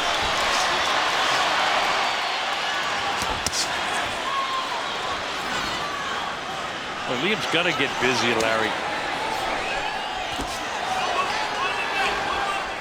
Got to get that jab going because Canelo jab, and then off of that he'll come with the uppercuts. Well, when you get beaten to the punch, the response almost automatically is, well, then don't punch that much. Yeah. But his jabs are more or less powering jabs, where Canelo's really stepping up into his jabs, and then the uppercut, the right hand power shot. And how many rounds can Liam take these head blows? He's taken a lot of head blows already. Nice uppercut in the inside. And this is going to catch up with him. Really eating the uppercuts. And Liam was the one that was supposed to have a real nice uppercut. He clipped him with a decent left hand. But Canelo comes right through it. He gets a hand up in the face. He shakes out his left hand. Solid right hand. Now, there's a decent few punches for Liam, but right back comes Canelo Alvarez. Smith wants to fight at close quarters, and Alvarez says, okay, let's go. Two warriors. Alvarez really been successful with that uppercut.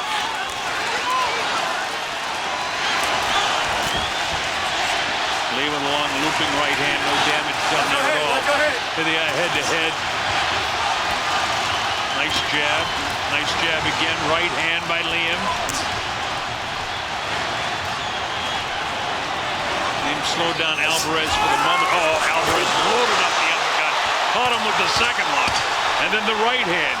He can be dangerous with the left uppercut or the right uppercut. Smith is taking some good shots. Well, he's got the, as you say, the beard. He's got the whiskers. But he certainly didn't win that round, although he had a decent round.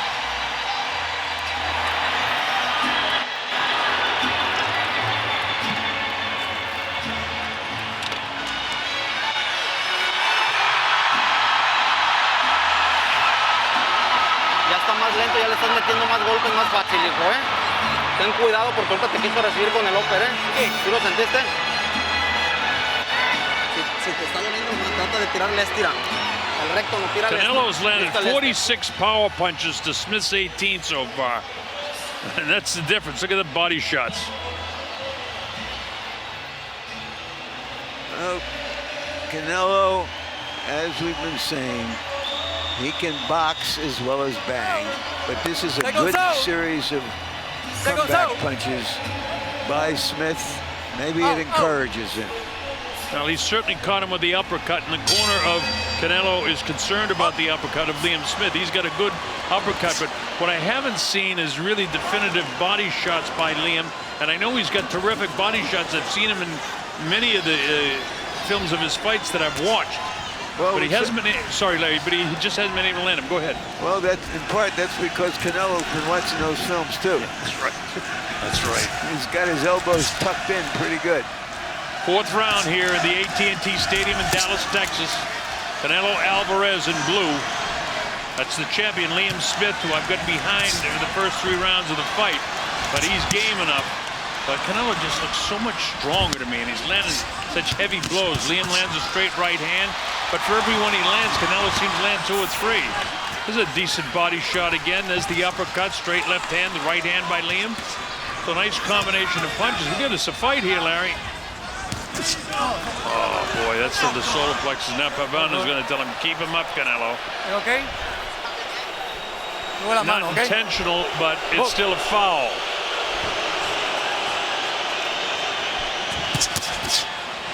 Left hand, right hand. Liam's got to get something off when they get in that hit zone. He's got to be throwing. Don't sit in the pocket and let this guy come in on you. Meanwhile, Alvarez fighting almost the perfect fight so far.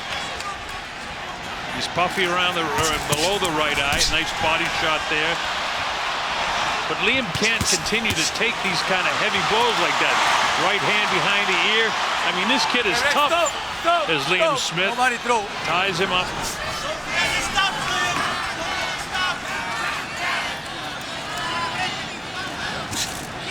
Smith waits instead of pressuring him, and he feints his way in instead of jabbing his way in and throwing punches like Alvarez does on him.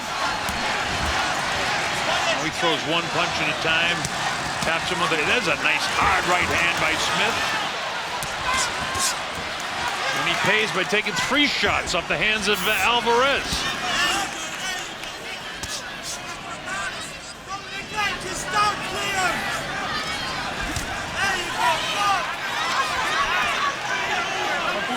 Makes Canelo miss that time. This is another decent round for Smith, but I don't know if it's enough for him to win because these hard blows.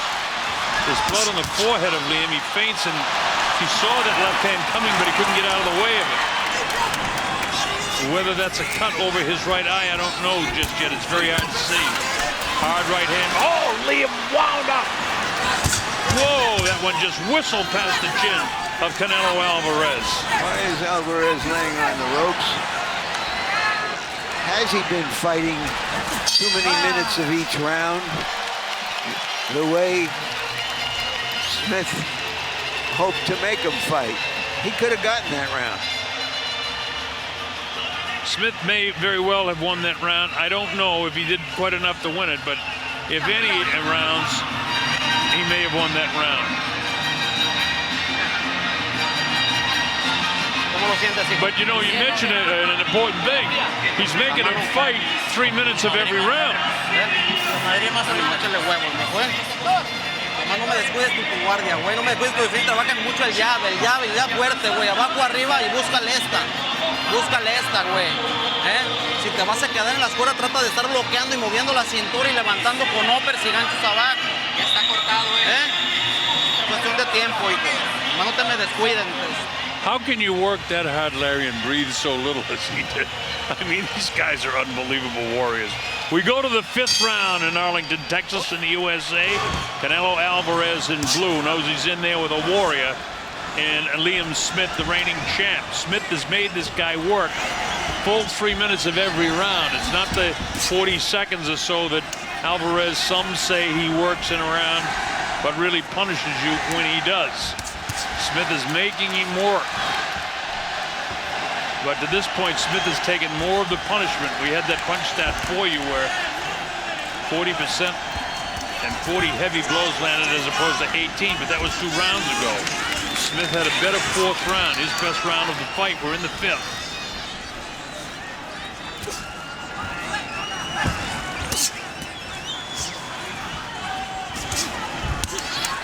Canelo is landing at almost 100% more. He's landed almost 100 punches through 4 rounds, and Liam Smith has only landed 50. Oh, look at that shot. That snapped the head back of Liam Smith. So twice as many punches as Canelo Alvarez landing. Can he continue this work rate for full 12 rounds? We'll find out. Nice shots here now by Smith. He keeps coming. So far, Alvarez has been hitting him, but not discouraging him. But it's around the 7th round when the accumulation of punches.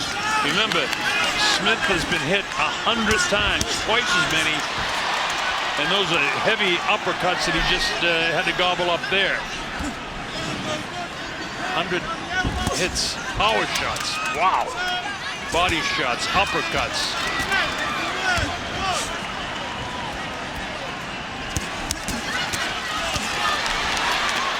Landed a few punches, but nothing in comparison to the power of the shots that Canelo Alvarez has landed. No. Protects his head. Canelo doesn't throw any punches. Neither fighter has been hurt. Neither fighter seems to hit as hard as their chins are. Yeah, nobody's been shaken. Obviously, nobody down in that case. Alvarez just seems to be throwing more punches and heavier punches. But Smith is in this fight, especially if he won the last round. Alvarez landing more punches in this round again.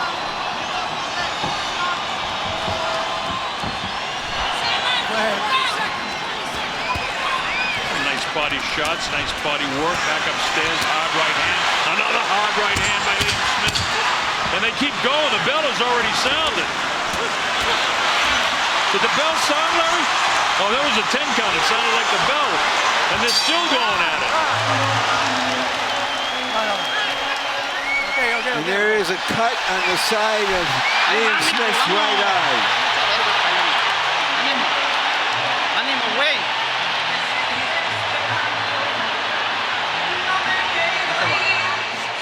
Lovely work. There's a lot of noise in here. I thought I heard the bell about 10 seconds before. My producer told me that it was a clapper, but I didn't hear any clapper at all. And now he's cut up in the right eyebrow. Watch the right uppercut, son. Watch the right uppercut, yeah? Touch up. No, it's mate. But just touch, and really drive him in, son. Put him in. His legs have gone already after 7 to go. But don't be staying to that. And sometimes just go turn and smother him. But watch that uppercut. Mucho llave, empieza a pintar y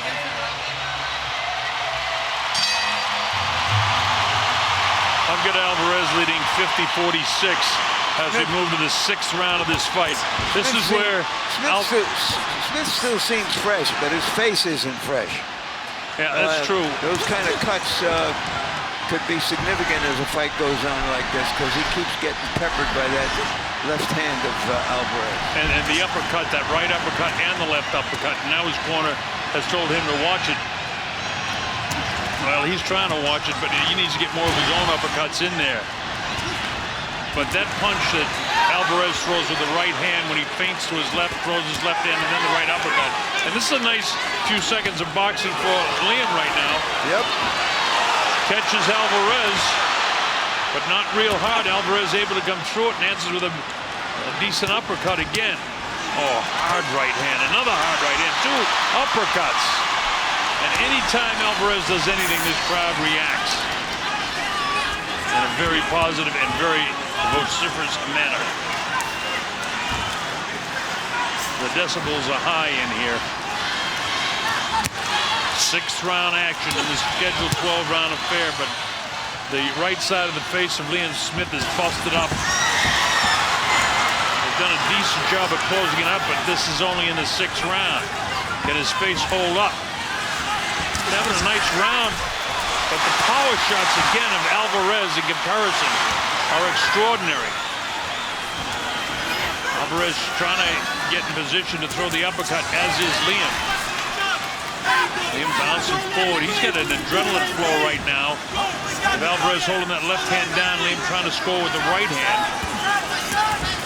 Goes with that jab. Notice who's forcing the fight for a change? Yeah, you're right, Liam Smith.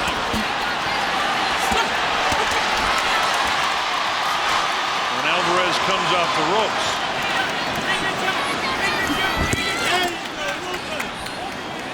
The score, we don't have it very close, but the rounds are nice to watch. I'll tell you, this is a fight you have anticipation that Smith may be able to do something at any time. And Alvarez has worked very, very hard. The corner of Smith telling him that they think Alvarez's legs are gone. That shows you the toughness. I don't think he's going to take a point away. But he is giving him a hard warning. Calm down, okay? Pavone, a very experienced guy, says just to him, calm down. Look at the damage by that right eye. Keep it clean, he tells both fighters. 12 seconds ago in the 6th round, hard left hand.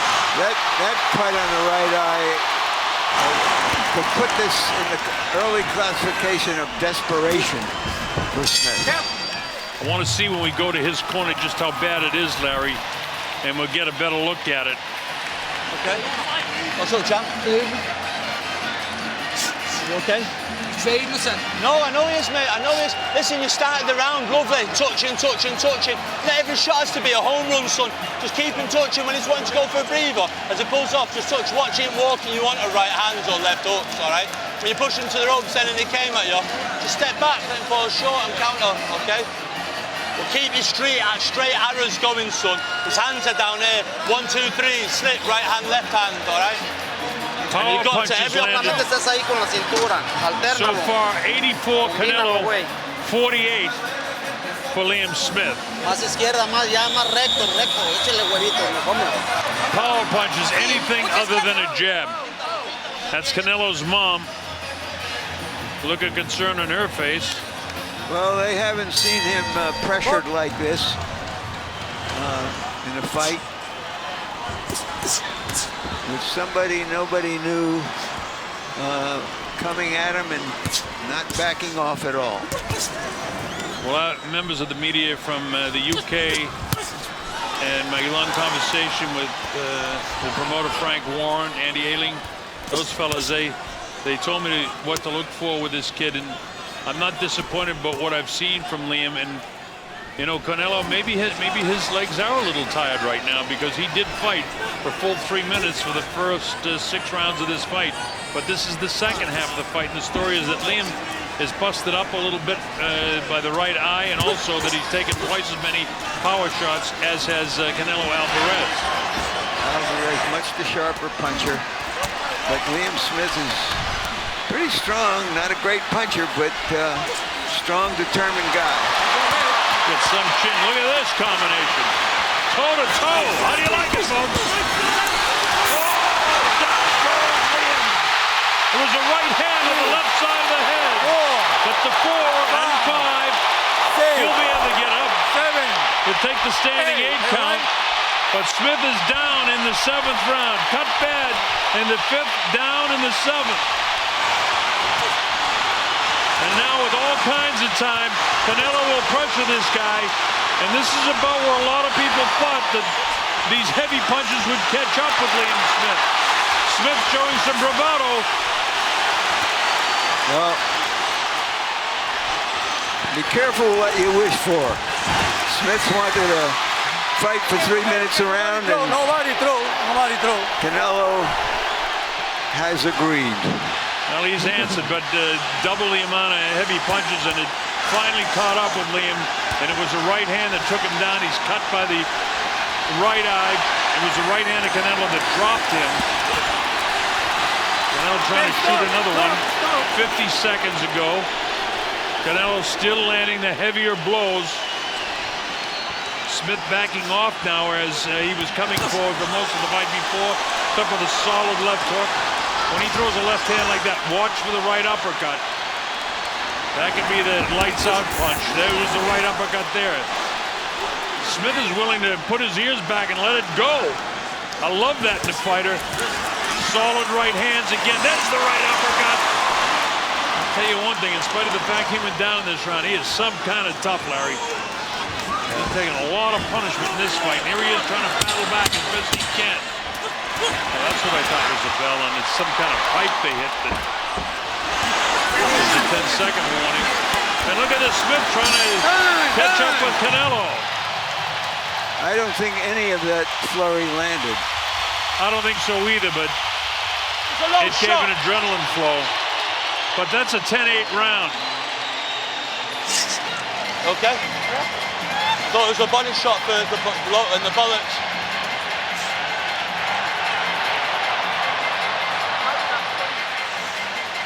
Okay? Yeah. Right, good. All right, he's just shot his bolt there. He's pulling it hard. All right. You've got to use your brain, son. All right. In the second exchange. Here you go, Larry. Let's take a look and see this knockdown. It took a lot of hits to drop that British Bulldog. They're two solid right hands. Now we know why Canelo went to the ropes. He wanted Smith to open up. Now Canelo's mum comes to life. Here we go, round number 8. Does Alvarez have enough, or can Smith hold him off for another round? Does Alvarez have enough power left in him at this stage with all the power punches he's thrown and landed to be able to finish Smith now in the 8th round? Most people thought it would happen around 7, 8, and 9, so it's on schedule. Smith has certainly shown what a brave Brit he is. So many terrific fighters in the UK in this day and age, and this is another one of them.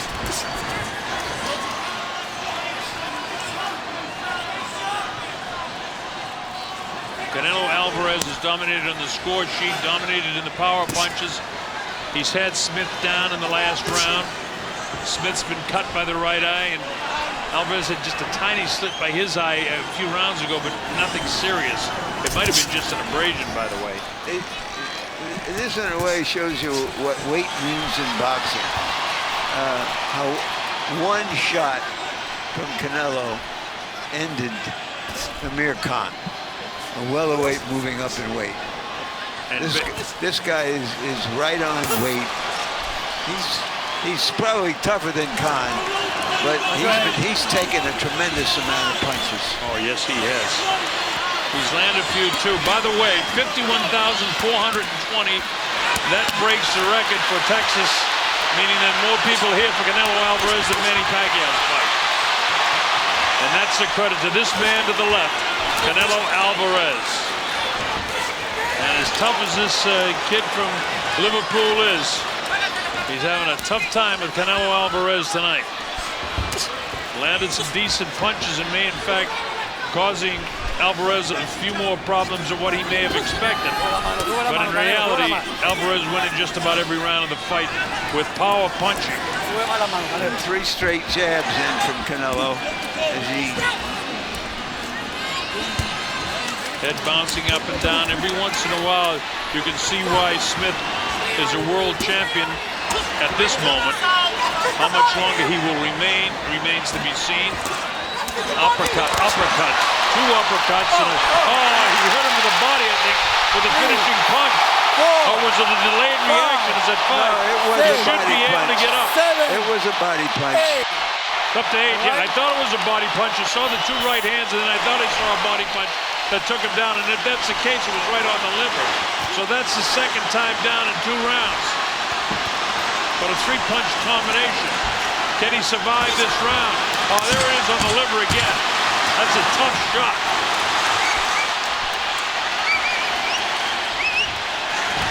Now you question, how much more punishment does the corner of Liam Smith want this guy to take?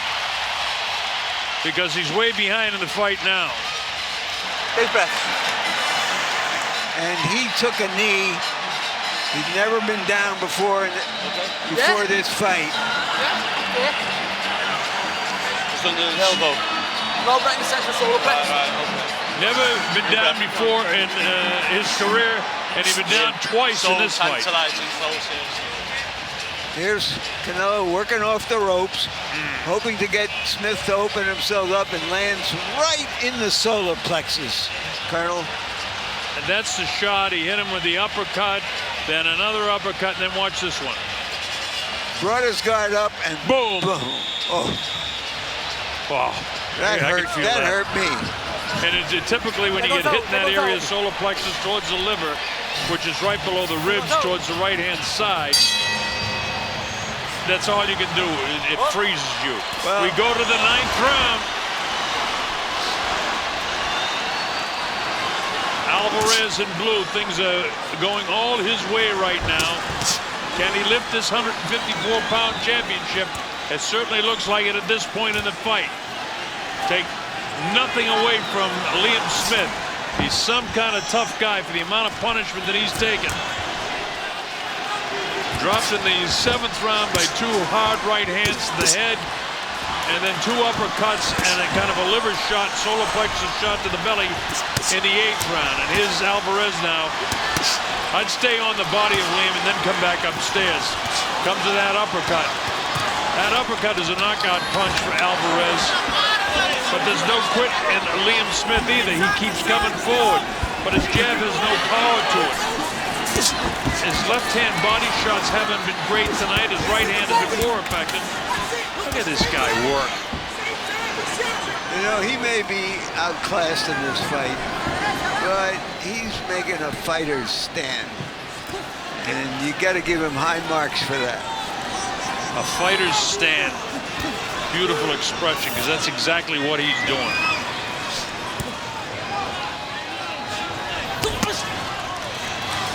Beginning to think at the end of that 8th round, maybe the corner should start thinking about stopping the fight, but you know, this is the opportunity of a lifetime for Liam, and he'd probably shoot somebody if they stop this fight. If he's going to go out, he's going to go out on his shield. Canelo, 2 hard body shots again. Is Liam Smith with a couple of shots upstairs. Jab, jab, right hand by Liam. Glancing right hand. A lot of movement by Alvarez right now. This is good stuff by Liam, but he doesn't seem to be punishing Alvarez with these shots. Clips him with the right hand. Alvarez comes off the ropes and scores with 2 hard uppercuts.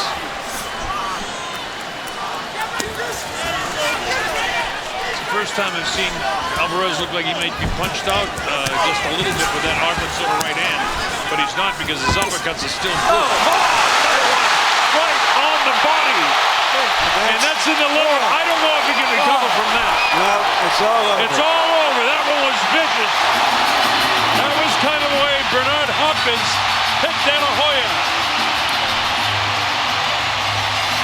A terrific 9th round knockout for the new WBO junior middleweight champion of the world, Saul Canelo Alvarez.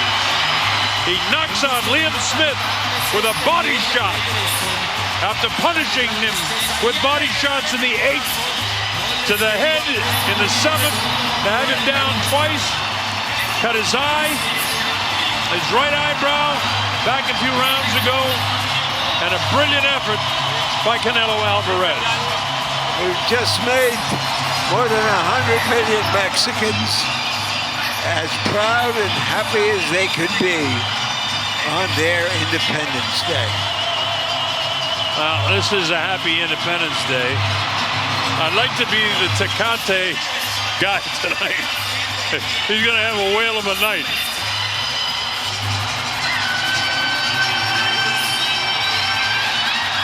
A lot of disappointment for this kid who gave it his all. And I'll tell you folks that are watching in the UK, nothing to be ashamed of. This guy's just a cut above them all. And it just adds more, because this guy was some kind of tough. It just adds more excitement to what's coming up a year from now. Here's the finish.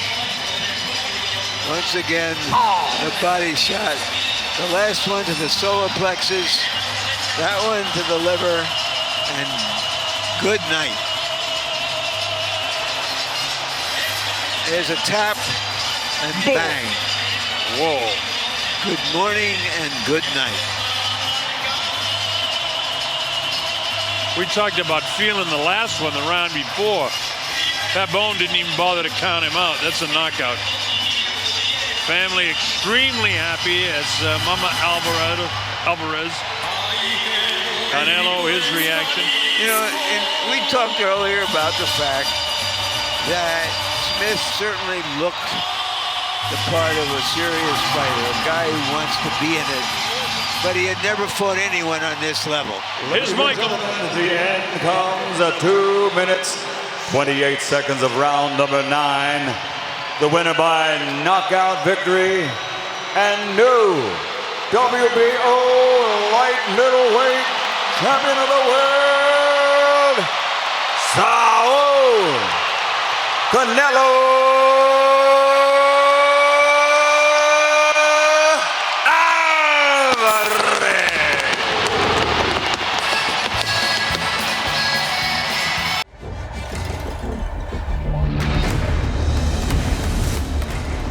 Canelo Alvarez. Jaime Munguia.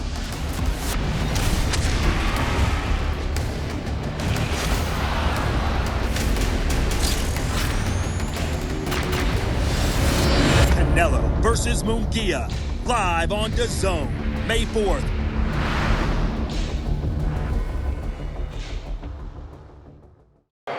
Two diamonds.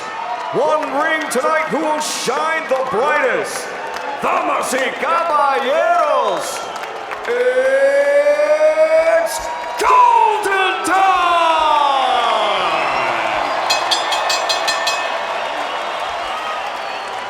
Introducing to you first tonight, fighting out of the blue corner, the challenger, standing with Hall of Fame trainer Freddie Roach and Marvin Somorio.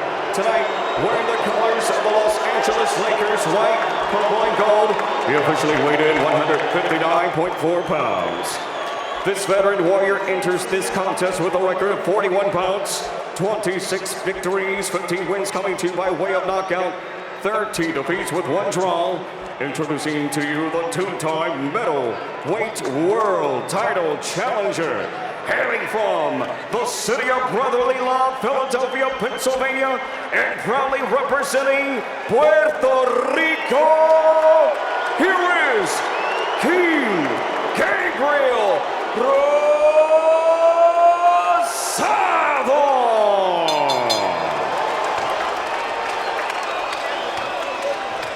And across the ring stands his opponent, fighting out of the red corner, standing with legendary Mexican former world champion and trainer, Eric El Terrible Morales and Fernando Fernandez. Donning white with gold, he officially weighed in at 160 pounds. Tonight, this former junior middleweight world champion enters this contest perfect. 37 pounds.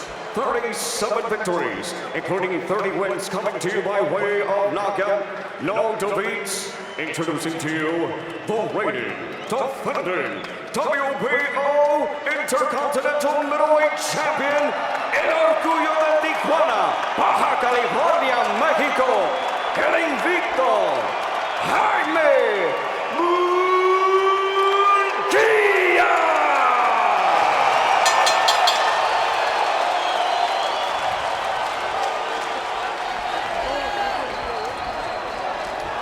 Gabe. Right here, Gabe.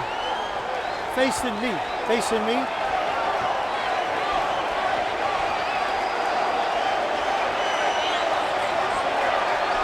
Right here. Okay. Mouthpiece. Mouthpiece. Both. Freddie. Both sets of trunks are a little bit high. Everything from here down his bed, everything on this area is good. Same thing right here. Everything from here up is good, from here down is bad.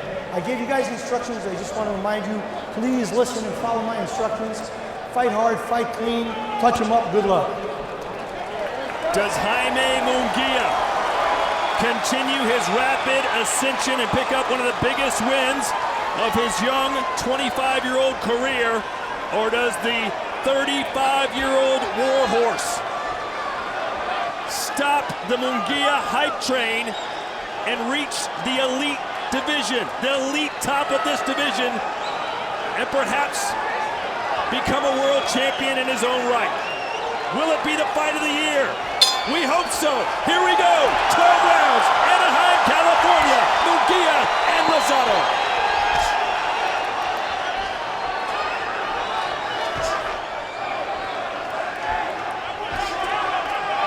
Munguia back down to 160 after fighting at 168 in his last 3 bouts. He looks like he's holding the weight pretty well. I was about to say, both these fighters are really big middleweights. Gabriel Rosado coming from 154, but about 6 foot, wide back, muscular, but Munguia looks a little bit bigger in there still. You know, one thing to watch early is going to be the activity of Gabe Rosado. Munguia is a very active fighter, throwing about 70 punches per round as a middleweight, whereas Rosado in recent fights has been more judicious with his punches. If he's going to try to win a decision, he's got to match the output of Jaime Munguia. And as you mentioned earlier, Chris, Jaime Munguia's best defense is offense. How will he handle someone like Rosado, who's so crafty, who can score punches? If Rosado starts backing up Munguia, you could tell that's going to be success there. But Munguia doesn't fight as good on the back foot like he does on the front foot. You know, I think a key for these early rounds for Rosado in many ways is going to be survival. I mean, Munguia is a fast starter. He's the younger fighter, whereas Rosado, he's shown some resilience later in fights. Against Maciej Sulecki, he knocked him down in the later rounds. Against Peter Quillen, he had more success in the later rounds. So Rosado wants to take this fighter in Munguia into deeper waters. Munguia looking really sharp. Little heavy foot feints, his jab popping up nicely. You know, real fluid with his combinations right now. And I like how he's jabbing Rosado to the gut too. You don't see that too often from the bigger, taller Munguia. Nice uppercut there from Munguia, which grazed the head of Rosado.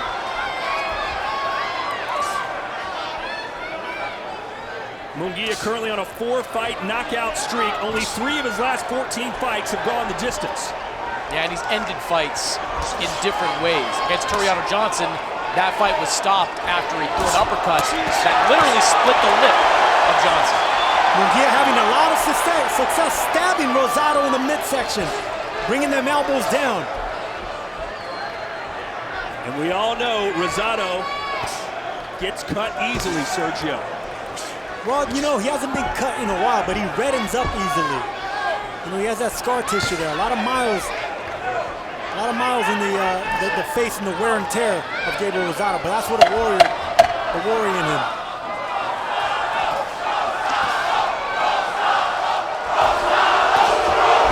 Nice right hand there for Gabriel Rosado to end the first. This is Puerto Rico battles. Alfredo Gomez, Salvador Sanchez, Cotto versus Canelo, De La Hoya versus Trinidad.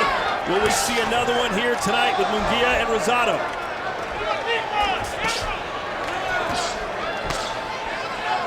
Round 2 scheduled for 12. Munguia telling us if Rosado stands in the middle of the ring and trades with me, it'll be a short night. Good upper body movement by Jaime Munguia, which is what he lacked defensively, but I really like the way he's keeping his elbows in and the upper body perpetually moving, sticking behind that jab. That looked like a clash of heads, and Munguia got the worst of it. He's trying to blink the left eye. You know, a little too much head hunting from Gabe Rosado early on. They talked all week about the need to soften up the body of Jaime Munguia, to slow him down. And so far, it's Munguia throwing the lion's share of the body shots. Yeah, it was Freddie Roach who was saying, I'm not impressed with Munguia's body at all as he unleashes a flurry there.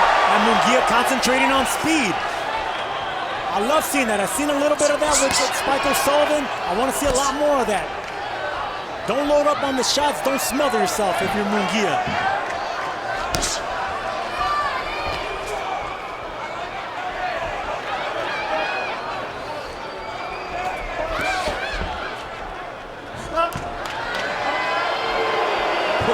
Boy, this crowd is fickle. They don't get action for 10 seconds. They let them hear it. Nice jab, timed perfectly by Rosado as Munguia was lunging in. And that's the kind of counter shot that Gabe's going to need to land all night long. If Munguia comes charging in and starts throwing punches in volume, Gabe's going to land those sharp shots.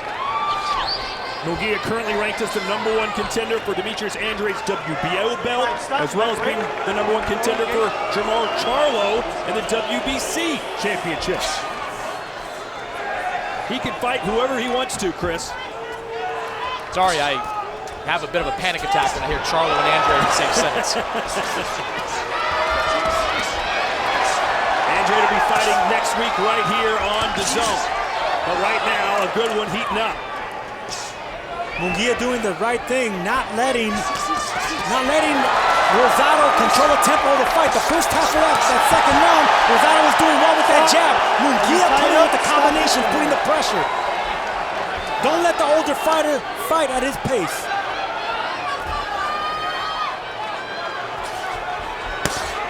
Good body shot for Gabe Rosado. Stop.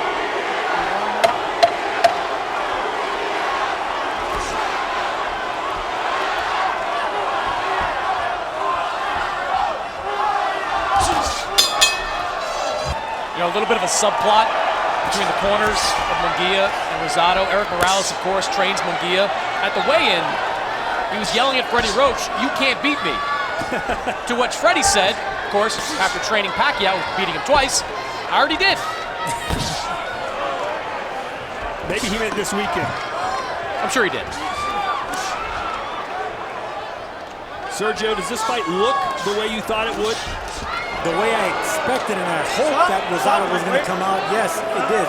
And Munguia doing the right thing. Look, Munguia is applying the pressure, but Rosado's he's not falling for the bait of falling into war. Not yet. You know, he wants to get out of these early rounds, and I think Rosado's doing just that. Well, you heard Freddie say it between rounds. You got to go to the body more. And that, again, is a big part of the pre-fight strategy, to start tapping Munguia to that body. So far, it's almost exclusively headshots from Rosado. Better around here by Rosado now. The jabs are landing. He's letting his hands go a little bit more. And there's Eric Morales, bottom left of your screen, Hall of Famer. Look, he's done a nice job with Munguia over these last 4+ fights. I think he's improved his offense. His uppercut is really coming along. And that jab has become a more effective weapon over the last few fights. Couple good 1-2s there from Rosado. Well, Rosado's doing the right thing by not letting Munguia break the distance and keeping him at the end of the jab.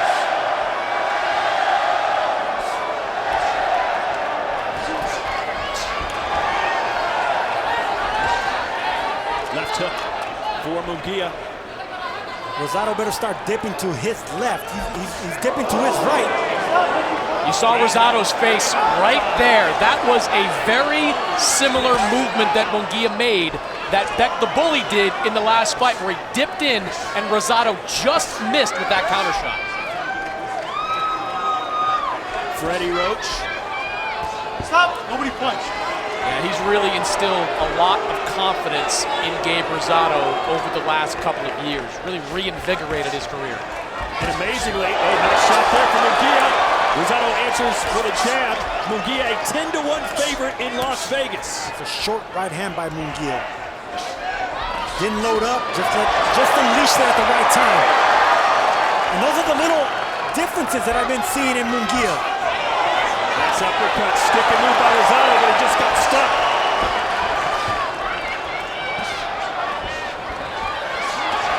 Nice body work. Rosado had to get on his bike quick to get out of trouble.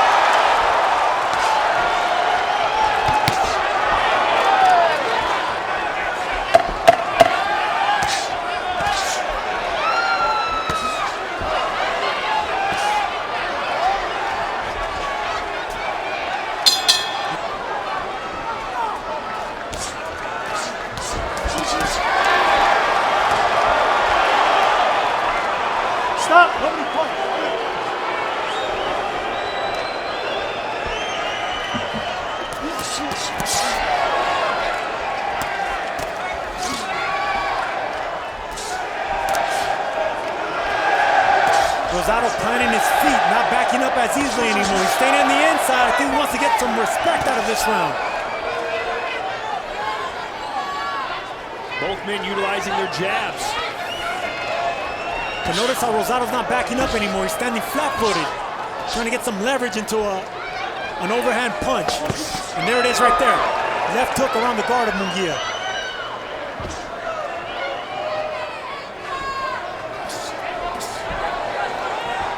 A very even fight, it seems, for the first 3 rounds as we look at Chris Mannix's scorecard. Yeah, I've got it 3 rounds to none in favor of Jaime Munguia. I thought Rosado did some better things in that 3rd round, but Munguia, he's putting together combinations much better, and Rosado's just simply isn't landing the impact shots he needs to land. Yeah, I agree, it's 3-0, but I think Rosado's laying the foundation to do something later on in the fight. I don't disagree, Sergio. In fact, I think Rosado's fight is really in the final 2/3 of this fight. He needs to get Munguia tired. Boys, he got out of that right hand, continuing to score.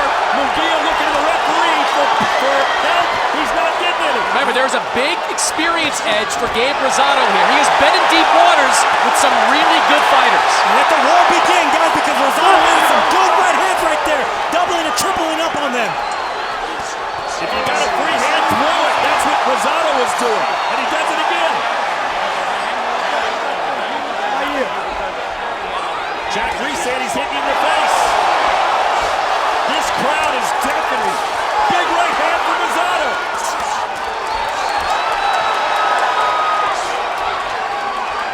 It's almost like you could see a switch flip in Gabe Rosado, where he decided it's time to make this fight a war. Because that's the difference between a guy that's here to win and a guy that's here to survive. Rosado's here to win tonight. Why wouldn't he be?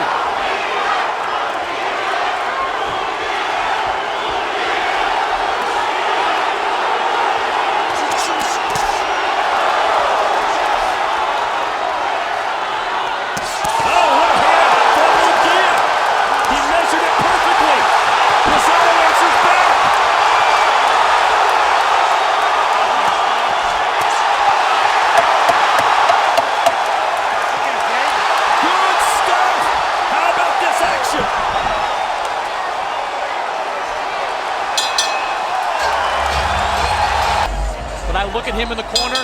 His mouth's open. He was breathing heavy between rounds. This fight is far, far from over.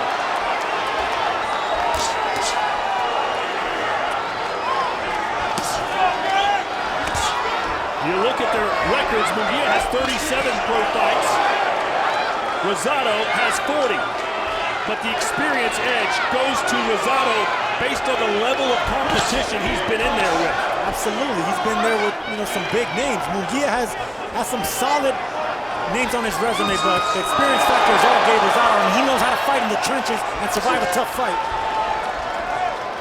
And he knows perhaps how to pace himself better. Munguia, as Chris mentioned, breathing heavier.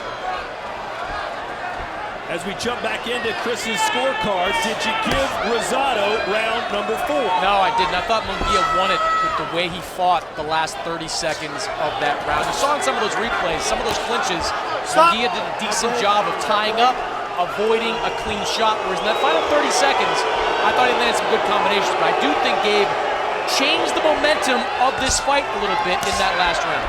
I'll put him on the side. Munguia continues to look at the referee for help, Sergio. You noticing that? I do notice that, and there's a little, I don't want to say discouraged, but there's a little look on his face like of concern, I want to say. And there's more confidence in the face of Rosado, even though Munguia's winning.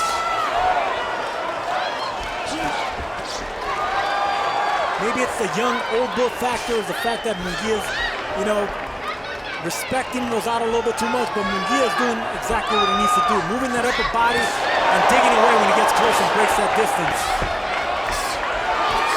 Uppercut from Rosado, right hand, left hand. Beautiful combination by Rosado, not staying in front of Munguia afterwards. He gets the job, the punches, and then pivots away.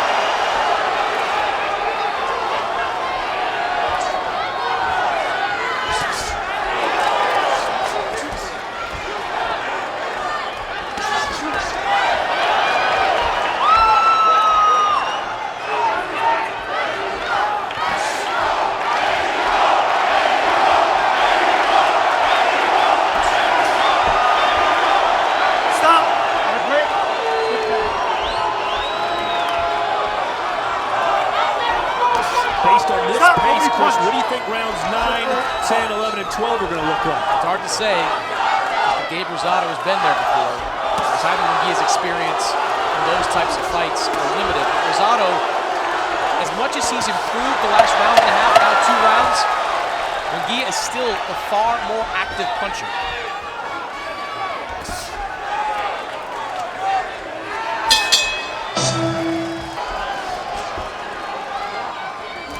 So Chris may have it a shutout for Munguia so far, but it still feels like a very close fight.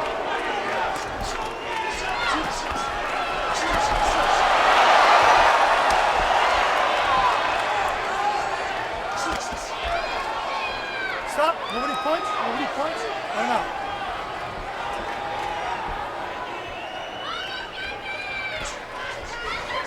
Munguia has stopped 24 of his last 28 opponents.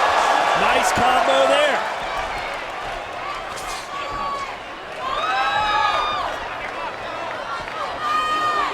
And Munguia's shown the ability in recent fights. Oh, big right hand for Rosado. Stop, stop. Best punch of the fight, perhaps.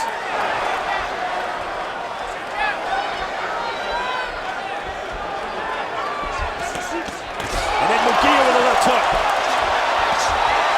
Got him again. Stop punching. Stop. Separate. You don't see a lot of emotion in the face of Jaime Munguia. You can't really tell how he's feeling in there. Fighting a really strong fight, though. Oh, nice left hook. And he's backed Rosado up. Yeah, it's not benefiting Gabe Rosado to be blocking the shots with that earmuff defense, because Munguia's a strong puncher punching through the gloves of Rosado. A lot of activity for Munguia, though, Chris. Can he keep this pace up? Well, he's shown he can, at least in recent fights, averaging about 70 punches per round as a middleweight. And Gabe's had a couple of good moments in this round, but Munguia has just overwhelmed him with volume, and that's the kind of stuff the judges are going to look for.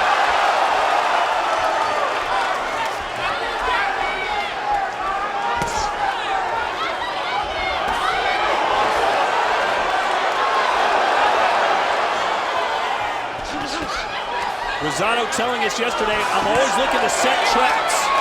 And you could see it. I mean, look at the eyes of Rosado. He's thinking the entire time in there, what counter can I land on this youngster?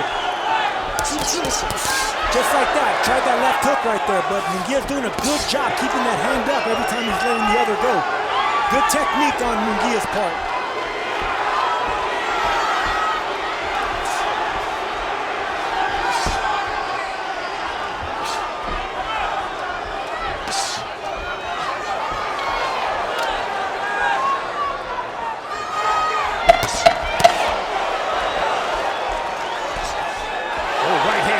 The jaw of Munguia, who dropped his gloves for a split second.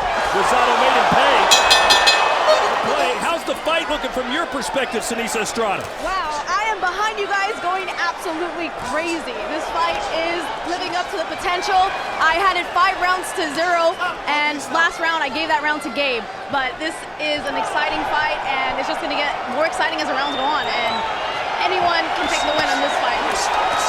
Chris, as they heat up again, Munguia playing some combinations, and Rosado wisely trying to hold on. And now it's a takedown. Está bien. Está bien. Munguia's landing really solid with that right hand. It's a chopping right hand. Dude, you can't wrestle him down. Are you okay? Blocking is not going to be enough for Gabe Rosado no more. He needs to dodge those punches, make Munguia miss and fall off balance.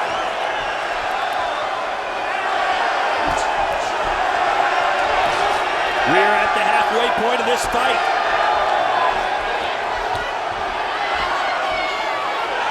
Chris, how did you score that last round? I've got it 5 rounds to 1 in favor of Jaime Munguia, who's just been in complete control. One question I have coming into this fight. Gabe Rosado sparred with David Benavidez coming into it, and he sparred between 80 and 100 rounds with Benavidez. On the surface, Sergio, I would say, great, good sparring. But does Gabe Rosado, at 35 years old, need to be going 80-plus rounds with a young stud like David Benavidez, that felt to me maybe a little bit too much for a fighter at this stage of his career. Yes, it sounds like too much. And anytime you're dealing with a fighter like Gabe Rosado, he knows how to fight already. You don't need to train harder, you need to train smarter. But there is confidence being gained there. Whenever you have a legend in your corner like Freddie Roach saying it's all right to continue fighting and doing 100 rounds in Benavidez, and you just got to follow your gut and follow what Roach is telling you. Freddie Roach also said he couldn't stop to those sparring sessions towards the end because they were becoming wars. I'm not so sure Gabe Rosado needs wars in sparring sessions. Well, we're going to find out if the wear and tear is there, because this is when it starts happening in the 7th and 8th rounds.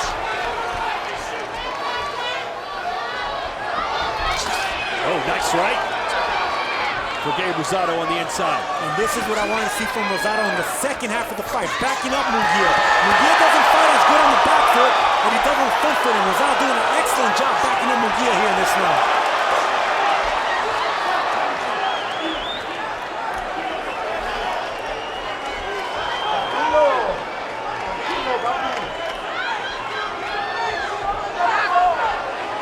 Both fighters trying to set each other up for a big right hand, it looks.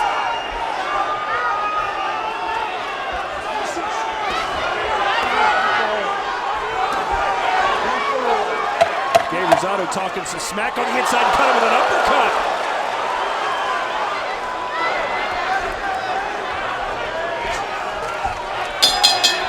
Rosado was on his feet trying to wave the crowd back into this. He likes the energy they're giving him. And Chris, are you getting the sense that Rosado is content not to try and win by decision at this point? He's going for a knockout or a stoppage. Well, look, I think he came in wanting to win any way possible, but the volume punching of Munguia has effectively, at this stage of the fight, taken it off the tables. He's got to find a way to time Munguia coming in and land a big shot. Munguia doing a good job of not letting himself get time because he's concentrating on speed and maintaining. He's not breaking that distance as he used to. So I could see the influence and the effects of Eric Morales already. No, you're right, Sergio. He really only had one moment, and that was in the 3rd round when he leaned in kind of recklessly and Rosado just missed him. Since then, he has been very savvy in there in the ring, and my scorecard reflects that. 6 rounds to 1 in favor of Jaime Munguia. And those are vicious, brutal body shots by Munguia. You can tell what type of shape Gabriel Rosado in because those shots are heavy shots being landed. But I will say this, Rosado, known for getting knocked down and coming back up and getting into fights, has stood his ground all night. Really hasn't been wobbled to the point where you think he might go down. And Munguia knocks almost everybody down.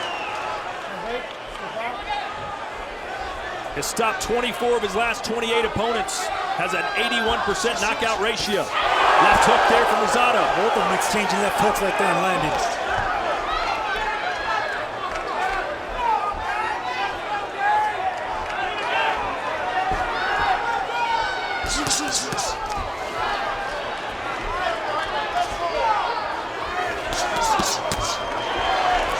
Still just not enough body work from Gabe Rosado. The best way to slow down this output from Munguia is to dig into that body. He really hasn't done it as often as he should. Let him go, Gabe.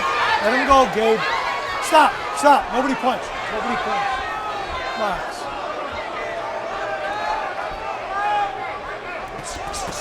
I'm really impressed with Munguia's. Oh, big left from Rosado.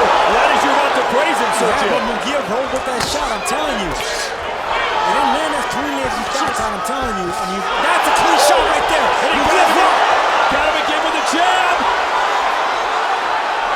Again, you can't tell from the facial expressions of Munguia when he's hurt and when he's not. I think that right hand finally hurt Munguia. Stop. Nobody punch. Don't push him to take advantage. Left hook, lunging left hook for Rosado, who's now starting perhaps to get more confidence. 2/3 of the fight had to be Rosado's. Well, we're now in that final stage.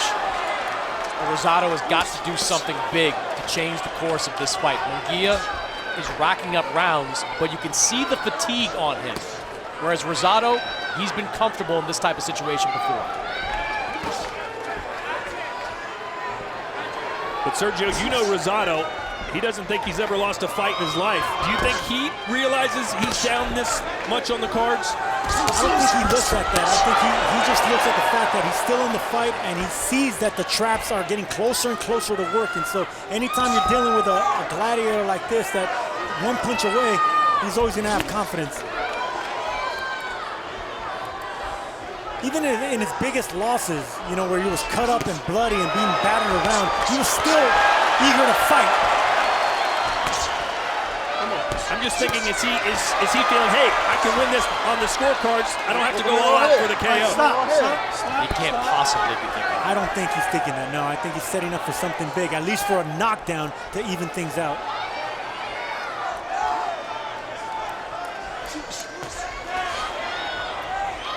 People watching might look at Rosado's record and say, look, he's not a big puncher. How is he going to score the knockout? And you're right. He's not a one-punch type of guy traditionally, but he is a big counter-puncher. We saw that against Melakuziev. Sergio, you talked about your sparring experience with Rosado.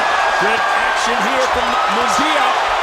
Comes to life, eats a jab. Yeah, where Rosado lacks in power, he makes up with his timing. And timing can hurt you, man.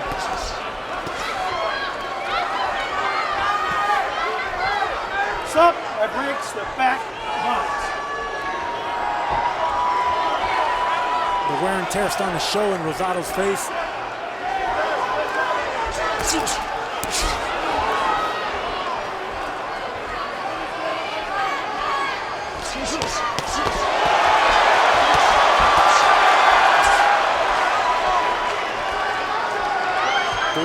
Seconds left here in round 9.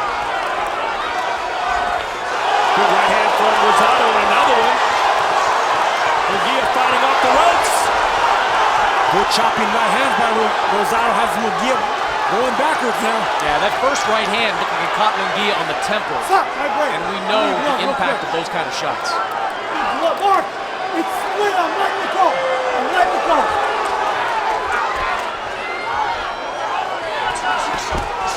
Good combination work from Munguía. Back to the head. Rosado trying to win this round. Big punches on the inside. And what is Jack Reese doing?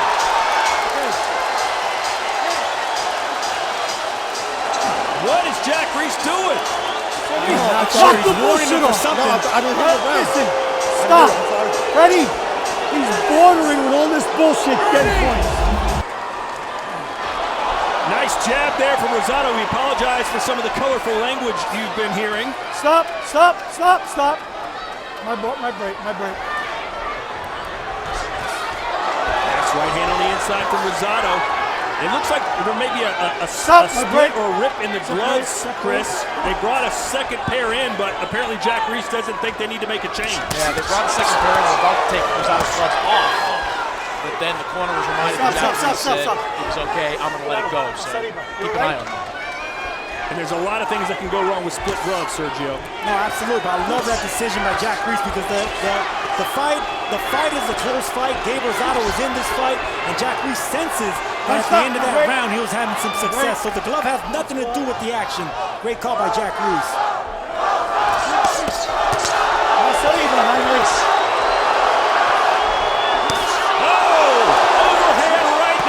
But here comes Munguía fighting back. And Munguía can take a big shot. That was a short right hand by Rosado. Didn't pull it back. What a chin on Jaime Munguía. Right, stop. My break.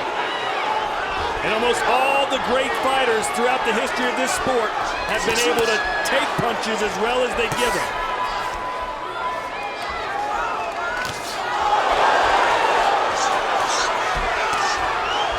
Clubbing right hand again from Munguía.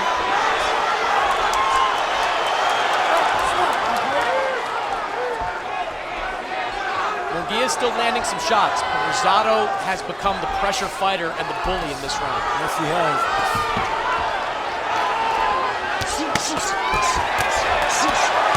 And anytime Munguía unleashes like he's doing right there, Rosado comes right back, or he does that, smothers the attack.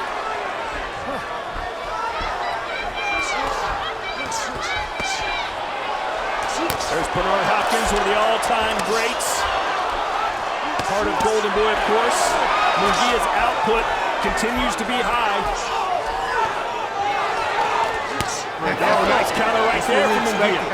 Rosado started this round really fast. Munguia started it. Finishing it hard. And Rosado might be hurt.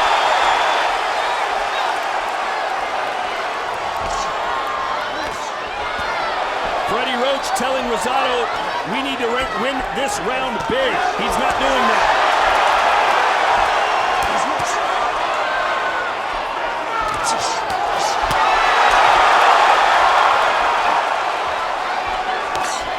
All right, stop. Nobody punch. Step back. Stop the bell. Oh, big step in right hand for Rosado. Catches him again. Even in the rounds he loses, Sergio, he finds a big moment. And you see Sergio just a split second late for Rosado to follow up on that. He landed that chopping right hand, and there was a pause. If he lands that shot, he has got to hunt him down. 250 landed punches by Munguia, the most ever landed on Rosado in his career. Sinisa Estrada, what do you see?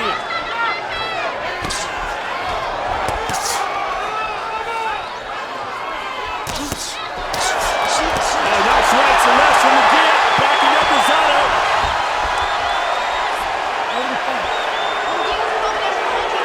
Very effective, and it's just non-stop.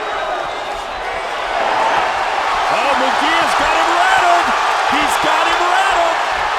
Hitting him again and then going to the body. Rosado still hoping to land that one big right hand, though. Man, Jaime Munguia is a really fun fighter.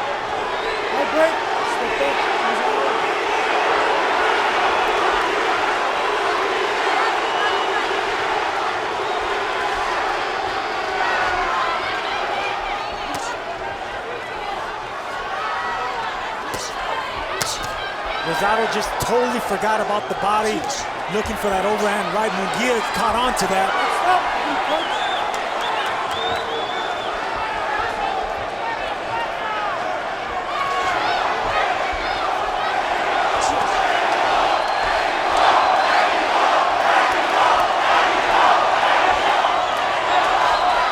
Sinisa Estrada, what are you seeing? Wow, incredible fight, guys. I love it. 8 rounds to 2. Munguia, this is what boxing is all about. All-out action, 12 rounds. It's incredible, incredible fight. And Munguia's combination punching is just very effective and pushing Rosado back. Rosado's doing a great job when he comes forward and pushes Munguia back. But so far, it's not lasting too long as far as Rosado pushing Munguia back. Munguia's coming back with combinations and throws 3, 4, 5 punches at one time. And now Munguia again on the front foot. Rosado's starting to bleed. The championship rounds here in Anaheim. This fight living up to the billing. Mexico versus Puerto Rico.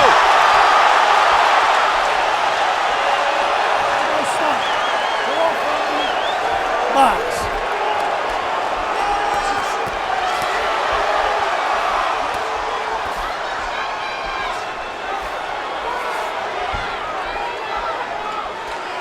Let him go. Let him go. Work out of it. Trabajo. Don't stop. My break.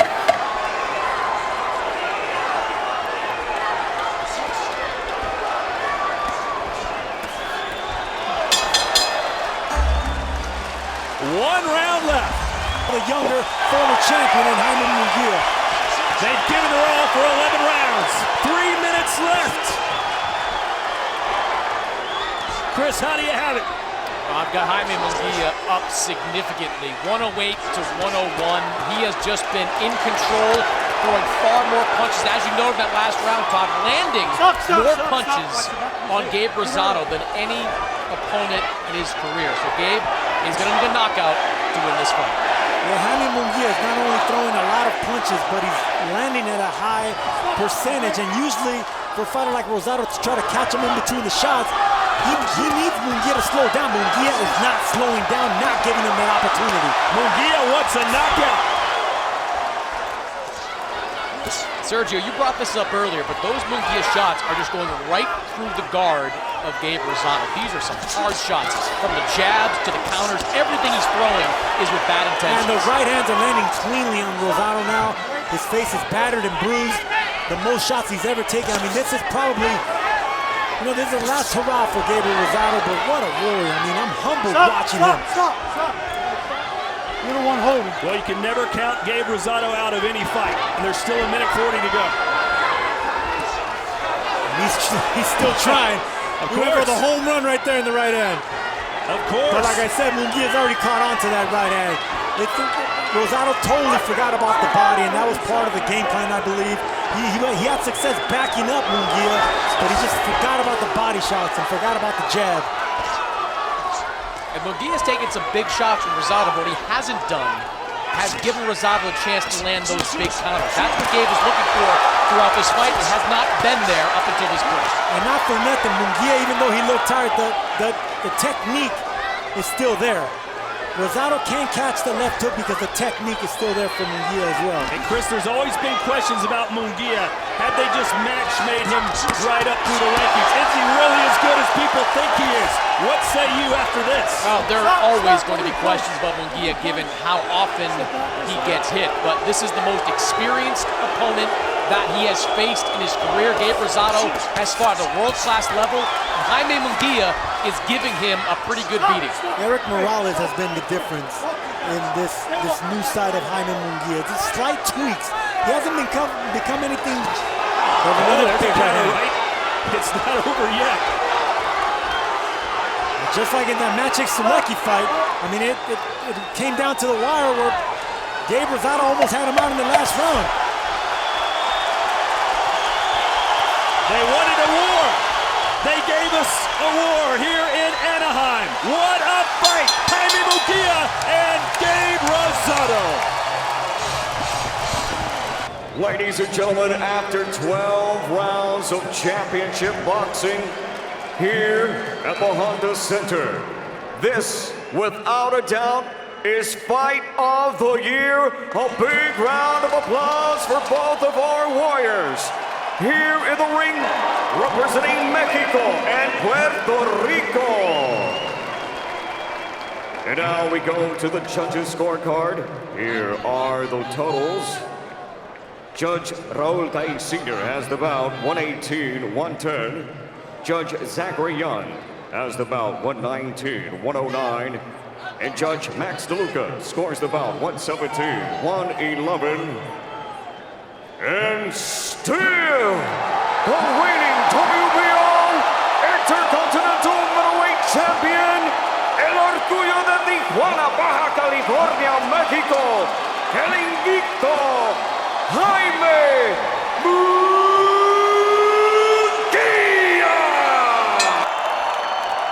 For the sold-out, standing-room-only crowd here at Madison Square Garden, and the millions watching around the world.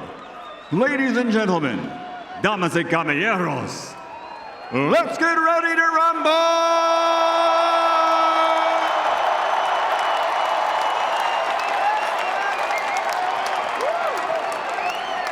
Introducing first, fighting out of the blue corner with his trainer Jamie Moore, wearing blue with white, official weight 167.6 pounds. His professional record, 27 victories, 15 big wins by knockout, only one defeat. He's undefeated for 5 consecutive years, and 14 of those 15 KOs come in 5 rounds or less.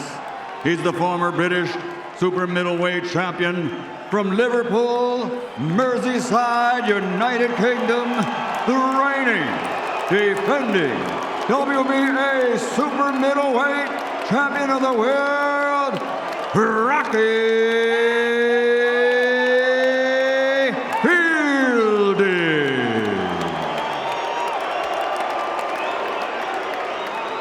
And across the ring, fighting out of the red corner, officially the challenger with his trainers, Edison and Chepo Reynoso, wearing red trimmed with white and gold. Officially weighing in at 167.4 pounds. And his professional record, 50 victories, including 34 wins by knockout. Only 1 defeat with 2 draws. He's a 3-time world champion, the 2-time light middleweight world champion, and the current middleweight champion of the world. Damas y caballeros, de Guadalajara, Jalisco, México, el legendario campeón mundial, Saul Canelo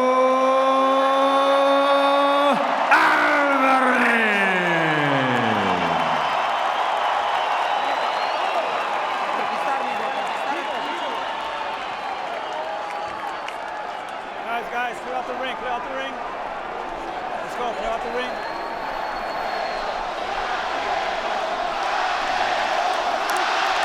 Usted dio las reglas en el camerino. Protéjase todo el tiempo y obedece sus órdenes todo el tiempo. I gave you the instructions in the dressing room. I expect a good, clean fight. Protect yourselves at all times.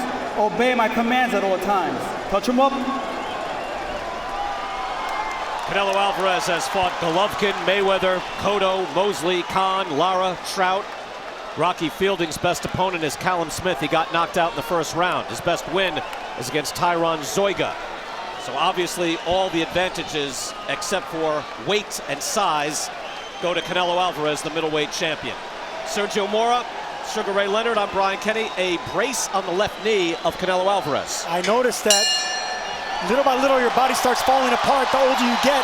Usually he gets that KT tape on him, but now he has a brace. So that means he probably is feeling something that he needs a brace. He's only 28 years old. The question here as we start round number 1, can Rocky survive, and what does he have to do to survive? Well, talking about Rocky, and it was rare that they introduced the defending champion first.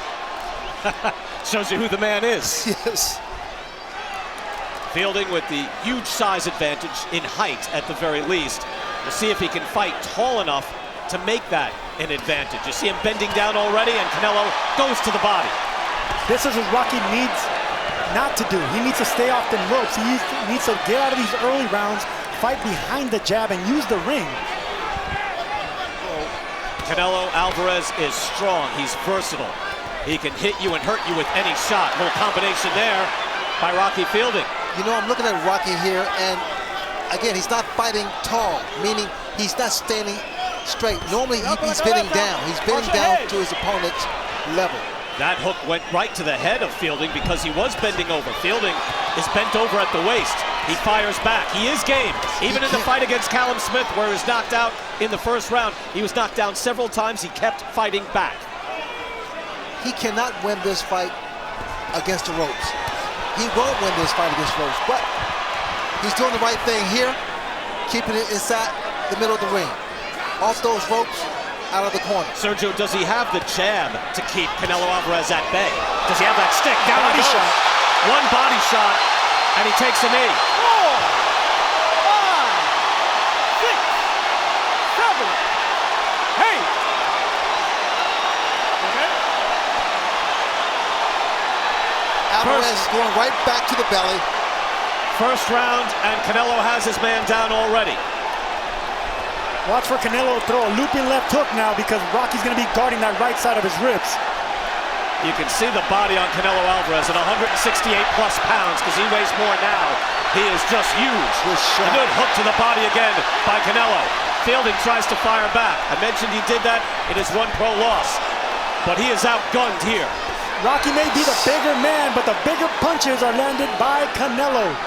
Canelo's throwing some incredible shots, and he's picking his shots here. He has a short, tight, hard jab, tries it there, and then goes with the uppercut. You notice he's not doing the same thing over and over again. He's mixing his punches up, mix up the combinations, and that confuses your opponent. And to your point, Sergio, he is fighting off the ropes. Now he circles back, and let's see if he can survive the first round.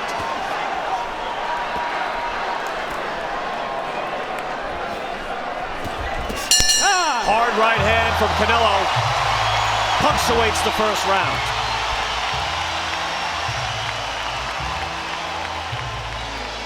You're holding your feet. You have that half step. Try and get his coming out. Let's see it again. Canelo, great body shot. Those punches there, watch this shot here.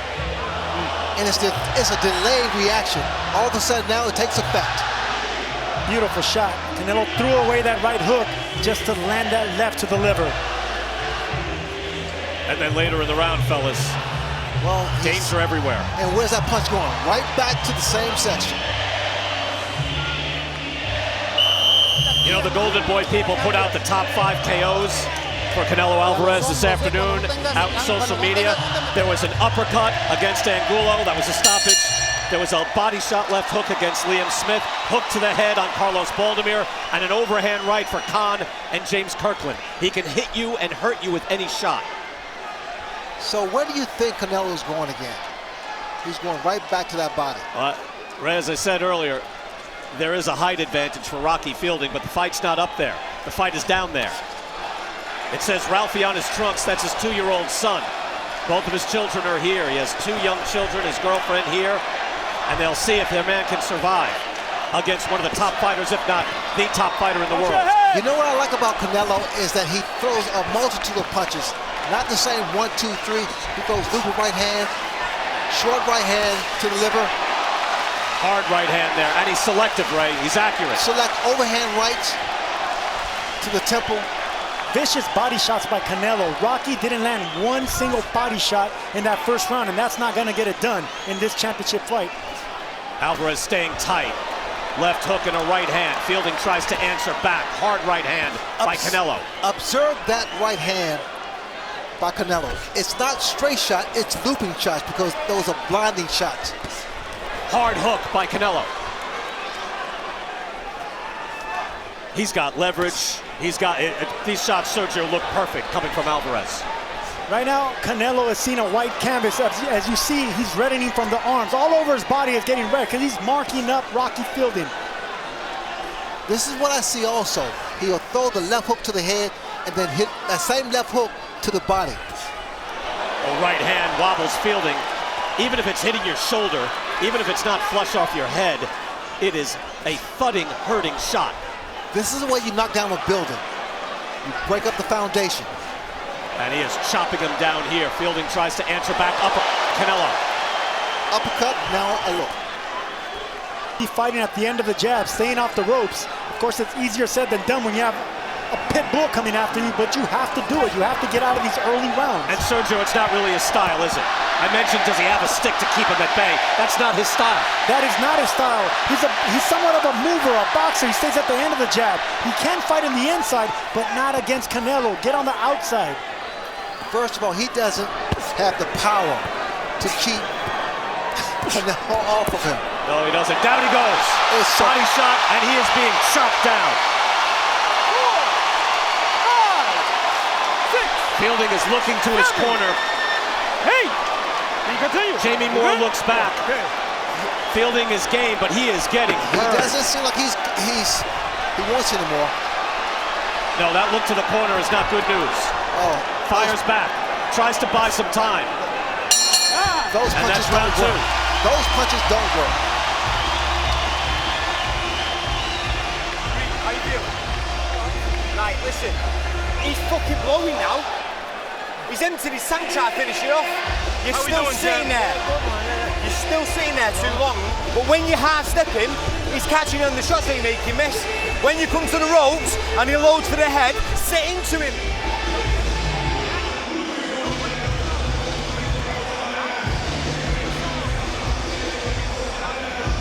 I tell you, he didn't even land that perfectly. And yet Fielding just felt it. And that's about the 4th or 5th shot right in that area. And he just went down.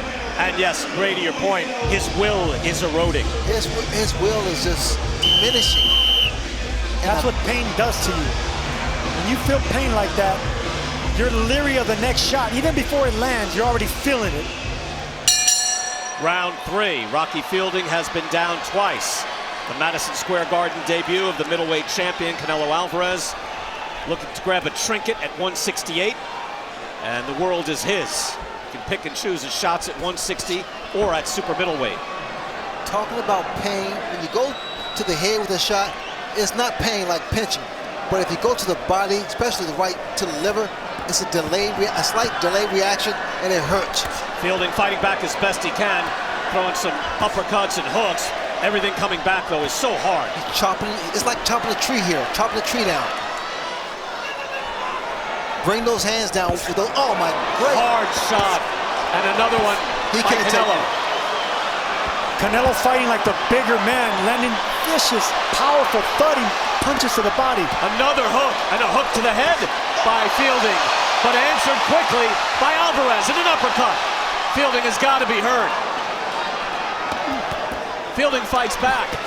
He was this game against Callum Smith. He's going down. He couldn't get out. He's going down. Those shots are ripping him. Canelo again. Tearing him apart.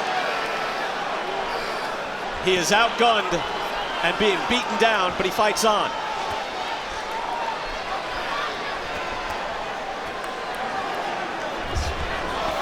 I just don't understand why Rocky is fighting him in the inside. He knows he's being outgunned by an explosive champion like Canelo. Get on the outside, buy some time, jab. Hard hook landed again by Canelo Alvarez. Fielding tries his right hook. The way that Rocky is throwing his punches, there's no power there. There's no power. He's looping his punches. Nothing is really driving Canelo back. He is able to dig in, plant, and fire. Fielding fires back, doing the best he can. You know what is the style that would take to at least make this a boxing match, Sergio? Fielding just does not have that arsenal. He doesn't have that arsenal, and he's fighting the wrong fight. But look, he still has this look in his eye, like maybe he's trying to get Canelo to hard wear right himself hand, out. down he goes. Fielding looks back in his corner. Jamie Moore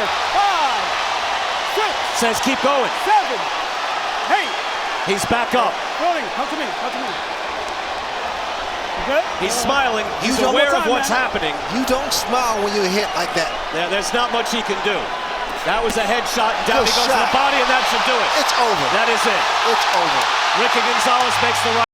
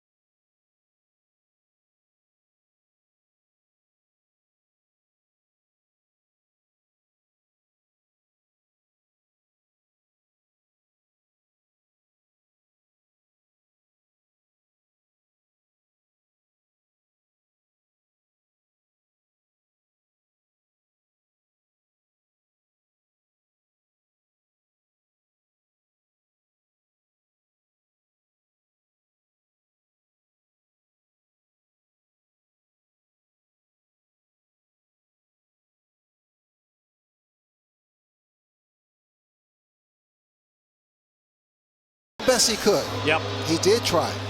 All right, fans, here we go with the main event of the evening. 10 rounds of boxing in a middleweight special attraction.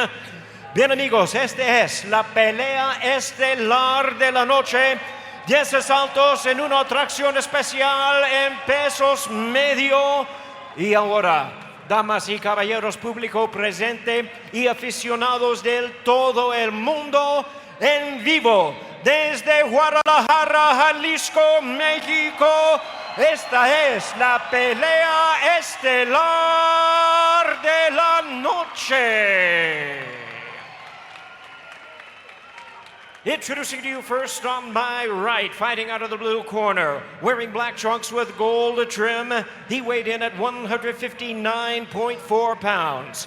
Presentando en la esquina azul, pesando 72.3 kilogramos. With a record of 21 wins, 5 losses, he has 8 wins coming by way of knockout. Con un récord de 21 victorias y 5 derrotas, tiene 8 ganadas por la vía del knockout. De Córdoba, Argentina, demos la bienvenida a Gonzalo, el mago Coria.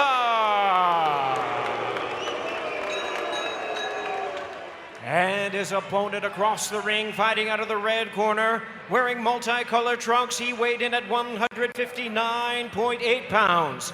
Y su rival en la esquina roja, con un peso de 72.5 kilogramos. The former WBO Junior Middleweight World Champion, currently ranked one of the top 3 middleweights in the world by all sanctioning bodies. He is undefeated in his campaign, 40 wins, no losses, 32 big wins coming by way of knockout. Tiene un sobresaliente récord de 40 victorias sin derrota, con 32 ganadas por la vía del knockout.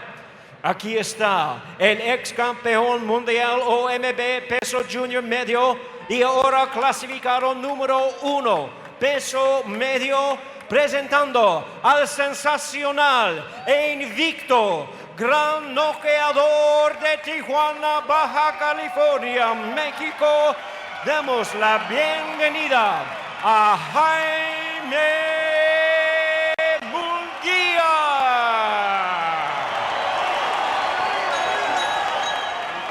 Y aquí está el referee Javier Peña.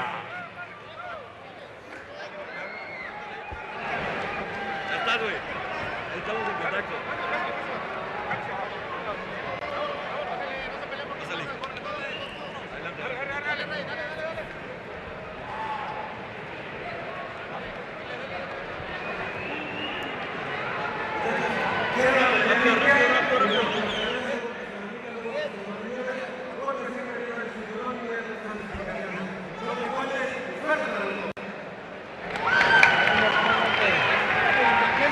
Our main event is upon us. Jaime Munguia, Gonzalo Coria.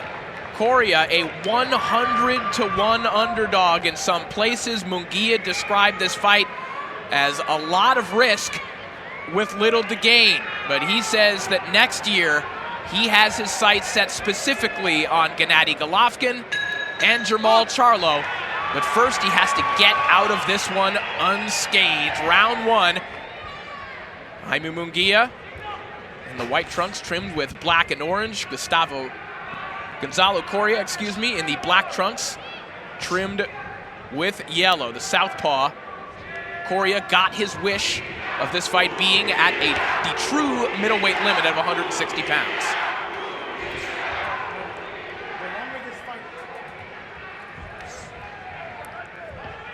You know, the longer this fight goes, the more damage it'll do to Munguia. And I don't mean physical damage, I mean damage to his reputation, because this is a fighter in Gonzalo Coria that he should take out. An unknown fighter, not much tape, not much to have to worry about. So he has to take care of business, just like he did in his last 2 fights. And that's how he continues the reputation that he earned of knocking out everybody. Well, I think that's a good point, Sergio, and the risk that Munguia describes, to your point, isn't just the risk of the fight itself, but with every passing round, given that Janabek knocked Coria out in the second round, every additional moment is almost like a referendum on Munguia and where he stands in the eyes of the boxing public. Like, we didn't expect Ballard to last the distance. We didn't expect Kelly to last the distance. They got stopped. You know, this is another fighter in Coria who has been stopped before. And, you know, he doesn't have the speed or the power to compete with Munguia, but he does have the size. I mean, he's surprisingly a big fighter. They match up well in height and in size, but the power is just not there. Couple straight left hands connect there from Coria. Coria has good, I should say good, decent speed and technique, but he's vulnerable defensively. He has good body movement. He knows how to keep that range. But can he hurt Munguia? Once he catches him, can he actually get respect? That's the question. Coria's most impressive win did come here in Mexico, a 12-round win over Marco Reyes back in 2019. Well, you see when these two fighters come together, just how big of a middleweight Munguia is. When he rehydrates, he is a massive 160-pounder.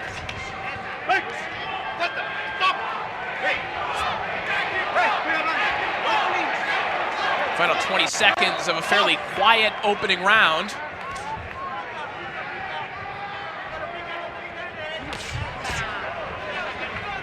Coria lands another counter left hand, looks for another one over the top.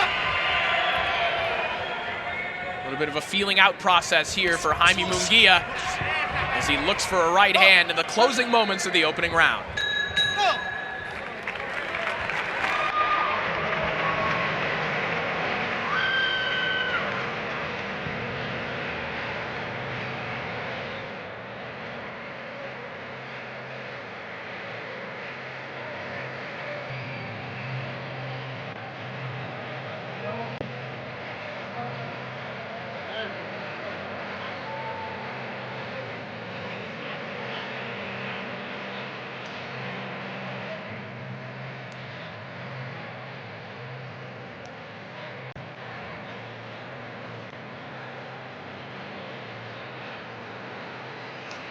This is a tricky round to score because Munguia did apply pressure. No clean punches were really landed.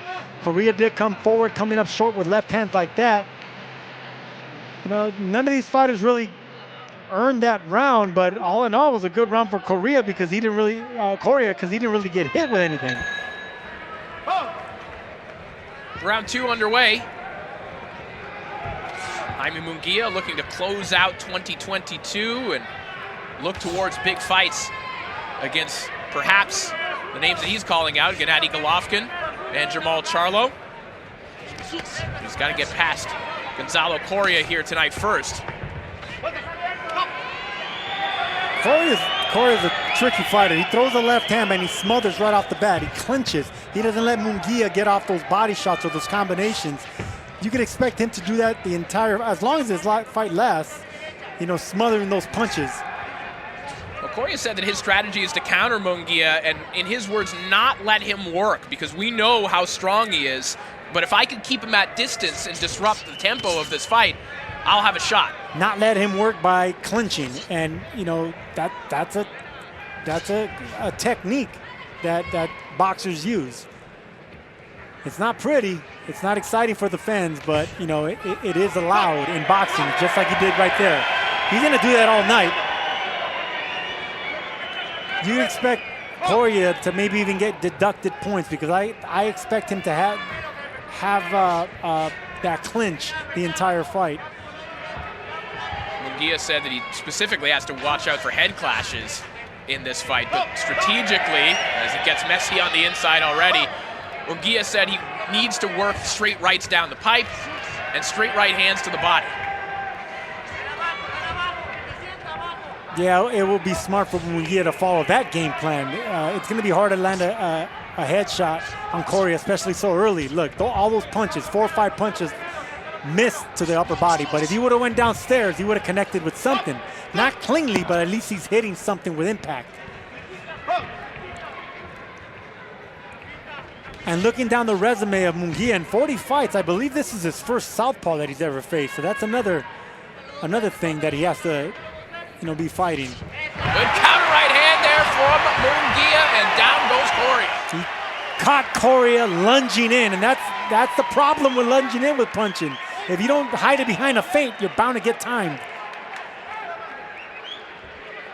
Coria, a gigantic underdog in this fight. Long odds stacked against him here, and he has one of the best middleweights in the world on corking right hands at the end of round 2.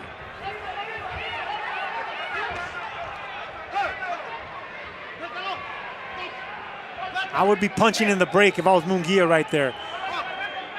Let the referee warn you and break you guys up, but do not let Coria hang on anymore.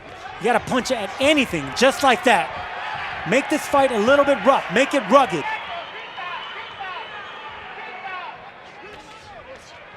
So the first knockdown scored by Jaime Munguia.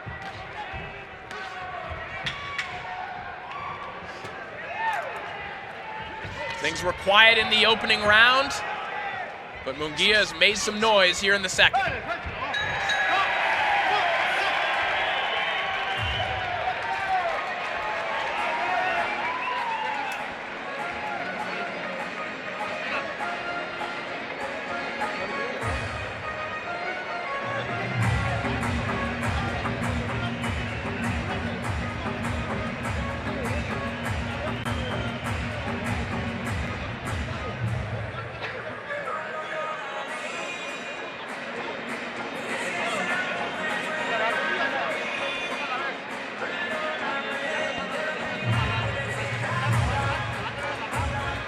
Jaime Munguia said that the key for him would be straight right hands, and Sergio right on cue is one that sends Coria to the canvas. Yeah, but it was a timed right hand catching Coria coming in, lunging in.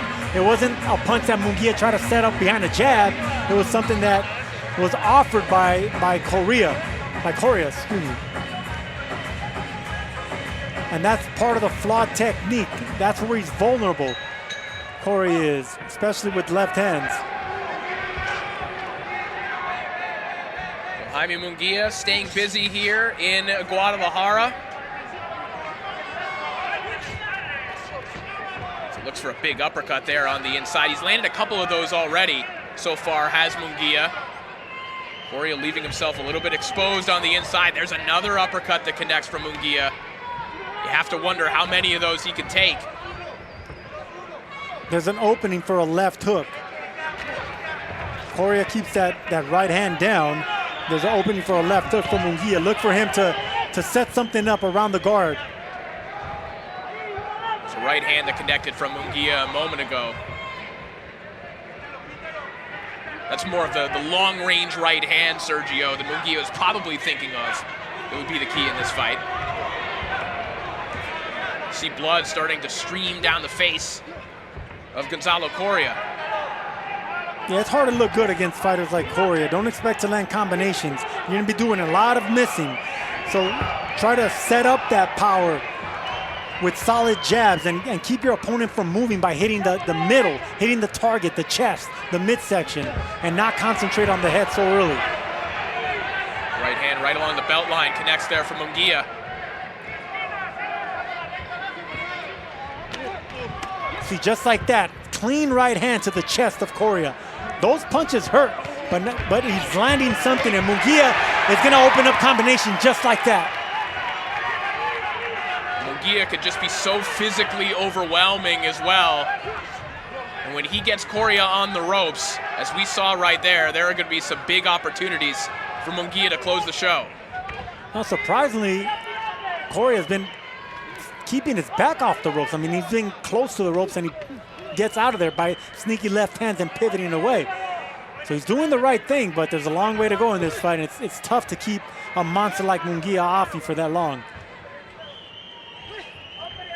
Munguia starting to close the distance a little bit more here. The real estate changing very quickly and not in Coria's favor. As Munguia looks to rip a left hand to the body, brings one up top that connects. That's an arm punch that Coria is throwing with that left hand, so Munguia has no respect for it anymore. that body shot hurt Coria as well. And it certainly did. Down goes Coria. He takes a knee. Yep, it was a left hand to the body. You could see by the reaction of Coria's face and body, he doesn't want to be in this fight. He's shaking his head no, and that is it. Tune-up.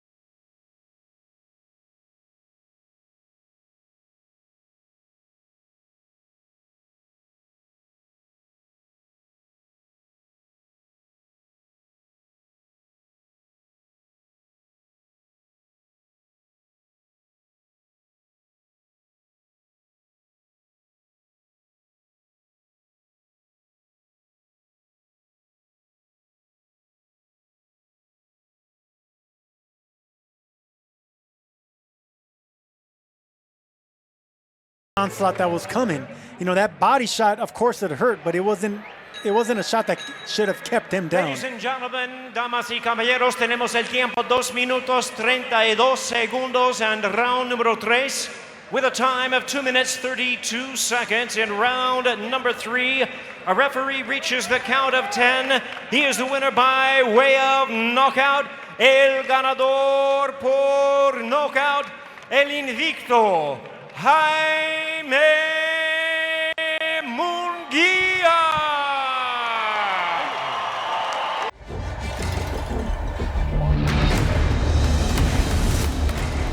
Canelo Alvarez.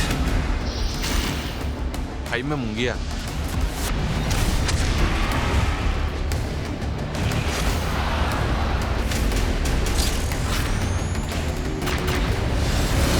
Canelo versus Munguia, live on DAZN, May 4th,